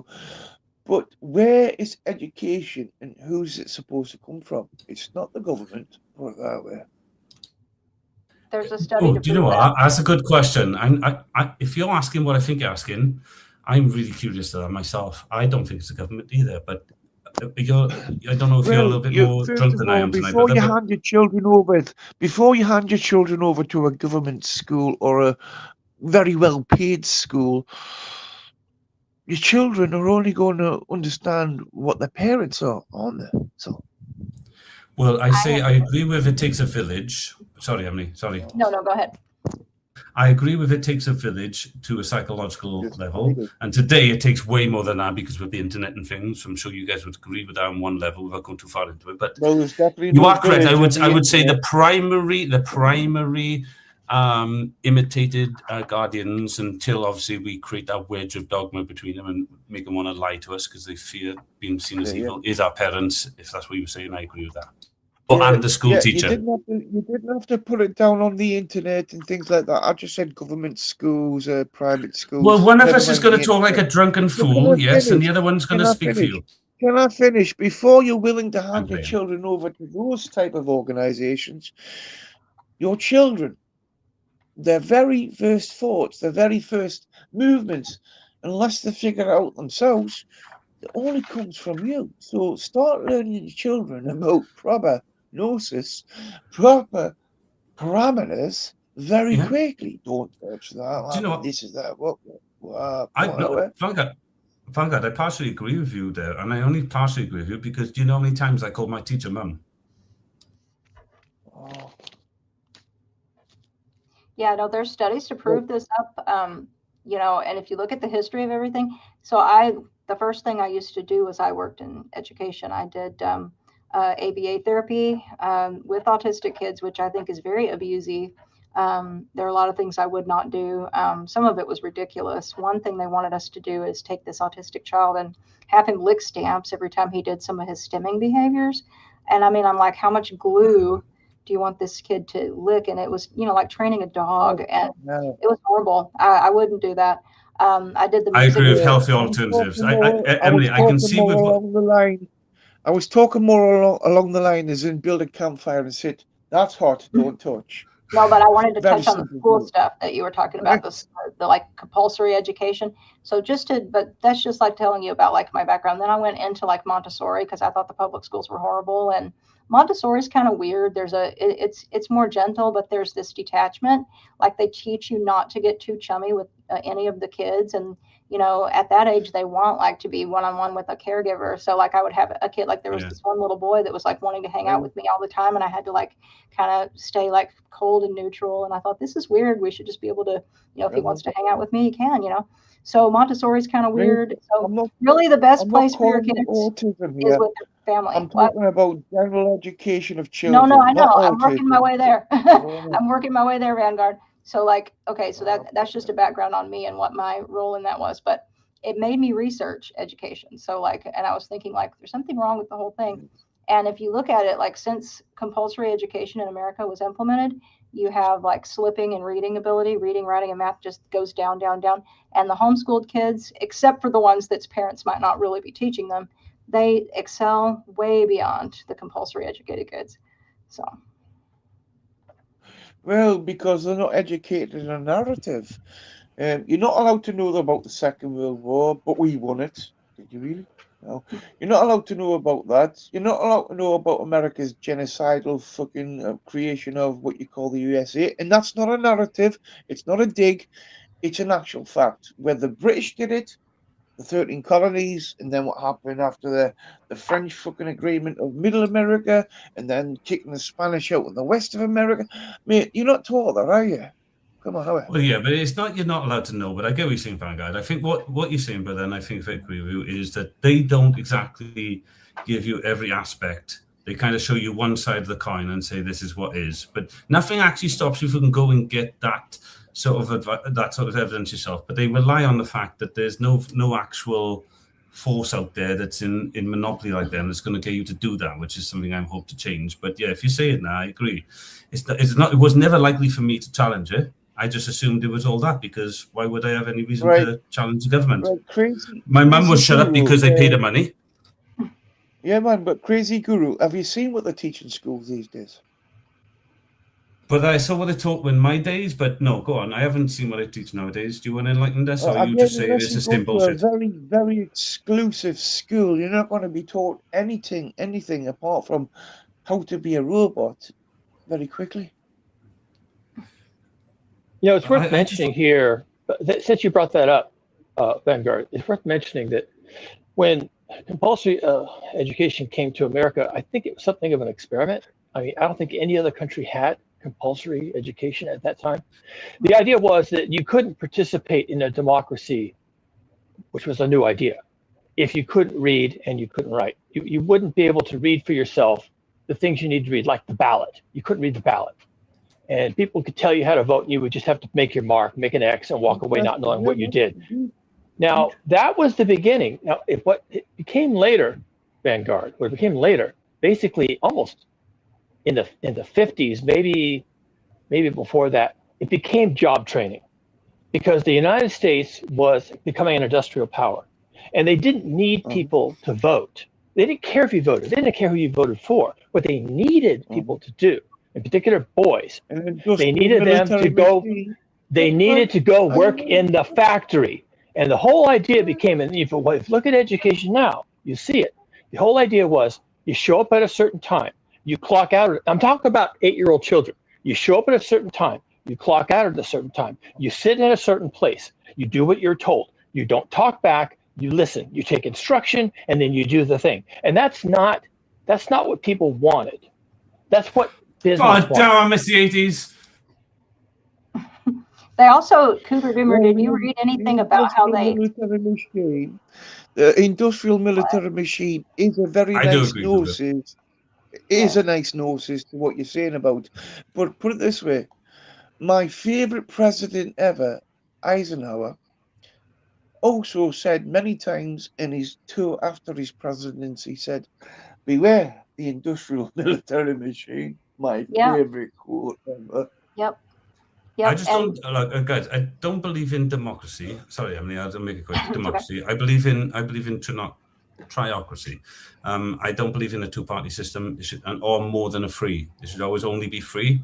Anything more corrupts and anything less corrupts, in my opinion. But I don't want to take it from now. It's the only thing I take from it, because this stuff is often subjective. Sorry, Emily. I did interrupt it. Apologize. No, I was just trying to put some context on the grief aimed at education. I was a teacher, and I quit. I felt you. Same. I didn't like it. Teacher. They were going to pay for it. That's the thing. The public schools really want people in there. So I was a paraprofessional, and I'd had 2 years of college, and they were going to. But have you seen the way it's went now? They were going to pay for the rest of my college, and I was like, no thanks. I don't want to do this. Right, but sorry, have you seen the way it's gone now? Are really pronouns without pronouns in a certain context? Pronouns. Teaching pronouns to say he, she, and having fucking name placards and on TV, etc. Do you think that's important? Well, it's one thing I wanted to, I don't know. I mean, I do think there are people that have these issues, and I'll call anybody anything they want to be called. But the flip side is, but you don't need a specific right in a placard to say so. Vanguard, I say what you said has worth. I don't know about importance, but definitely worth. Can we introduce Jack to the show a minute? Because he just jumped on, and we all love Jack. Come on, Jack. We'll take a pause, brother. How are you doing? Hey, I'm feeling blessed. I've been tuned in for a while, and I've been enjoying the conversations. I love the discussions on education and faith. It's time for changes. What kind of changes? Drastic changes. Hey, Jack, that doesn't help. Give me one. Jack, I'm gonna go a minute. Sorry, guys. Jack, could you just favor? I'll obviously answer Cougar, but I would love to see some one-on-one with you and Emily on your show sometime without the panel, before the panel, because I think she has very interesting points. But Emily, like myself, has an interesting way of communicating, and I love listening to things. And I think you could guide her a lot better than others. And you guys have some really common ground on care and sharing. So here's some traumatic stories that are really interesting. And I think that you could be a greater shepherd than others have. It certainly is, mate. I'm going to take a little bit break, Jack, and I'll let you guys take over from here, okay? I met her about a month and a half ago. I subscribed. I've just watched her. I've watched many of her material about the same rights, the same. Let's fight this. Let's fight this fucking nonsense. Let's fight the war on truth. Trying to change people's fucking minds. Tell them that the black is white and white is black. Mates, let's fucking talk about this shit. You know what I mean? Whose truth? Whose truth are you going to use? Well, that's actually, I gave kind of a broad answer as far as the changes and the reforms. But that's one of the things I think we can improve on is whose truth, right? We've got a system that profits from corruption, exploitation, and wars. It's time for the truth to come out. In the absence of truth, what fills it? What type of narrative? But history tells us that war is a fact. You don't have to hypothesize about Gnosis or anything else. War is a fact. That's a truth. People do this all the time. It's a choice. Maybe it's a choice, but it's their truth. That's why I ask and why I haven't got my answer. Whose truth? How are we going to determine this? What's that famous? Sorry to interrupt, but what's that thing? Veritas something. The truth will set you free. Veritas something or something veritas. Okay, but it's dancing around. It's dancing around. What do you mean by truth? This is actually important. Right, I'm talking Latin here. Something veritas or veritas something. Okay, well, you know what? The Latins screwed it up. They're extinct. Okay, let's talk about somebody who's not extinct. Whose truth are we going to use? How about this? We start with the truth of our unity. We're all on this earth at this time, united with this earth at this time. So the truth of our unity. And then together, we discern the truth together. Okay, I got a better truth. The earth is trying to kill you. Start with that. No, the earth isn't. The earth isn't. Every cunt around you who wants to covet what you've got is trying to kill you. Well, maybe the earth wouldn't throw us off if we were in harmony with the earth and everything else on it. You know, perhaps. Right. Put it this way, I apologize for my effing and coveting, but I do not covet anything. So, yeah. No, Cougar Doomer, I was going to say something to you earlier, but the conversation kind of went in different directions, but about school. Did you ever read about that program they had? It was back in the Reagan years where they were kind of evaluating people for being troublemakers and whatnot. And this lady went around talking about it, and John Taylor Gatto, who was one of these activists against school, even though he was Teacher of the Year in New York, talked about it. So it's a real program they had. And so all those files some of them got released, but it was like a secret program to mess with people and see what it did to them and to figure out who needed to be suppressed and all that kind of stuff. So maybe, like ending secret crap like this. Emily, all right, so as a general principle, if it was a secret program, then it didn't happen. Well, it was secret at the time. It's not secret now. Lots of secret things really happen. Can I just finish what I was about to say to Emily to that question and expand on the whole subject? Do you think I should covet the truth? Because that's all I covet. When I said I don't covet anything because there's no truth. What How could you should be I jealous covet of the from truth? here? Gnosis, knowledge, what history. I mean, Am I able to ask a question about the word so covet, where do I guys? go to covet from there? Come on. I don't understand what that means, though, Vanguard. Guru was You going to don't say understand what it means to covet. something. No, I don't Wait a minute, understand wait a how minute. you can covet truth. I don't Yeah, understand that. Vanguard, can I ask, what do you mean by covet, just so we can all hear? Because I can tell you what I mean by covet if you want me to go first. I mean, it's in the Bible. What does it say in the Bible about coveting? I don't read the Bible the same as you, brother. It's a sin. Right. Why would you do that? To Coveting covet to is me wanting something that you can't have. That's coveting. Ooh, very close to me, but I'm not saying that's not what it is. That's not what it is to me. I don't You, mind you explaining covet, it. a man covets another man's wife. It's not his to have. He covets. But it's not just his wife, though, is Yeah, it? What but else is it? intelligence agencies want Okay, to I can covet use a other fucking intelligence example. Don't be a pedantic asshole. Okay, a man covets another man's ox. A man covets another man's wagon. I mean, what the fuck? You know what I'm talking about. You know, I do know what you're talking about, but for us, there's a few different It's things, and they called all have similar jealousy. logos. It's called greed. It's called, put it this way, to covet covers greed, jealousy, and slothism. Yeah, so why would you murder. covet? Yeah, but why would you covet the truth? Don't you? You can have it. Maybe he's saying he covets other people having it and him not having it, but I don't think that's jealousy. That's just righteous wishing you had something that already belongs to you. You know what I don't know. I don't think people know how to use words. Words have meaning. Okay, let's be very clear. Right. Put it this way. My words mean just as much as your gnosis. When you understand my words through gnosis, find that diagnosis. No, you're supposed to use words to communicate. Do a better job. Could I give people what I believe covet is to me, and then everybody decide on whether or not I'm crazy or not? Just because I've got an accent and a personality, and I I'm haven't been asking to a Cougar because he college. seems a bit more passionate in this. No. Cougar, can I Cares just give you about my your- thing? Who cares about your accent? I have a California accent. That better not be a problem. California, no doubt about it. Right, guys, to covet to me, right, is just to deceive the feminine nature of the curious child within a household. So when it says to covet the man's children, servant, ox, and everything, it's saying the ones that look for the authority figure and live as a flock, like people like Jack Talcott understand that people come to him. People that come in and use covert narcissism, but they're doing it under a wolf in sheep's clothing. Can anybody understand what I mean?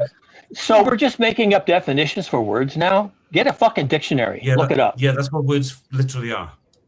No. Well, okay, but we're trying to communicate. Let's all agree on some definitions to start with. Let's start with the dictionary, okay? Don't make up words and then expect everybody else to follow your conversation. We're going to get lost and we're going to get angry and we're going to be pissed at you because you're engaging in word salad. Which dictionary? Let's move forward. Which dictionary? The English Collins Dictionary, the Italian dictionary, or American dictionary? You know what? I'd be satisfied with the Merriam-Webster 1913 open source dictionary. Next question. Right, can I ask, guys, if Jack, Mango, and Kenny had an opportunity since joining, because I wasn't here, I need to use a loo. Have they had an opportunity to speak? Does anybody want to take the opportunity now, because we've all been speaking? Kenny, can we let Mango, because we've not heard from Mango at all tonight? Mango, do you want to have anything to say on tonight's subject, or anything anybody's saying, because you sat there quietly, and I think everybody else had to speak? Mango? Go on then, Kenny, brother. Go for it. You go for it. Oh, no, not Hey, Kenny. Mango Italiano. You look like you pointed at Mango Italiano. What? Jack, have you got some words to take us on? I'm happy just to listen in just now. I'm doing okay. I was able to speak a little bit ago, and if Mango is there, Mango, you're muted if you are trying to talk. Oh, Mango is me. Oh, right. So, Jack, can I ask you a question? Because you've been watching, like you said, and I was listening to what you said, but I had to take a break. Can you do me a favor? We just have a little break from everything a minute, and then we can go back to us. Can you give me, from your take, how has Dirty been doing? He's been on your show. He's a great guy, and tonight he's taking on responsibility of running and finding Gnosis. He's been doing well from one host because I can't talk on it. So Kenny's obviously giving some support. How do you think Dirty's doing tonight? Dude, he's a rock star. He is. And the folks joining. The folks joining tonight. Vanguard, There's let's room not for say something, brother. I think Dirty could do better, actually. If I was Dirty, I would have thrown Vanguard off for being a drunken, interrupting clown. Just because you don't like me. Are you saying he's too caring and loving there, Kenny? Is that what you're saying? That's what I was asking Jack, not you. You don't like me because I'm more Scottish than you, and I'm not a well-bred person like you, am I? From Edinburgh, Kenny. Come on. What a whiner. Anyway, Jamie and Liz are getting the chat going, I believe, and obviously he's running it all night. Like, guys, I got to stick up with Jamie. Not only is he got to live right next to the Gnosis and that big slag teep that stinks the whole place out this time of year. He knows what I'm talking about between here and Falkrew. But guys, it is God. Kenny, what's it like down in London? Are you just as melting as we are? Yeah, it's quite humid. Well, in the land of rain, we're in Wales. We don't normally get this, and it's crazy. He's probably in a bunker. He's probably in a bunker in Dubai. Believe me. All right. And anyway, Jack, because obviously I'm taking your lead here. I'm trying to learn. I'm trying to be a host soon myself. But the question here is how are we to be happy amidst the I don't know, just like that. What does that say? Extra. Jack, can you read the circumstances of life? Dirty, get in there and help me with the reading. Extra. Kenny, can you read it? I think I can't read that word. What is it? Extra. What is that word? That says extraordinary. That doesn't say extraordinary. Extraneous. How are we to be happy amidst the extraneous circumstances of life? What does extraneous mean before you answer that, Jack? Do you know what that means? My first impression is external and maybe challenging. Let's see what this says. Oh no, I like that. What? That actually fits. What? Are you talking about Challenger 3? Hey, Jack is doing the thing Cougar wants, which is looking at the dictionary so we can all land on this word, because I don't know this word unless you do. Google comes up with extraneous means coming from the outside, not forming a necessary, essential, or relevant part of something. It describes things that are extra, superfluous, or besides the point. So how are we? That's a beautiful well, question. I do like to diffuse I like a it. situation. Vanguard, listen, I love to diffuse a situation. I mean, can we not diffuse the situations globally, please, and be nice to each other? Jack, I'm glad you said poetic, because that's the word I always think when I think of Jimmy. He's very poetic. I love his music. I love the way he took on one of my hymns to read it one day. He's beautiful at that. He's got that poetic soul. Reminds me of that what's that movie they did with Robin Williams, I think it was, something about poetry. That was a beautiful movie as well. And he reminds me of that, and he tells me the same as you. Society. Yeah, he tells me the same as you, that just like me and Jack, I won't tell your story, but like you tell everybody, I don't know what Kenny and everybody it is, that we've all made mistakes. He feels them deeply and is looking to make changes. I won't put words in his mouth. That's what I get from him, because that's my story as well. And yeah, poetry is what I get from Dirty as well. Have anybody heard the actual Dirty's music? Thank you, Alicia. But I'll be quiet from now, just for you, Alicia. I didn't know I was talking over anybody. My apologies, Alicia. I love you guys. Oh, we got a laugh from me. Hey, as far as that question, how are we to be happy amidst everything that's going on? My first answer is we got to remember that choice. It can be tough to remember to be happy when you got a lot to worry about, a lot to be angry about. Big responsibility, that word choice there, isn't it, Jack? That's how I found my freedom from my insanity. Found out. I remembered, oh yeah, I can make different choices than doing the same old stupid thing. Holy cows, what a concept, man. Choosing different. It's a beautiful concept. I think that's it. You guys can disagree with me if you're a fan. Sorry about But that. is that the Peter Parker and Uncle Ben I didn't mean to burp. logos? I didn't That mean to burp. responsibility and choice? Sorry about burping. But AI might say something about me burping. Sorry about that. Oh, fuck. Don't worry. DNW is no year. Shut up. Yeah, what an idiot. Oh, I love people. God, I love people. Do you know what? I don't know Dirty's test for us all tonight is to let Vanguard stay in you. Love him. He's showing love. He's going, guys, this is love. Let Vanguard stay in you. I can certainly see the test behind Kenny's eyes. No, His glasses it's not love. on. That's how you know Kenny's being tested. His glasses on. It's either me being a dick or Vanguard. You know, one or the other. It's tolerance. It's not love. It's tolerance. They're kind of yeah, I like that. They're related. There's the example, isn't it? There's the example. Oh, guys, the lady was speaking. Hey, the lady was speaking. No, I just said they're relatives. They're close cousins. Tolerance and love. Oh, don't forget I'm Viking. And Vikings like to test people just to say hello. Yeah. No, you're not Viking. You're an idiot. Well, thank you. Thank you for that. But you're a colonial. It has idiocy taught in your what? I'm going to have a go here. You're the idiot. I bet you're APAC. If you are a good teacher, tell me about Charlie Kirk. Were you offended by Charlie Kirk? Lunch, breakfast, lunch, and dinner, right? Well, Kenny, What what is your opinion on What about Charlie Kirk? Okay. Charlie Kirk's dead. What about him?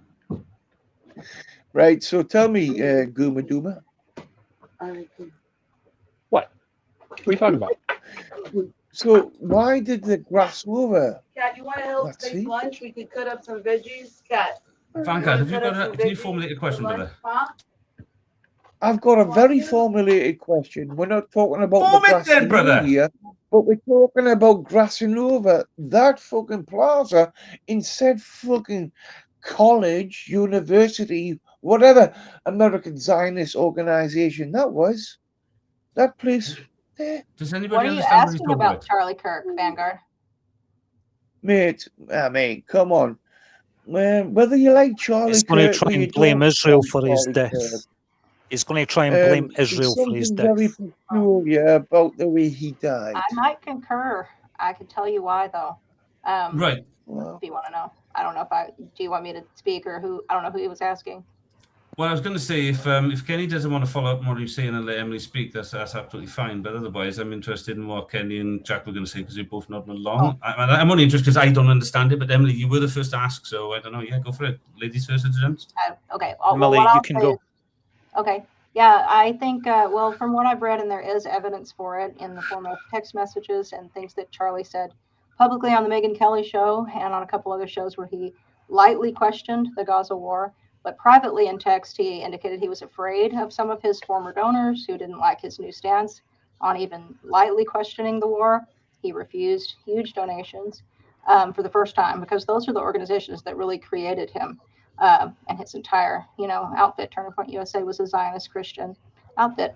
So, so I definitely think they could have had a hand in allowing him to die. And how would they do that? It would be by standing down, by not, and this happens with people just not protecting them. And there could have been something orchestrated like that. Now, I don't have any evidence for that. And I do think there's a lot of evidence that the person accused of killing him is who did it. Well, but we know there's a lot of evidence that's not allowed under Kash Patel. Vanguard, we all have a little list. I want to jump and ask questions, but Kenny was next, brother. Let Kenny go next and then follow a line. Come on, brother. You're the guy that pushed in school, didn't you? I didn't know there was a pecking order. There's no pecking order. There's a bit of decency. Let Kenny and everybody say, because we all wanted something to say. I was giving a caveat to Emily's stuff. All I was saying. There's a pecking order. There's a pecking order, and the village idiot shuts up. Thank you. Yeah. Yeah. So Emily, I do think. Shut up. Interesting. All right, Vanguard, come on. Let Kenny say something. We will get back to Jack. Will you let Vanguard go second? Thank you, Jack. Go on, Kenny.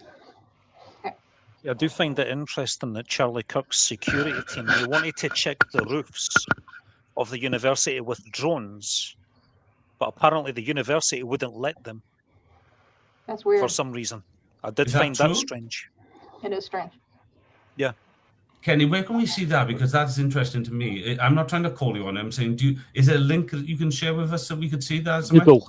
Google, Gary. Kenny, Gracie, Google. Kenny. All right, I wasn't challenging, can but I I was ask just you a wondering if there's serious anything question, direct. Yeah, go ahead, Google.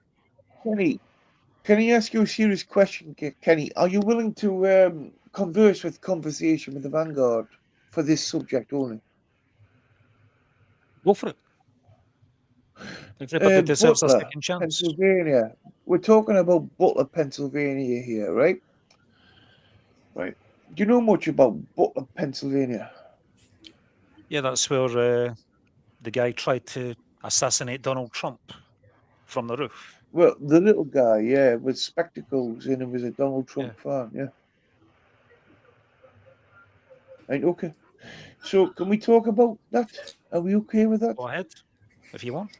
Go. So why was it like a WWE promo? And why did the fucking the guys that are supposed to protect the United States president not take him out the scene, right? But let him come up and do a photo scene. Why is that? Somebody screwed up. I don't know if he's asking Kenny or. So that's a screw up, is it? Do you know how the Secret No, it's an Service allowance, works? in my opinion. I'm going to say that. I love the first answer because that was really truthful. I get that, Cougar. But go on, Kenny. Have you got a long form answer for that? I think it's highly probable that elements in the deep state and the FBI wanted Donald Trump dead. And so was there a was like message. a more relaxed thing You won't do because what we want. they The were FBI warned. is run by Kash Patel. You're a Zionist. Are you part of the deep state there, Kenny? Are you a Are you going to Zionist? let Are me you answer going the to question or just cancel come out my with bank these horrible accounts? drunken... I'm just asking. Are you a deep stater? You invited Sorry, me I'm into a not being a dick. conversation to discuss and then you're talking over me. Shut Vanguard, the he's fuck saying up. he hasn't finished yet, brother. Can you just let him finish land a minute? Are we able to do that, brother?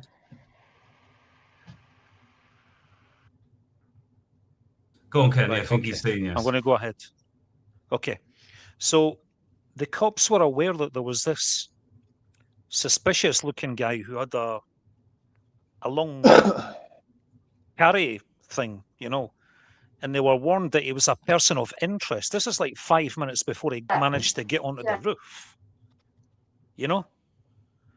and there was people in the crowd that were shouting to the cops, there's somebody on the roof and it looks like he might have a gun. And the cops, apparently, the security services were not really paying much attention to the people's concerns. That is worrying as well. Yeah, when they want to send you a message, they allow something to happen to you, and then that's your message. Right. I think obviously. What was his name again? Guys, 1 minute. There are two Americans in the room right now that may know a little bit more about this, because as we know, if we ask Cougar and Jack if they got anything to add to this, so we can balance it. Can we do that before we go on, It Vanguard? wasn't Thomas Cook, but it was somebody Cook, wasn't it? The second name was Cook, I believe. Cougar and Jack, do you know much about this, considering this comes from your home country? I've heard quite a bit, and there's a lot of mystery to the story that's being put on trial. But Cougar Doomer, I didn't hear the question. Please repeat the question. Well, it was basically they were all talking about obviously the Trump assassination, if I get that correctly, and they were given facts about it. But we're given it from across the pond, and I was just wondering from the lads across the pond, what do you know about that assassination? If I let Kenny take it away, because I don't know much about this. Kenny, tell him about who the lad was and what you guys were actually talking about with that Trump assassination and what it was. All I see is what's in the paper, and the most recent thoughts is that all of the assassinations were staged. They were all performance. Well, that's a fact, but I find it. Can I just be a dick here? You crazy guru, you said assassination. There was no assassination. I said assassination attempt.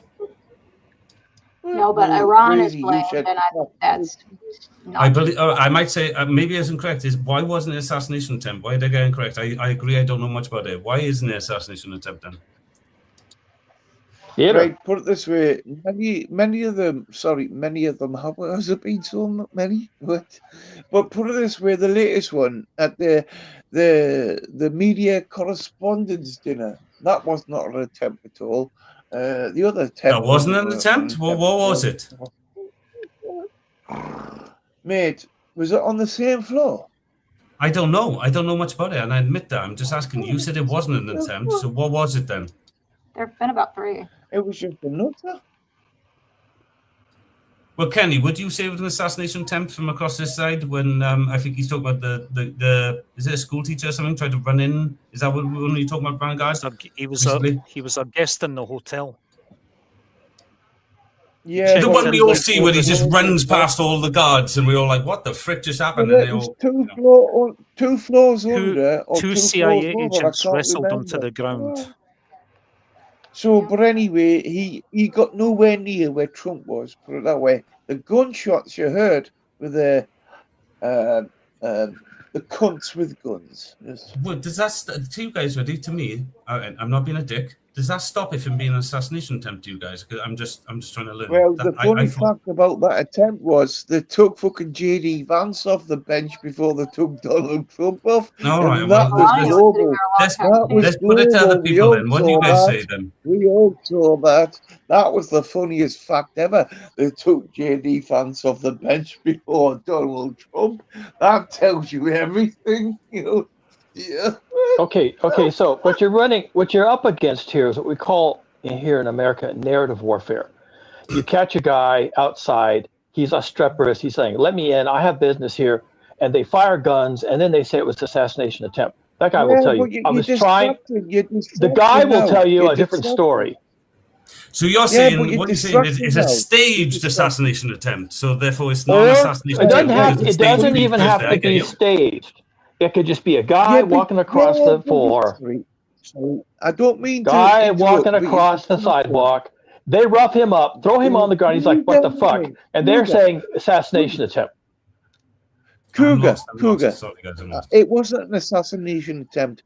The funniest fact was they took JD Vance off the bench before they took the president off the bench. Jack, please No, be the it's not the funniest part. I'm so lost with these guys at the moment. Do you know? Can you make any sense of it for us guys across the pond? What are they talking about? Try, brother, please. I'm struggling. You do this. He's loving this. He says I'm trying to help Dirty and try. Kenny, please. What are they talking about? I'm lost with them both now. No, you're just being dumb. Listen, Crazy Guru. Yeah. Possibly, it's called narrative. Yeah, okay, let me straighten you out. Words matter. Narrative warfare means that you define something to be what you want it to be. Shortly, we are supposed to going to war with Cuba. They're going to have to cook up a reason to bomb and invade Cuba. They don't have a reason. They'll make one up.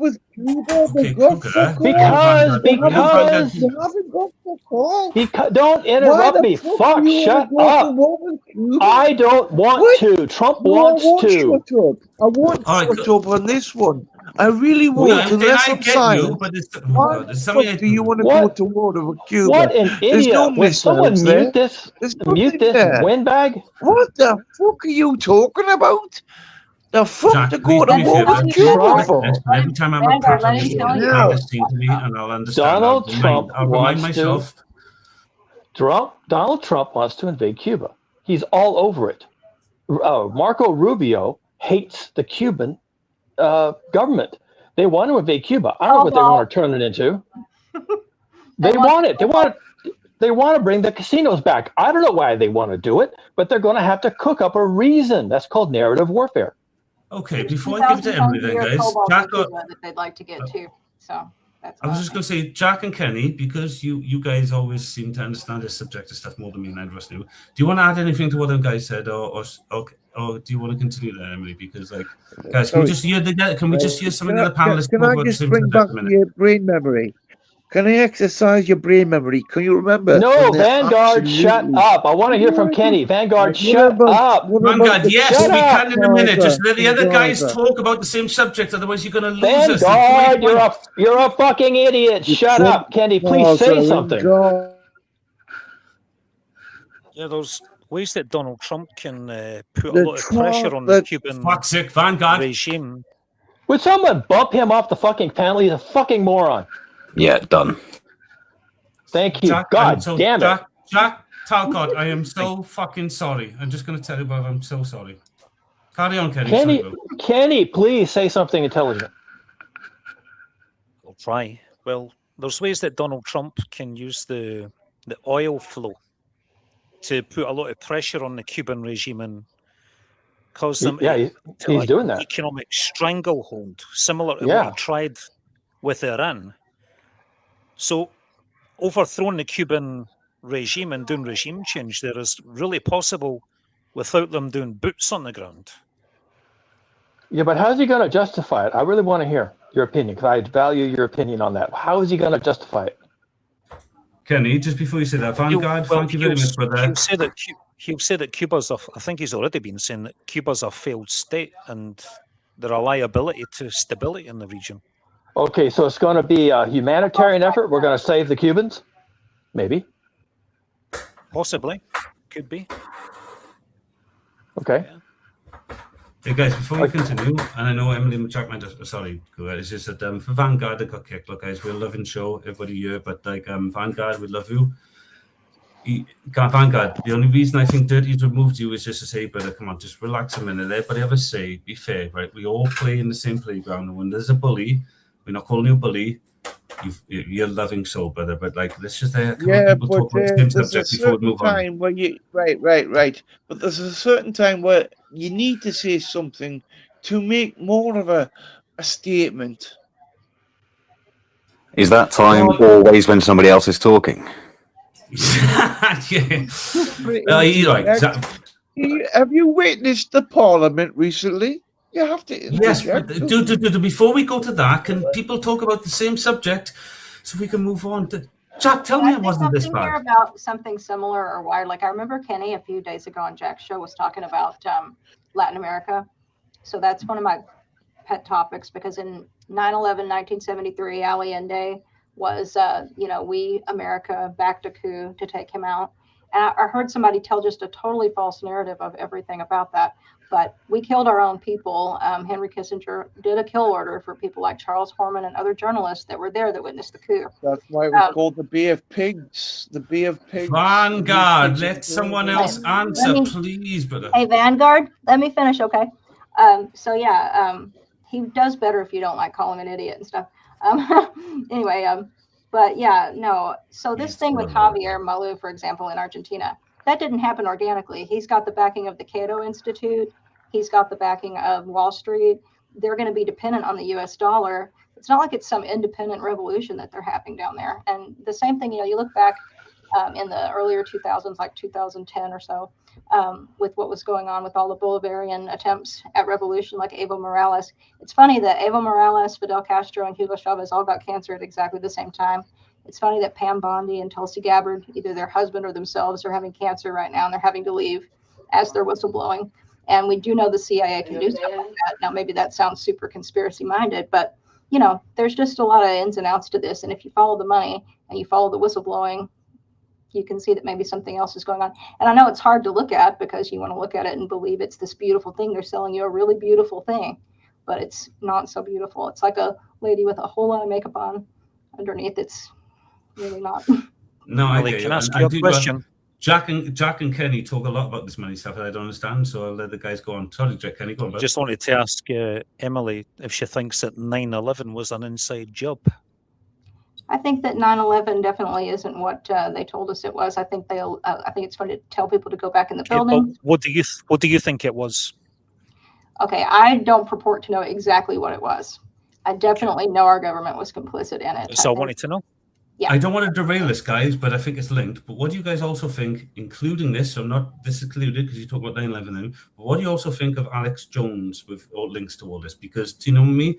If the people he's talking about as powerful as he says he is, And why do they let him say what he wants to say? I'm always curious about that. So it's linked to 9/11 because he's that's what made him famous, didn't it? So do you guys trust people like Alex Jones as well on this stuff, or are you kind of ultimately skeptical? No. Did you want to say something about that? Okay. Yeah, no, I lived in Austin where his whole InfoWars thing was it's totally disinfo. So it's like, 35-40% truth and the rest is just showbiz. I was going to say, I do see some truth there, and that's what the illusion is, yeah. And that's, I think, what Jack tells about like people like Trump and these things. Not that they're full of crap, but there's also there's too much illusion there. And if we all work together, more of that illusion could be unveiled. But go on. Mm-hmm. Yeah, but the illusion is not innocent. It's not just, oh, I made a mistake, or I didn't have all the data. The illusion is deliberate. Let's not call it illusion. It's narrative warfare. And Alex Jones' website, it used to be called Info Wars. Now, it's right there, people. Information Wars. It's right there. He knows what he's doing. Mm-hmm. Yeah. I kind of agree, but I want to see what I say that I don't want to steal it. Like, anybody else agree with you, Cougar? There, I do. I do. There's a lot of that going on in the world right now, people. A lot of it. Good luck. Jack, you're the other side of the pond, like Cougar. What do you take from Cougar? You're going to be more relatable to this, surely. Vanguard, chill a minute. Let Jack answer, and then we come to you, brother. Well, there's been a war for the narrative. Who's going to control the narrative? And we know the news is lying to us. So the narrative, we got to sift through a lot of stuff. Regarding the 9/11 question, James Corbett from CorbettReport.com, he's done some incredible work, my opinion, putting together data and stuff, and really makes you look. Okay, but is he going to claim that 2 jets loaded with fuel didn't fly into the World Trade Center? Because that's what happened. That shit happened. Right, I'm glad you brought that one up. I'm glad you wait a minute, Cougar. He asked you, Cougar. I'm sorry, Vanguard. He was asking Jack a minute. Let Jack at least answer, and then have your opinion. Like, he was asking. Sorry, hold on. Can you put Vanguard to his bed? Up another subject. Put Vanguard to his bed. Thanks. Yeah, I don't know how many chances I can give you, Vanguard. I want to bring you back because I want you to be involved in the conversation. But if you're going to derail the conversation that's already here, then I just can't let you in. I'm sorry, bro. Dirty, maybe just let him on once we've all had a say, and then come in to say his say, just so he doesn't feel, as long as he sticks around. But that's his own care then, isn't it? But with Jack, was you going to give a response to what Google was saying there? Or do you need to improve the question? He was asking for confirmation regarding the planes hitting the towers, and I know there's questions and things on that even, but something happened. How can there be questions about jets? That's what I want to towers. How? Please make this make sense. Cougar, formulate in a specific question. Welcome to how Jack thinks, Cougar. Make it make sense. Cougar, I know you have certain guys, just a minute, Emily, go, babe. Oh, I was just going to ask him. I know he has certain knowledge about certain things. I don't know if you're like engineer and architecture and whatnot, but so I had a lot of engineer and architect friends. One was a member of the Engineers and Architects for 9/11 Truth, and they do not believe. They believe those buildings would have only come down if there was a controlled demolition, especially Building 7, which came down all by itself over there. So a lot of people, jets may have flown in, but was stop. Let me finish. Everybody keeps saying that the planes didn't hit the buildings. I didn't say why. That. That's my point. Emily, I tell you what, right? Let Cougar. I get you, babe, right? But obviously, Cougar's a little passionate about it because you understand. No, I'm not passionate. I'm confused. Formulate a question then, because you're not formulating a question. Formulate a question directly for Emily, because otherwise you're just trying to get people to subjectively agree with you without formulating a question. No. What do you want to know? What do you want to? Do people think, do people believe or accept? How about accept? It's not use believe. Do people accept that 2 civilian jets loaded with fuels hit the Twin Towers? Yes or no? No, I don't accept fully, but I accept something happened. Yes, absolutely. For fuck's sake. What's your fuck's sake about? Yeah, it's a good question. He said no, he didn't accept it. I didn't say that. Who said that? I thought Crazy everyone... Guru. No, Brady I Guru said said he doesn't believe it. I said I accepted it, but I don't accept it fully. I think there's a lot more to it than that. That's too nuanced to me. Oh, for fuck's sake! Why is that? That's what Jack is saying. Why are you saying oh for fuck's sake? Come on, we'll answer I it. just want to know if the buildings hit if the buildings hit the planes or not. Okay. The buildings hit the planes. I'm not being dumb here. I'm not trying to be a dick. What do you mean by that? Yeah. I'm being funny. I said it wrong. Did the planes hit the buildings or not? Did the planes hit the buildings or not? Let's assume they did. Yeah, let's just say yes. Let's assume they did. Oh, Jesus Christ. No, let's just hypothetically. Camera angles that were filmed when the planes hit, though. It's not as if it was just one bit of footage. There's multiple angles where the planes hit the buildings. The planes hit the buildings. I've seen presentations where there's claims a lot of that footage may have been edited. That's the only reason I say there are claims that maybe there was not the planes. Yeah, Myself, you know what? All the footage was edited. Right, who you would be interested in getting Cougar tell us his version so we can all understand? Otherwise, because it doesn't seem like there's an acceptance here. If we all listen to Cougar tell his version, what he thinks we're all struggling with, and then you guys can do it. I don't know much about this, to be honest, and I wish I could help more. But I think if we hear Cougar Doomer's version and his whole beef, and then you guys can dissect it. Is that okay to Cougar? Okay, so the buildings came down just before they came down at different times. The buildings were hit with jets loaded with jet fuel, and I don't think that's controvertible. I don't think anybody can deny that, but I hear people denying it. Question, Cougar Dimmer, how did Building 7 come down, though? It was not hit by a plane, and it did come down. Peter Jennings, who's now dead from cancer, saw that and said it on the air. Okay. Oh, Cougar, before you answer, can anybody elaborate? What do you mean, Emily? Do you know more about that or anybody else? Yep. She knows. No, but I don't, and others might do. What do you mean? When the planes hit the towers. Okay, she just jumped to Building 7, and she doesn't want to say that 2 jets full of jet fuel. Hey, that's a lie. I'm the first one that said I think the planes did hit the buildings, and you seem to just want to hear Guru say they didn't and pick on that. Can't hear you, Emily. Can't hear you. Which isn't what happened. I can hear. Who cares what happened to Building 7? I don't care about Building 7. It came down. Emily cares, and she's asking you a question about it. Can you answer, It could have been a Cougar? controlled demolition, Cougar Dimmer. You don't care about truth. Why are you here having a convo then? I do care. That's a good question. Did the planes hit the buildings or did they not? I already answered that. Right. She did answer, Cougar. Emily, answer it again for him, and then he can answer your question. No, I already did answer it. This is what's wrong with America. America is full of the stupidest people on earth, and you can take that Yeah, they ask the as same given. question over and over again and insult people. Well, That's definitely what's No, wrong with America. I've observed Americans all my life. We're the stupidest bunch of motherfuckers on the planet. Cougar, please.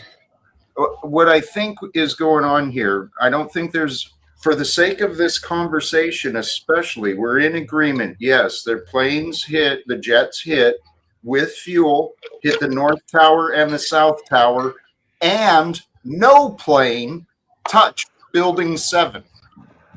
All 3 buildings Jack, dropped. let me get back in on that. Freefall. Let me get back to Jack on that. You're right. No plane did hit Building 7, but loads of debris from the fallen towers did strike the base of Building 7, which weakened it. Because all the fire services' efforts were concentrated on the two towers that had collapsed, the fires in Building 7 were able to burn uninterrupted for several hours for the first time in history. But That's a lot why of it engineers don't collapsed. agree. A lot of engineers don't think that could have happened that way. Hey guys, can we ask Jesse if he came on to A lot interject do, by though. you and talk to us? Or Jesse, do you mind these guys continuing by you, or do you want to interject you? Because go ahead. My connection in this house that I'm in, the connection isn't really that good, so I don't know, Matt, if you'd actually be able to have a conversation with me where I'm at. Not a problem, brother. You give us a chat. You give us a heads up when you've got that. Where was we at, anyway, guys? I'm learning that because this is all new to me. That's why I'm very open, subjective. Sorry, Cougar. I just don't know enough, and I was saying that from the beginning. But these guys all did say the planes hit, and I think they were talking about Building 7. But also, I had an extra question that I don't know about, guys. It was something about the Pentagon. I don't know if that's related to this. Does anybody know about that can relate? That's another jet. There was 4. There was 4 jets. 3 of them hit targets. 1 of them was brought down in a field in Pennsylvania by the passengers. 4.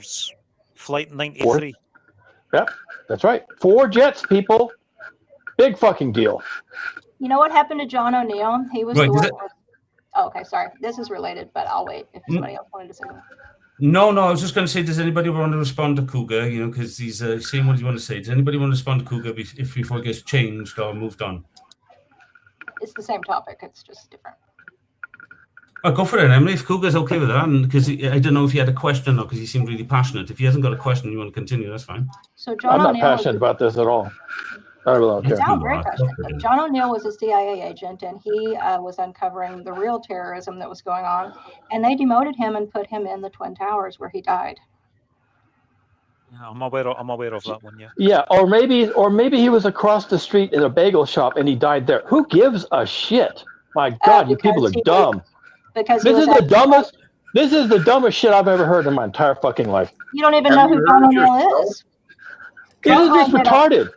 No, he's There not. was a bagel shop across the street with a police officer in it, and he knew something about some crime that involved the mafia, and he died in that bagel shop, and that's a goddamn conspiracy. When you're Hey, put in the tower, Cougar, here in the UK, there was this weird conspiracy, and I want to ask Kenny about it because I don't know much about it, and he might. It was about the BBC, and they were reporting on Building 7 falling before it actually fallen, and they filmed it. Does anybody know anything about that? Because I haven't seen it, but someone was telling me I was playing a computer game, and they were telling me about it, and I was kind of taken in, but I wasn't paying attention. I had my own thing in mind because I'm selfish, but who knows much about that? BBC was reporting on Building 7, somehow told it'd fallen before it'd fallen, and it hadn't actually fallen. Is that true at all? Yes, but it was a mistake, though. It was Yeah, a genuine it's bullshit. mistake. It's a genuine mistake. Just People make to mistakes. interject a moment, if I may. Chuck, you're in the background. Can you just give me a wave, brother? Thank you, John dude. O'Neill was supposedly fighting Al Qaeda, and that would be the thing they're supposedly so concerned with smoking out of their holes and doing something about. They demoted him, told him to shut up, put him in the towers, and he's dead. I don't think it's retarded to notice that. It's retarded to make up facts. Those aren't made up facts. Go look it up. John O'Neill. Yeah, Cougar. What facts are made up in your opinion, then, so people can debate it? That's just consequential, though. I mean, let me ask anyone who because they believes. stopped his research. They stopped his Let me research into the very people they later claimed did these terrorist attacks. John P. O'Neill, look it up. He was looking into Osama bin Laden, and then he was finding out what really was going on, and then he was dead.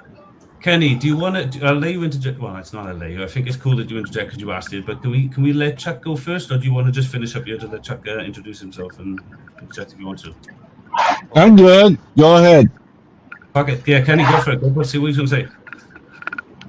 Yes, I was just going to say to anyone who believes that the Twin Towers were brought down by demolition, what's your reason for believing such a thing?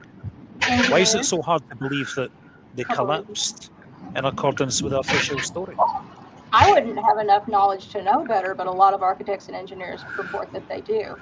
That those buildings couldn't come down that way. Now, whether that's true or not, I'm not sure. But then coupled with the other things that we did, like the invasion of Iraq and all of the other stuff that went on, we now know that there could be reason to believe that they wanted to do all of this and that this was all the false flag reason to do it. Right, Vegan. That doesn't really prove that they did, though. I mean, one of the arguments I've heard that jet fuel doesn't burn at a high enough temperature to melt steel beams. That's their smoking gun. It doesn't have to melt it. Oh, not to melt it. All it has to do is weaken it. Good enough. Correct. And the fires burn at a high enough temperature for the steel beams to lose about 80% of their strength, causing them to sag, bend, and unhinge. Do you know? Guys, let's bring in a different voice just a minute before you continue. Jack, have you got anything to add to this? Because you look like you might want to add something. I might get it incorrect. And I know Vegan's just answered. I'm not saying to derail it, guys. Keep it what it is. You guys are interested. But Jack, do you want to add anything a minute? Well, my mind drifted from the conversation. I pulled up, I'll drop it in the private chat, this link for Corbett report. He's got a ton of information on this 9/11, the 9/11 timeline and the evidence that shows that kind of points to potential insurance fraud and government fraud and just all sorts of stuff. But does that make it real just because he wrote it and got paid money to do that? Does that make it real? Don't be absurd. It's the information. Sorry. Yeah, it's made up. It's a fairy tale. It's made up. He made it all up. The Corbett report is Prove me not wrong. considered reliable information by independent fact checkers. I'm going to drop in the chat why people said Building 7 couldn't come down that way that are engineers. I don't purport to know enough. Hey guys, I don't mean to be a dick, but Vegan did just join and he brought up some points. Can we let Vegan for a moment or two just steer who he wants to reply to, whether it be Kenny, Emily, or Jack? I think they're great conversations. Vegan just steered them because he just returned. And he did have a great question. Yeah, so go Vegan, ahead, Noodles. if you want to ask him all individual questions before we move on to everybody else, I'm really interested because I'm learning a lot here and listening. Tracy, I have a question for you. Who the fuck elected you as the referee? The person that doesn't know much about this, they're all listening to. Well, thank you, Crazy. I appreciate that. I watched. I am kind of a like, how do I put this?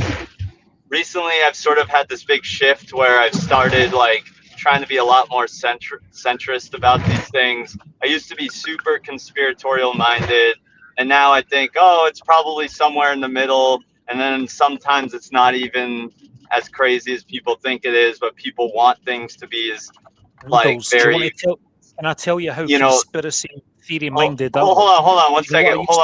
Wait. Let me land this. So, but I will say, after watching Mark Passio's lecture about 9/11, it's so crazy, uncanny, like the amount of what you'd have to call coincidences, right, is unreal. Like the dots that he lines up, it's like, man, how can all these things line up? And a lot of it, he tries to connect it to the sort of esoteric thing, like it has to do, like the dark occultists are using Kabbalistic symbolism and all that. Tower, basically, what is how many Sephiroth, or like, how many Sephiroth are there? It was 10. 10 is the God number. Tower 1, Tower 2, Tower 7. What does that equal? That equals 10. They're killing God. There was a male. There's a single question. Hold on one second. There's a male and a female tower, and they destroyed both, and then they've rebuilt one that's just a male tower. So they're killing the divine feminine. And then there's all these other numbers and stuff that he works into it, which is just crazy. It's like a crazy coincidence. So go watch that if you really want your mind to be blown about the whole thing. Right. But can we draw our attention to the Pentagon? Can you remember the Pentagon? yeah, I mean, it's like, the supposed to be one of the most protected buildings in the world, and there was like this shitty little like cell phone camera image of the plane, which you barely even see. Well, let's just say who's got the background? It wasn't the Boeing 787 that went into the Pentagon. It certainly wasn't. Well, anyway, that's just I don't know what happened, but these are all there are coincidences. There are coincidences. That's all I have to say. Okay, you know what? I practice chaos. I practice chaos magic. Am I allowed to say something, please? I can remember. You can't find it on the internet today. It's not possible. But I saw highway footage, right, of the highways and roads, all the cameras that are about, and I can tell you now that was a cruise missile, and that's a fucking fact. All right, what was Cougar gonna say? I was just gonna say people in the Congress building had pictures of the plane coming in. It was not a cruise missile. They had the up close pictures of the plane headed for the Pentagon. Jack hasn't spoken. 1 minute, brother. Don't be rude. He hasn't spoken all night. This is the first time he spoke up. Let's listen to him. Today. Sorry, if I'm over talking, I apologize, but you can't find those pictures, images today. But I observed it at the time, and it was not a Boeing 787 that went to the Pentagon. I can tell you that. Chuck, do you want to respond to that, brother? And I got news for you. There was more than 19. They caught 4 in St. Louis that day, trying to board a plane with the knife cutters from the Mideast. And they were arrested. They were caught before they got on the plane. So I know if it was in St. Louis, there was more of them than just the 19 that took all these planes. Right, So I wanted to hear what Cougar. Let's hear what Cougar. Let's hear what Cougar Doomer had to say. All right, let's just listen to Cougar Doomer. Okay. But anyway, we're not talking about the planes. I'm talking about the Pentagon. And what hit the Pentagon was not an aeroplane. The one official's wife was on the plane talking to her husband on the cell phone. Guys, let's listen to Cougar talk for a minute, please. Cougar's not here at the moment, I don't think. Cougar left because Vanguard is a drunken fucking idiot. That's why.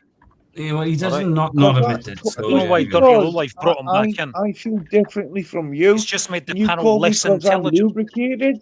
I mean, Kenny, hold on.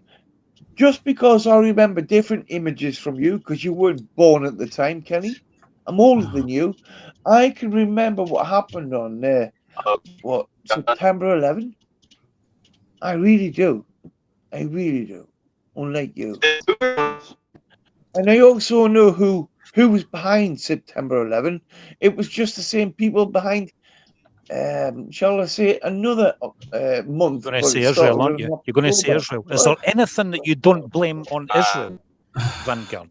Jack, can I ask you a favor, brother? I've got to really take a break. I really don't envy you guys, but is there any chance, Jack, because you know my word, and you could ask Emily the topic today and bring us back on topic? And yeah, I just need a break, man. I don't want to feel bad at all, and maybe we can get away and maybe find a different path. We don't need to apologize, but I feel lovely. I just think it's getting a little rotatory now. Maybe we get 1 minute, but maybe you just let Jack ask Emily the.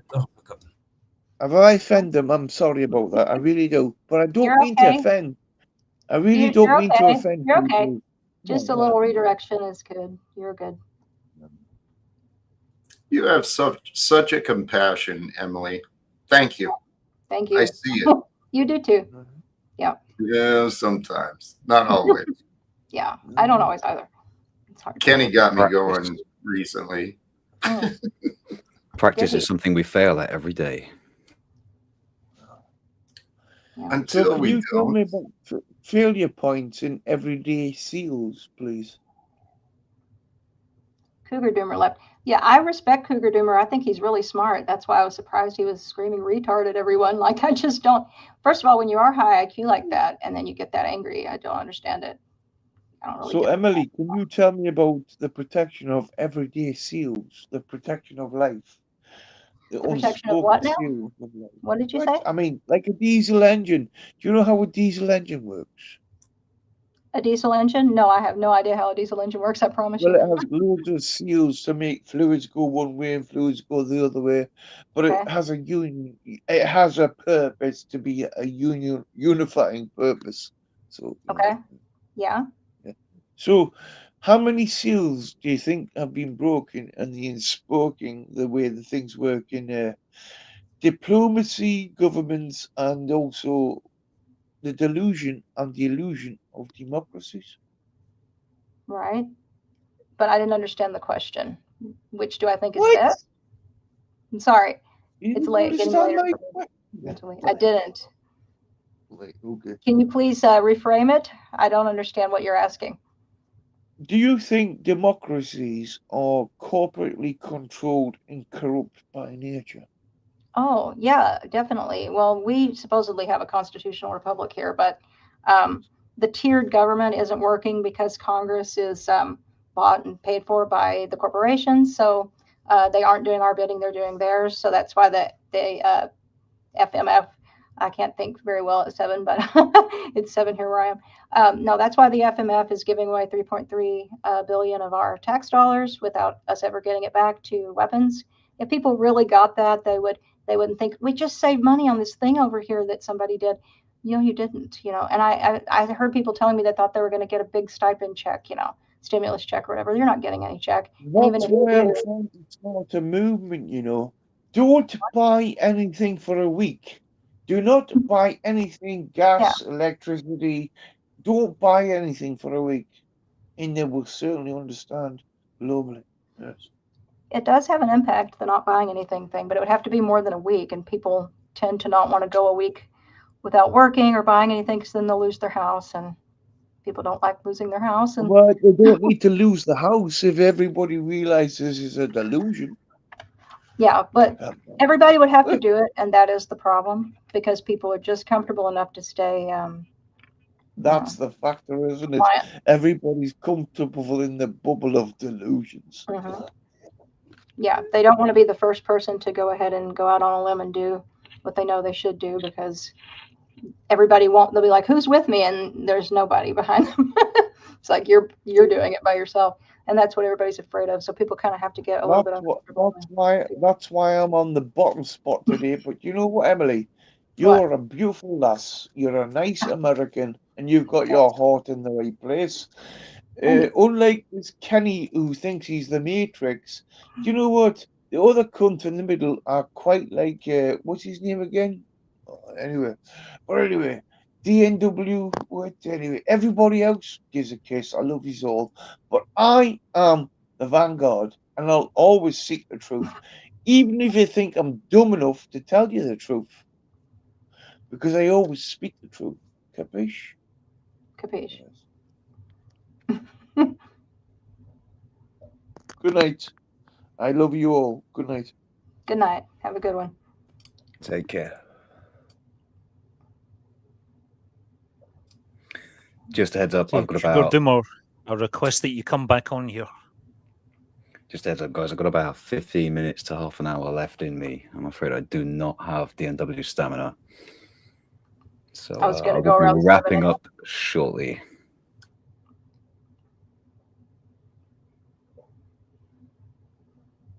I was going to back up Kenny's position.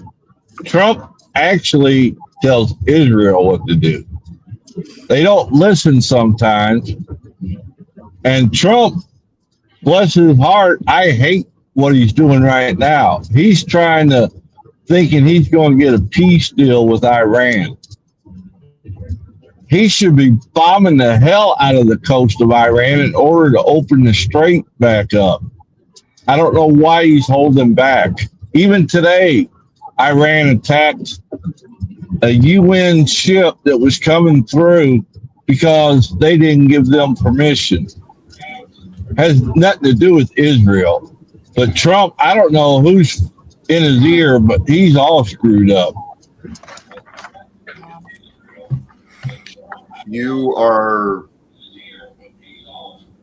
So you think more war and violence is a better path for America to take?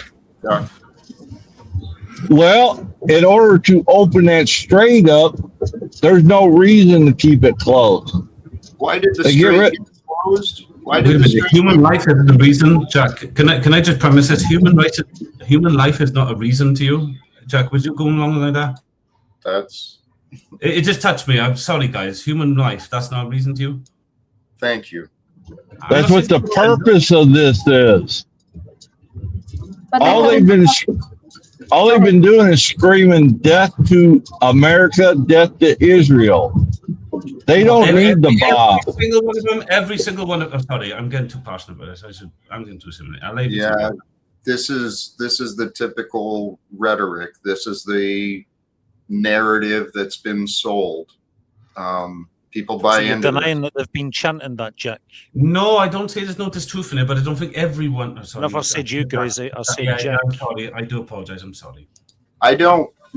Well, like Guru said, not everybody. And what is the context if they are?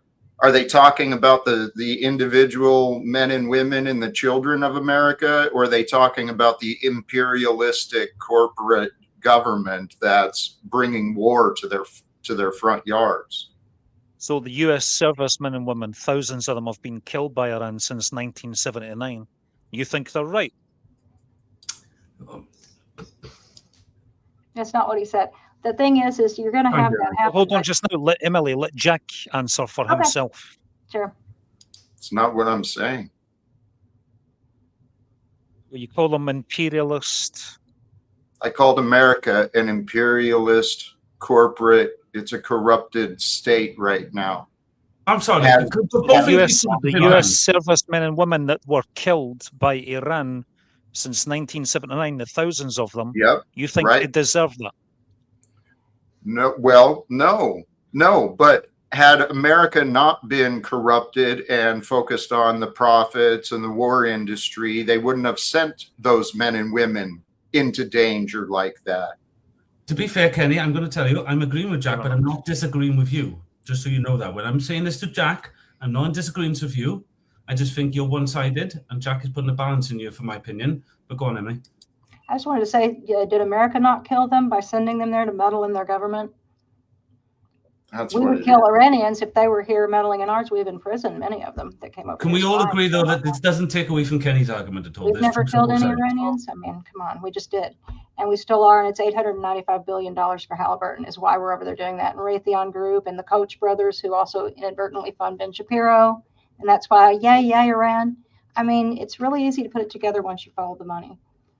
Sad to say, it's not the beautiful picture that it looks like, and I wish it was. So it'd be really simple. That guy bad, we good, yay. But it's not like that. It was, all I know is I went twice to Iran to try to get the hostages out. Before you, let me get in. Kenny's talking. Yeah, it was Jimmy Carter that helped overthrow the Shah of Iran, wasn't it? Over some disagreement regarding the Strait of Hormuz. Yeah. Oh, yeah. This was our meddling, though, yet again, for our purposes. And it's sad. It's really sad for the Iranian people. Persia's an amazing place. When Trump made that comment about all this civilization is going to die in a day. And there are artifacts there, things that haven't even been discovered. My friend used to be looking into all that. He had a group called Peroshi or something like that. And they don't care about any of that. They don't care about culture.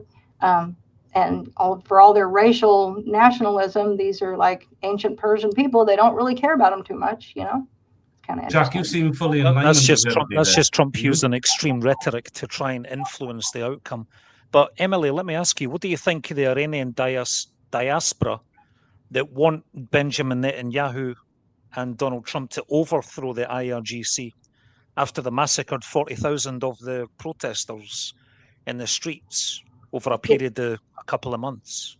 Did they not prove that some of that was pumped up, just like Antifa is pumped up and fake? They pumped up a fake revolution. What was pumped up, sorry? There was some pumped up activism that was really backed by us. It's performative, whereas the real activists, we won't know their names. They're in prison or dead and whatnot. You know what I mean? Or hiding. So some of this. I don't know exactly what you're getting at with. It's so that it will look like they're having a revolution when really it's our performative fake revolution we're giving them so we can put our puppet government in there. Just like when we kidnapped Maduro, the lady that's there right now is horrible. There are people from Venezuela saying she's a nightmare. She did things to my parents. We want her out too. Why are you putting her in there? If you're Kenny, quickly, I get Emily's point. I don't agree that Emily's point counters yours, but it does nullify it a little bit because it kind of asks a neutral question. That's what I'm thinking again from this. I don't think Emily can speak for herself. I don't think what she's saying overrules what you're saying. I think it nullifies it to ask questions more. Does anybody get what I'm saying there? Yeah, we have to be asking questions more. More curiosity based. Yeah. So it's still the case that the IRGC did massacre 40,000 of their own people. Yeah, the Iranian government's horrible. That doesn't mean we should go in there meddling, stealing, pillaging, and killing more people. And many of the Iranians here in London, the anti-IRGC protesters, are in favour of regime change, and they're actually feeling betrayed right now because Trump's done a deal with the IRGC. Now They that really wanted them to go in and completely change the regime. Jack, are they going away from the point you had by you? Because I think they got a good back and forth here. Do you want to interject or let them go for it? All right, cheers, guys. Go for it. Let's have more war stays and they're turning G's in the name of oil. Yeah, sad to say there's a collusion between our mainstream churches and oil for sure. What I wanted to point out with all these protests, I mean, that's a big part of what sanctions are about. Sanctions imposed on a nation, it makes it harder for the working class. And so the idea is you make it hard on the people to incentivize them overthrowing the government. That's the tactic we've been doing with Cuba, what we're doing right now. And I did hear, I don't know about the numbers, and I didn't look into the executions of the protesters, but I did hear there's evidence that Israel was, you know, helping to promote some of the violence in the nation. Guys, hopefully you can hold out for only a brief seconds. There's a few comments coming up there that challenge you guys, and you know, if they had a bit of courage, they come in here and talk about it, because I don't know what they're saying, so I can't challenge that. But guys, a little courage doesn't stop you from joining, though Dirty might be stopping soon. And I don't know how long Dirty's going to have this going on there, but I'm just learning from you guys, and from what I'm hearing, there's a lot of neutral ground here. Nobody seems to be telling everybody what is. Kenny, did you get what Jack and Emily were saying about that? Because I'm just following along. Yeah, of course Israel wanted to overthrow a regime that funds terror proxies in the region that are constantly attacking Israel. It represents an existential threat. So of course, Mossad have operatives inside Iran and spies, and they're trying to do everything they can to get the Iranian people to rise up to try and overthrow the regime. Of course, that's only natural. Their survival depends on it. But we're putting in our puppet government like we do whenever we help overthrow a regime and put in this wonderful regime change. When you say a puppet government, that's code for pro-democracy, pro-peace in the region. No, not it's not just It's not just America that hate the current Iranian regime. It's also Saudi Arabia, Bahrain, the United Arab Emirates. And a lot of the Muslim Gulf states in the region also hate the IRGC. It's not just Israel and America. My friend that left Iran hated them. He was talking about how they were spying on high school students. It's a horrible regime. And and he knew people also that had fled. There's a whole community in New Mexico called New Mexiranians, as a kind of a joke play on words. And they have a whole community commiserating with each other about what they've been through. So I'm not somebody saying, the Iranian situation as it is just phenomenal or anything like that whatsoever. But that being said, we don't go, there are lots of other places we could go. We could be in the Sudan right now, trying to implement regime change and save lives, but we didn't. We just took away our U.S. aid for food for them and killed a bunch of kids. So I don't believe this is noble. I believe it's to pump up companies like Raytheon Group and Lockheed Martin and Danacorp and all of that kind of stuff. And it's billions and billions of dollars. Emily, can I ask, are you a feminist? No, not in the modern sense. Why not? You don't believe in women's rights, no? No, I believe in human rights and women's rights, but feminism has taken a turn to mean something else, like the whole, weird, I hate men, misandry kind of thing. I'm not about that. Fair enough. That's a good I answer. knew Jack Talcott loved that. What?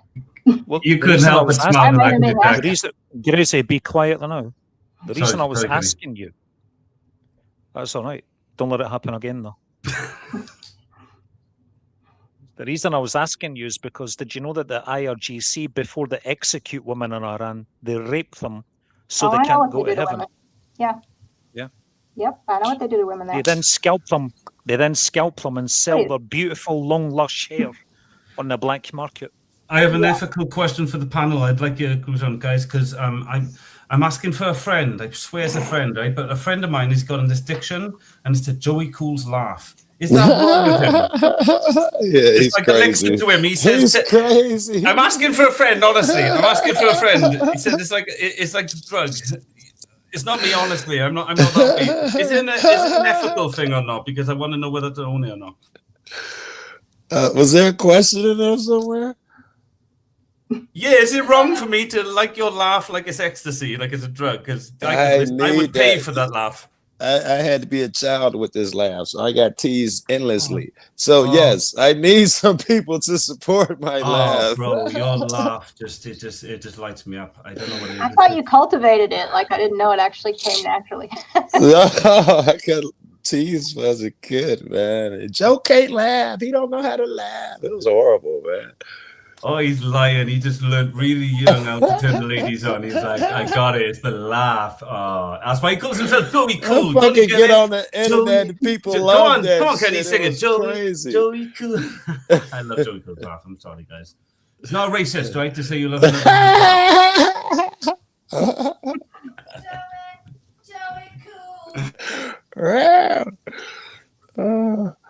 I love you, Joey. How you doing? I thank you for that, man. I love you cats too, man. In fact, this is kind of my I don't know. You cats are kind of my favorites, man. Whatever scuffles and shit we get into, I really like your company. I look forward to it. When I see you cats, I get sad if I've been working and you guys are going off by the time I'm done. Like, God damn it, I'm stuck with all goofball channels for the rest of the day and goofy shit. That's how I be feeling, man. Oh, Kenny's in here. Don't talk about him like that. I'm sorry, Kenny. I don't even deserve to be mean to Kenny. He's the gent in this relationship at the moment between us. So sorry. He is, man. Awful. You're easy target. I do apologize. But who was going against the lady? She was fucking killing y'all up here with all that shit, bro. Thank you. Who was disagreeing with that shit? Cougar Doomer left. It was the 9/11 thing, and I got a little heated about that because that's something that it's I even had trouble with my own family about stuff like that, so I'm kind of passionate about it. I don't know why he was so passionate about yelling retard at everyone, but maybe he was feeling something today for some reason. Cougar, yeah, normally he's pretty level, right? Yeah. So yeah, I'd chalk it up to something going on. But he's a smart guy. I like listening to him talk about physics and Earth and stuff. Yes, same, man. I love he's opinionated. I was going to say he's opinionated and brave, so that helps as well. Yeah. Joe. Yeah. Joe Cool. I'm listening. Can you hear me? Yeah. Okay. Talking about 9/11, so I wanted to ask what your opinion is on the Twin Towers. Do you think it was a controlled demolition, or do you believe the official story? There's 0% chance that when the tower fell and the smoke began to clear, that those what do you call them? I don't even know what the metal girders or whatever they were called were all on angles, clean cut. 0% chance that happens in nature. And if you guys recall, once you could see them through the night, they took them down. They went in there and all of that smoke and shit and took them down because that's a smoking gun. It would not have been cut on an angle like that unless it was CDI controlled demolition. I can't post links. Do you believe? You believe that they planted the buildings with explosives and brought them down that way? I do, but just from some of the tapes I heard with multiple people saying there are bombs in here, there were explosions going off before it fell and all of that shit. The firemen yelling, "It's wired to blow, get out of here." Guys, I've got to push back on that. It's not my opinion. It's nothing to do with me. I don't know anything. So guys, I'm a messenger here, but I've heard people push back on and say that that's a natural thing in cities, that they have these, just in case something like an earthquake happens, that they have to bring it down to limit damage. Now, of course, I don't know that to be true. I know nothing I've about never it. heard that people before. say that. Yeah, apparently it's a natural thing for, obviously, it's for collateral damage. Yeah, if something's going to happen, you don't want to destroy another buildings and everything. So there's, if the building loses stability, it naturally brings itself down in a tower form. Just I gotta look into that. Now, I don't know if that's true. Ever disclosed that buildings are running around with explosives in them, just in case. And I don't know how logical that is, because let's say something happened and it started to list. Who would have the intelligence to know what button to push, which explosion to hit, to make it fall a certain way? That guy would have to be there 24 hours a day. That's not likely. The vibrational trigger thing and structured. I don't know that, but that would be my answer. But again, guys, I have no idea. I'm just repeating what I've heard, and I thought because no one's mentioned it, I could inject it as a neutral. Other good evidence was Building 7, I think it was called, the building that dropped blocks away. That was pretty. That is the questionable thing these guys did weird bring up. too. So you seem to know more about it. So guys, what more about Building 7? Because the other guys didn't really let us get into that, did they? Really? I just wanted to say those links that Jack put in the private chat and that I put in the private chat. I'm not able to put them in the main chat because I don't have a wrench. So if you want to drop them in the main chat, but there's plenty. If you look up Architects and Engineers for 9/11 Truth, they talk about the why. And it doesn't mean that they're right, but it's worth asking the question. And these are not idiots and retards by any means. And some people put their careers on the line to talk about it. And then you have also the John O'Neill situation. That's not nothing. When you notice that someone who was investigating the very terrorists we ended up later on being going to go after, Ramzi Youssef and Osama bin Laden and Al Qaeda, and then he was coming to some conclusions that they didn't like. They demoted him and put him in the towers where he died. I don't think that's nothing. Or you made me think about the people who were in the van celebrating and watching it go down, who got caught, and they let them go with like explosives or something in the van. They had something in that damn van. They still let them go. Yeah, this isn't like a guy at a bagel shop who died when it happened, like Cooper Doomer was saying. It's a little more specific than that. He was directly involved in fighting the terrorist we ended up supposedly going after, and all of that. So, those things are worth people looking into. You said that we ended up going over it to war, and there's good evidence that did happen because the military was embedding journalists at that time. It was like hit before ever seen. I don't know if you remember, it was a big thing. They were there when they landed on the shores and stuff. So they got the first interviews, and every person that they asked, these were all very young men. Why are you here? Every one of them said to get revenge for knocking down the towers. At about the 11th person in a row, they had to stop it and go explain to the entire military, all the right that it had nothing to do with the towers, and bring them back in the fucking room. Everybody thought they was going over there to get revenge because of them towers. So if it was a flag, a false flag, it was very fucking productive. Just like Waco, the only people that survived Waco that were jumping out of the side of the building where the TV cameras were. And that would be David Thibodeau and several of the other Branch Davidians. The rest of them were shot in the head, and forensics show that, ran back in the building away from gunfire, trying to find another way out. And the women and children were buried in the little basement area where they had run for shelter. And hit them with pyrotechnic devices in there and burn them up. I was gonna say you'll never find this video again, but the original videos show the tanks as they going in shooting fire into the building. They shot pyrotechnic devices. And somehow, no, not the boom. I'm talking about flamethrowers from the tanks. Yes. And those never made it to Congress. Had a watered down version of the video. I'm sure they're involved and they knew everything, but the original video, as soon as the tip of the camera disappeared, it shot flame into the building. You could see it from the top of the fucking. Joey, guys, someone asked a question about revenge and justice there. I don't know. Very good. He said, revenge, you mean justice. People wanted justice. I don't know how different revenge and justice are. They seem very subjective. I love it. There is an argument there, though. But what do you guys take of it? Because I'm not going to tell you what he's meaning. They can rewrite it and do it. Let me see. Revenge. Did you mean justice? Is he talking about the revenge for what? Because I think it was a false flag. You don't go get revenge for something that never occurred. I think it's because, Joe, you say the word revenge, and that's what cracked my ear up. I don't know where I used it at. I think I said the youths over there thought they were getting revenge.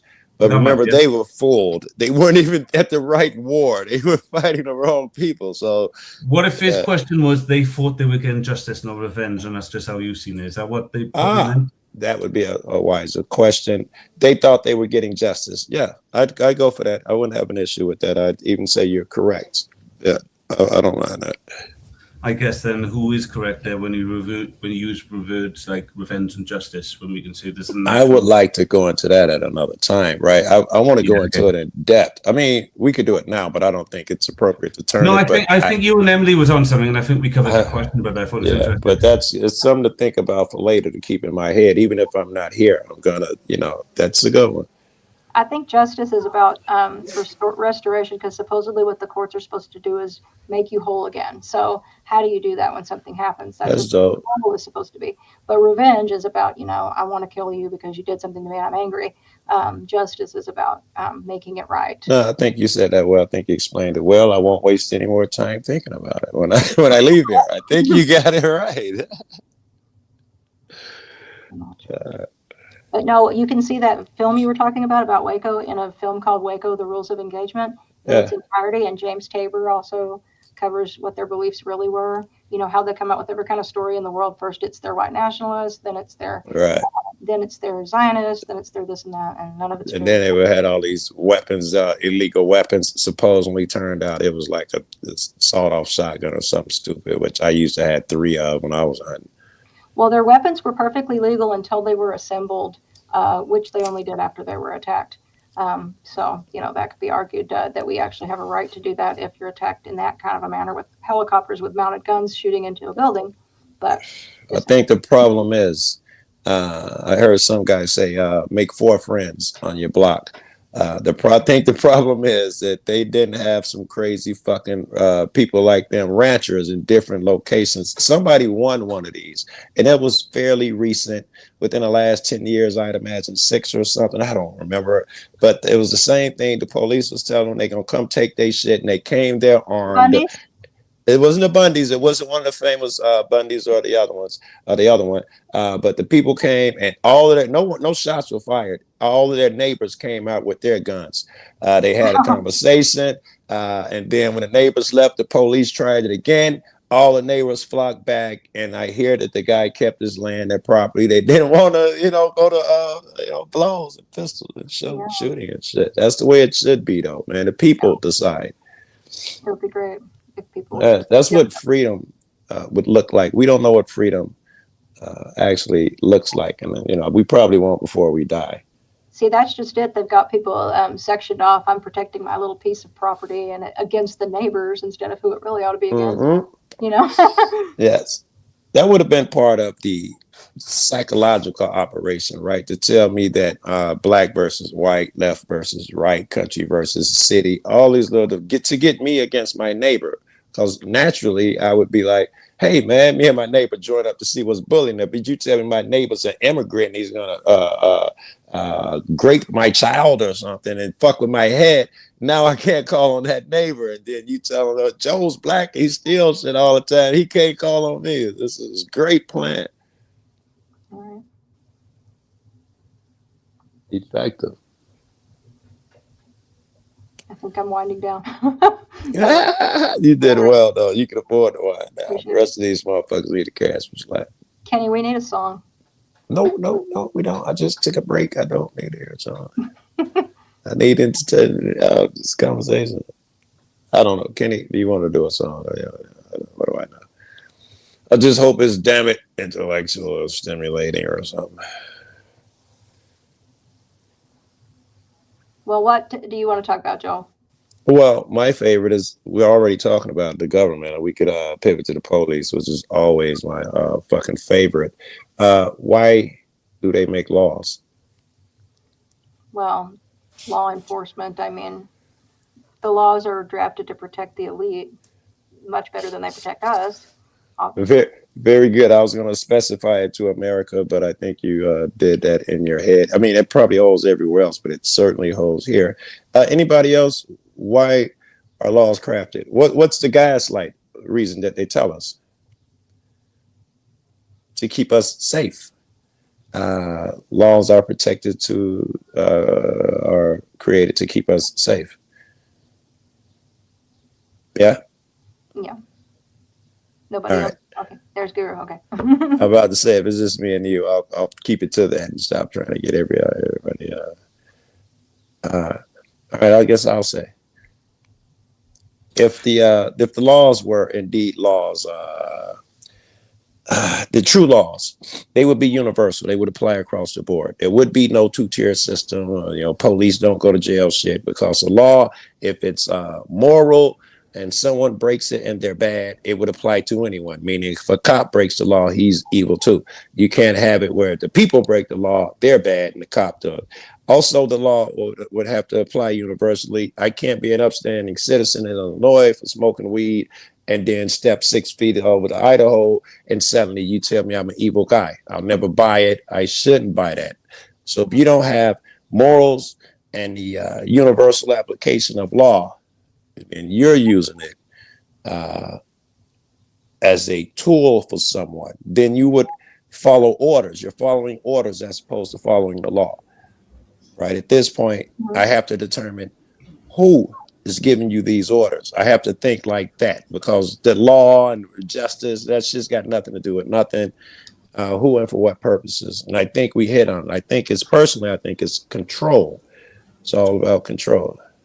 Joey, is there a difference between dogmatic law and gnosis? Gnostic law to you?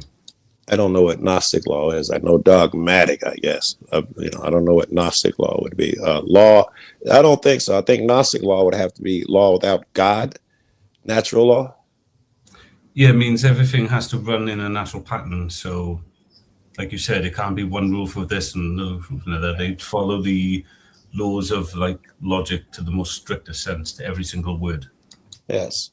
Also, that's a real law would probably only kick into play if someone is harmed or injured. Otherwise, you could probably pretty much do what you want if you're not hurting someone.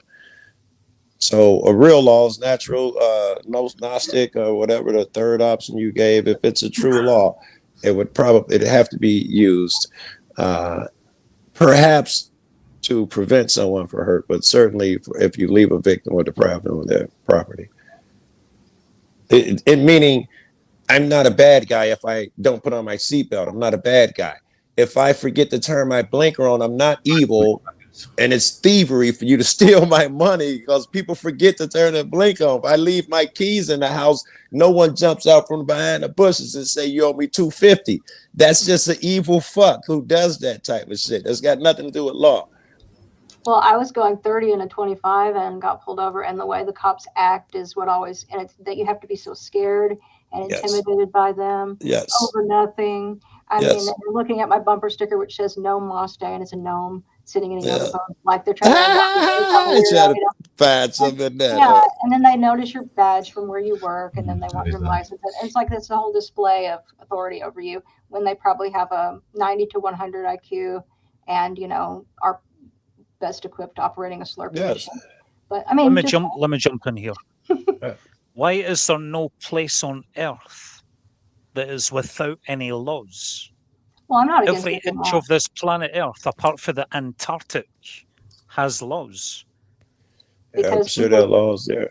Yeah, because we want to have some kind of order, and somebody has to enforce that order to some degree. But we've got retards who are violent and who have special laws protecting them from ever being accountable for hurting us in those positions. That's what we have a problem with, not that there's any rules. Whoa! What's up, you suckers? What's up, Joe? We also have retards in ghettos that are violent, though. We do. And we need to be protected from thugs.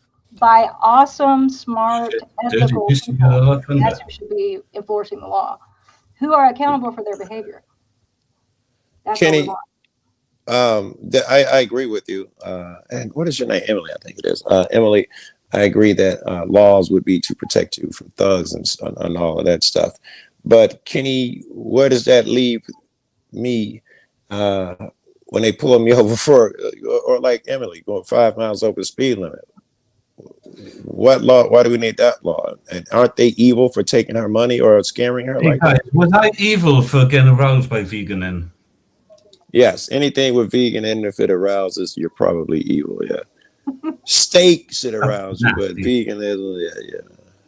Unless veganism's a hot chick, then you can be aroused. No, I'm talking about vegan. The party was doing squats and stuff. I was like, well done, bro. You're getting the work in there. countries and treaties. Yeah. I was thinking about that. I don't know if they're laws, but various countries have come to agreements in the treaties that you will not be building any manufacturing plants or anything like that. There is an agreement on that. You can't do that. So I don't know if it's called a law or not. I guess it would be What called is a this law. Antarctic treaty this guy is talking about there? What's that? The Antarctic Treaty, where a bunch of nations have gotten together and agreed that they will not spoil Antarctica, meaning there won't be any plants and factories and shit built on there. Everybody has agreed not to allow it. You can go there, explore, ski. They have marathons. You can circle it in boats, all of that bullshit, but you can't go there and decide I'm going to raise some type of factory and put coal in the air. Or, you can't do that shit. They won't allow it. Is there a reason for that? I mean, I'm not trying to be ignorant. I just Just not to spoil Antarctica is the reason that I'm told, and I have no reason. Like a promised land, we'll protect this because we fuck everything else up. Is that something like that? Is that what you say? I think it's just because they can do it lip service. Ain't nobody gonna build shit over there. No way. It's 60 degrees below 0 Fahrenheit, so it's easy to. You're gonna protect fucking Antarctica. You don't have to do shit, right? That's the only reason I think they pulled it the off. aliens are protecting Antarctica, bro. Nobody is, man. I got friends who went there. Aliens, bro. I have to be somewhere by 8:30, so I gotta head out. But I had a great time. Nice talking Thanks to for you. joining, Emily. Bye-bye. Take care. Good one. See ya. Thank God you here, Zill. I'd have been talking alone. It was just me and Emily, man. I'm telling you. Hey guys, you just Fiji. I don't see anyone else on panel Antarctica anyway. not being an island, but like a barrier of some sort. Say again, what about a barrier? I mean, you're the Fiji, and I'm not doing the flat earth thing, although they kind of say the similar sort of thing, because it could be for an oblique shape. But like Admiral Byrd said, there was a gigantic opening, and many people say that Antarctica it's got like an opening to an in-earth type thing. Right, that's where you get to I don't know Antarctica, this. right? I don't know this. And so Antarctica is not necessarily a single island, but a gateway into in-earth or something like that. Okay. First of all, Bird said the exact opposite. Bird never said nothing. I did say it was more land that no one has seen yet because I haven't explored it yet. But Bird didn't say these things. His kid, after he died, said he found a book. And they attribute all these things to Bird for some reason. And his kid came up with all these fantastic tales that Bird never said a word of. Openings. Conspiracy theories, what you're saying. I don't know, but I'm listening. I looked at it because I have to. The alleged hidden world called Agartha in the entrance to the North Pole. Right. That's where people think Agartha, the entrance is, and they get to, the white supremacist planet in the core of the Earth. I didn't know. I heard about the planet and the people down there. I didn't know they were white supremacists. Planet of the It's alleged that I the Nazis were in league with this cult. Go on, Kenny. What do you say? Apparently, Hitler and the Nazis were in league with this cult that resided in Agartha. Agartha. Is that where you're trying to go, Kenny? You want to go over there? You want to go Yes. to the white people Wakanda, sucker? Huh? Yeah, white people. It's cold, Kenny. A fresh start. Planet of the Apes. Is that? Yeah. What the fuck? Why would Kenny why would Kenny want to hang out with Nazis if he's pro-Israel? Is he really? I just know he's anti-immigrant and anti-Muslim. Yeah. Right? Kenny, show him the flag. Kenny, show him the flag, buddy. Show him your flag. Show him. Show him, buddy. Kenny, Kenny, get the flag. Wrap yourself in the flag. Wrap the flag around you, bro. Come on. Show us. Do as your master say, Kenny. Show us how much you love the United States of America, Kenny. Come on, bro. Show them this book. Yahtzee propaganda instead. Are we going to get a strike on this channel for that, Kenny?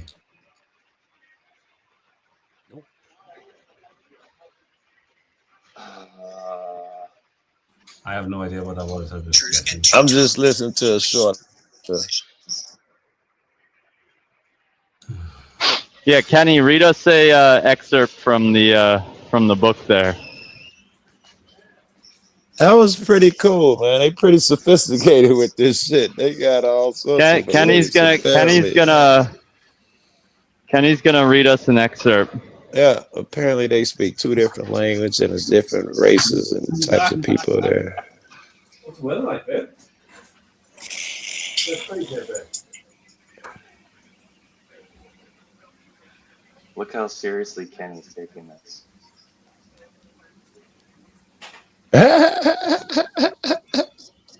What are you laughing at, Joe?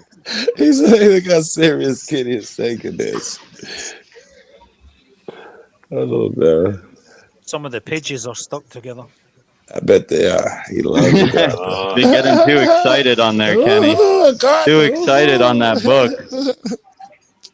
It's not even real, Kenny. Don't get so excited next time.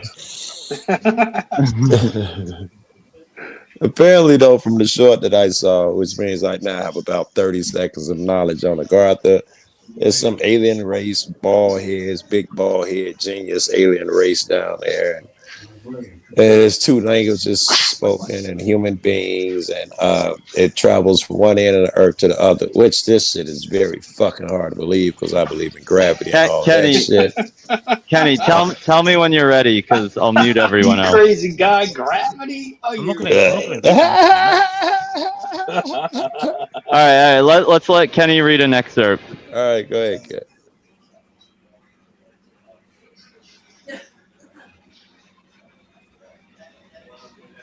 I didn't think he was ready. Ready when you are.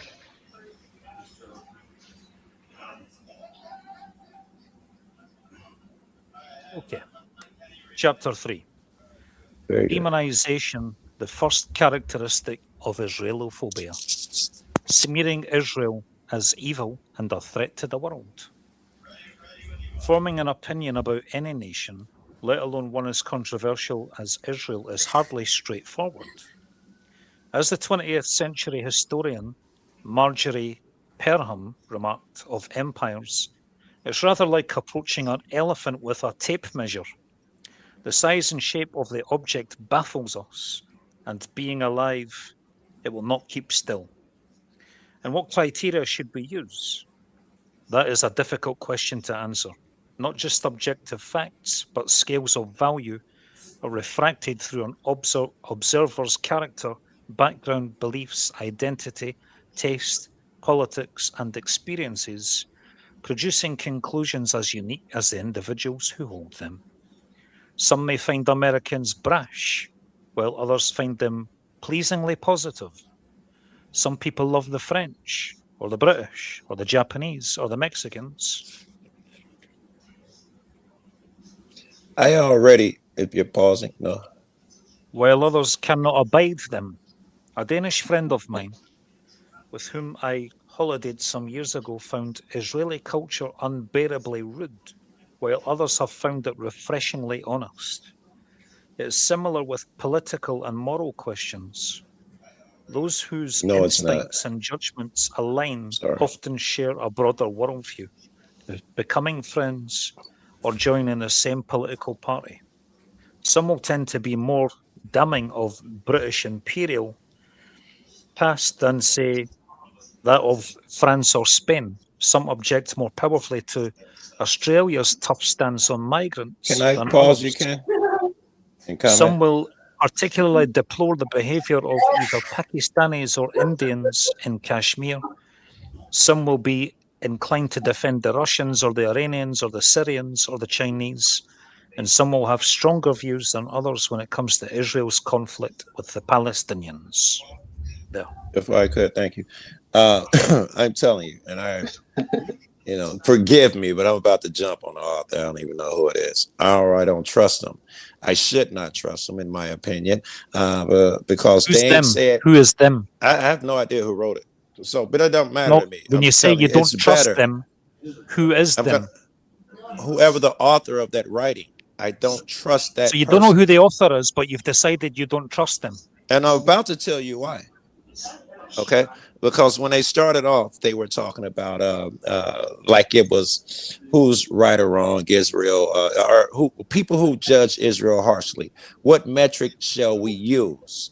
The only metric you could use is, are they is good and bad, truth, honest, those type of things. That must be the metric. And then they continue to give me 3 or 4 minutes of everyone has an opinion. I'm not a child. I know everyone has an opinion. Why are you beating a drum telling me everyone has an opinion about it? No, give me the meat. I know everyone has an opinion. Give me the meat. They are definitely bad if they've attacked people who didn't attack them. Not saying that's the case, but now we're dealing with a metric. They are bad because they lie, cheat, and steal. Now we have a metric to go on. Opinion plays no role. The fact that they lingered on opinion, either they're not too bright or or they're being deceptive in a way, trying to trick people. That would be what I came to hearing that. Fair enough. They never had said what they even thought about whether it was good or bad. They're just saying, hey, it's too tough to come up and decide. Don't even try. Look, what is that? Right? Give me statements, stand strong and say something. That was my take.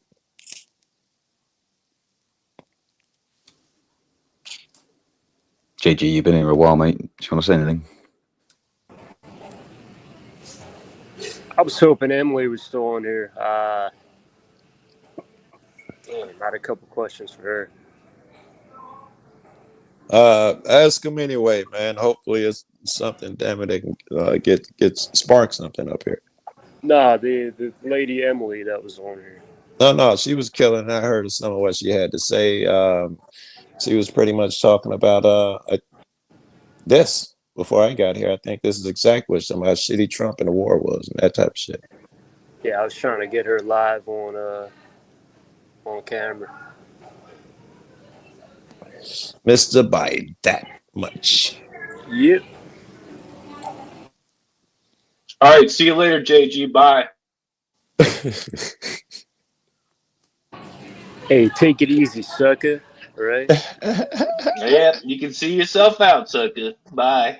Fall back, Dunny. What's that mean? Hey, I back. think he's speaking to Gartha. Is that I don't understand speaking that to language. Gartha? Yeah, he's speaking to Gartha. I don't understand that language. I'm sorry, man. Yeah, I think that's supposed to be spoken telekinetically anyway. So probably doesn't translate that well. Yeah. Yeah, man, you're doing it wrong, man. Police folk. Who what?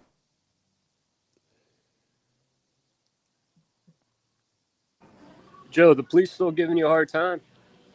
Yes. I should be finishing the video today or tomorrow where the police are absolutely giving me a hard time. Yeah, I'm out here. I got a warrant. They know I got a warrant. They ain't doing shit to me. But that's not a good thing. Listen, this is what they don't tell you. There's something called quash and recall. It used to be $35 here in Chicago. I don't know what it would cost now. But you go in and you tell them you want a new court date. A lot of people pay a lawyer to do it. You pay him, I don't know, $500 to go in there for 30 minutes and say, I want to file a quash and recall. And they'll quash the warrant. That's QU. And then they'll recall the court dates. Now you ain't got a warrant over your head. You just show up for the next court date. Google it and call it the jail or something. The courthouse say I want to quash and recall. Yeah. Nah, I'm not doing shit. Honestly, I'm just gonna go hard-headed. I'm just being hard-headed, and if they lock me up, I'm gonna do what I'm gonna do. But Idaho, they stalked me up there. I ran from those cops. They couldn't catch me, and then they came looking for me in the woods. I'm in the woods hidden. They couldn't find me for like 10 minutes. But that's part of the game. I was going to say, if you run and hide in the woods, then probably you don't want to be turning yourself in. It's probably something that you do want to run. Oh, yeah. No, I know. Shit, you better go to Mexico. Right. You might be doing the right thing, man. No, I'm not going to Mexico. I'm staying right here. But they know I have a warrant, but they ain't doing shit. I think that's some breaking news just coming in. Go ahead, Kenny. I'm going to read it out. This is a Truth Social post by Donald Trump. Oh boy. The communists are finally making their move. I've been waiting and preparing. It is funny, isn't it, Kenny? I've been waiting and preparing for this for a long time. It's easy to be a communist. All you have to do is say, I'll give you everything, but that means you're taking it away from others that have earned it. Over thousands of years, that ideology has not worked once. The game is on. Enjoy watching. President Donald J. Trump. Why do you guys think he wrote that? Because he's high on Adderall and all kinds of other drugs. He lost some major court decisions today, but that would be because the people, I'm almost certain, who Mom Donnie backed, they all won. And there's, one of the seats in the legislation in the House, legislator in the House, all that bullshit. So he must call them communists, because I just saw 3 other big Republicans saying the same thing on news clips. They're trying to bring back communism. So I expect that to be touted a lot. I'm sure he's just going with the new thing. It's going to be the new label for Democrats. They're communists. But he don't give a fuck about taking shit, really, because, my God, this motherfucker done spent more on golf. The fucking $1 billion here, $1 billion to build a fucking courtroom in the backyard at his crib. All of this is money, not to mention all the money for the war and all that bullshit that he's been asking for since he decided to attack Iran. Pay more money for gas, more money for groceries. He do not care about taking my money. You're not going to trick me into thinking that they trying to take my money and you're not.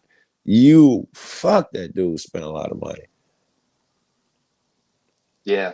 A lot of my money. He's getting richer and richer. He's like 4 times billionaire, 4 times over since he became president. He almost lost. Well, he did lose millions of dollars gambling up against a Asian guy. I wish I cared. The president shouldn't be gambling.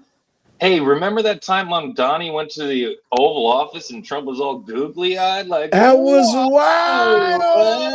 He folded like a cheap suit, like a dollar bill. He talked all that shit. Donnie went to the office and he folded. Kenny, you remember that? How googly-eyed.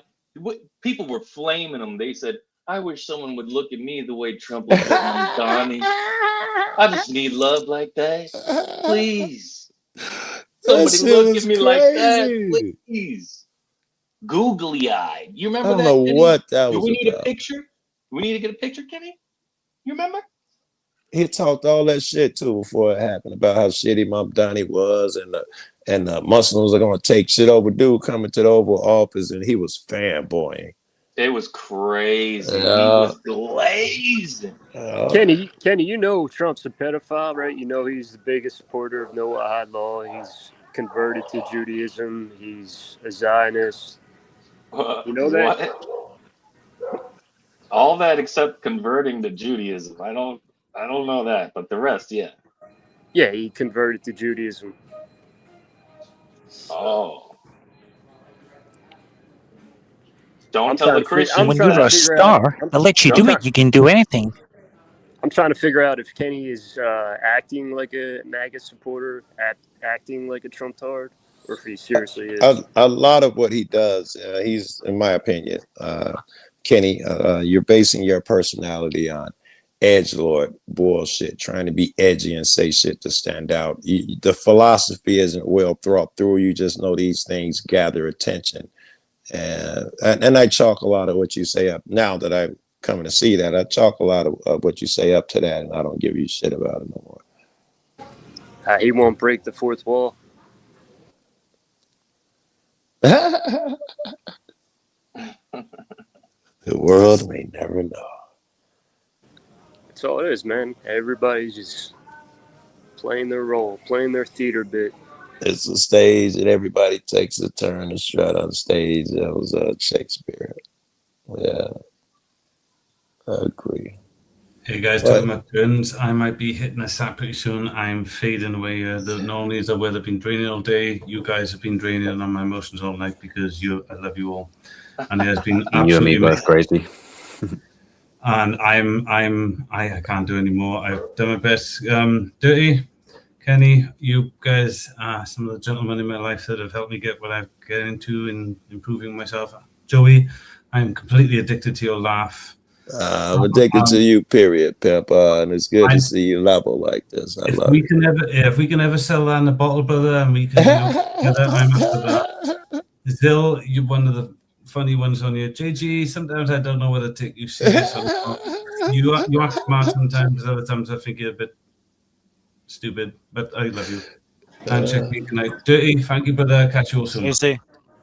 Gracie, good night and sweet dreams. Oh my. Damn. Oh gosh. Oh my. It's not that serious. It's just oh my. Yeah, on that note, I've got about 10 minutes of steam left in me. So if you guys want to make some closing remarks, final thoughts, that sort of stuff. I'll do that. I'll be up out of here. Make them quick. Let you say goodbye to everybody. It's been great. Love all of you guys' company, and I'll catch you again next time. take it easy. Good to be Joe. All right, I'm gonna say y'all are some suckers. You were today, you will be tomorrow. I'll catch you later. Yeah, don't stare people down. Just glance at them and keep it moving. Don't leer. Don't stare people down. That's stupid. You do that, you can die. You can get beat up. It's foolish. I think I might have lost you, JG.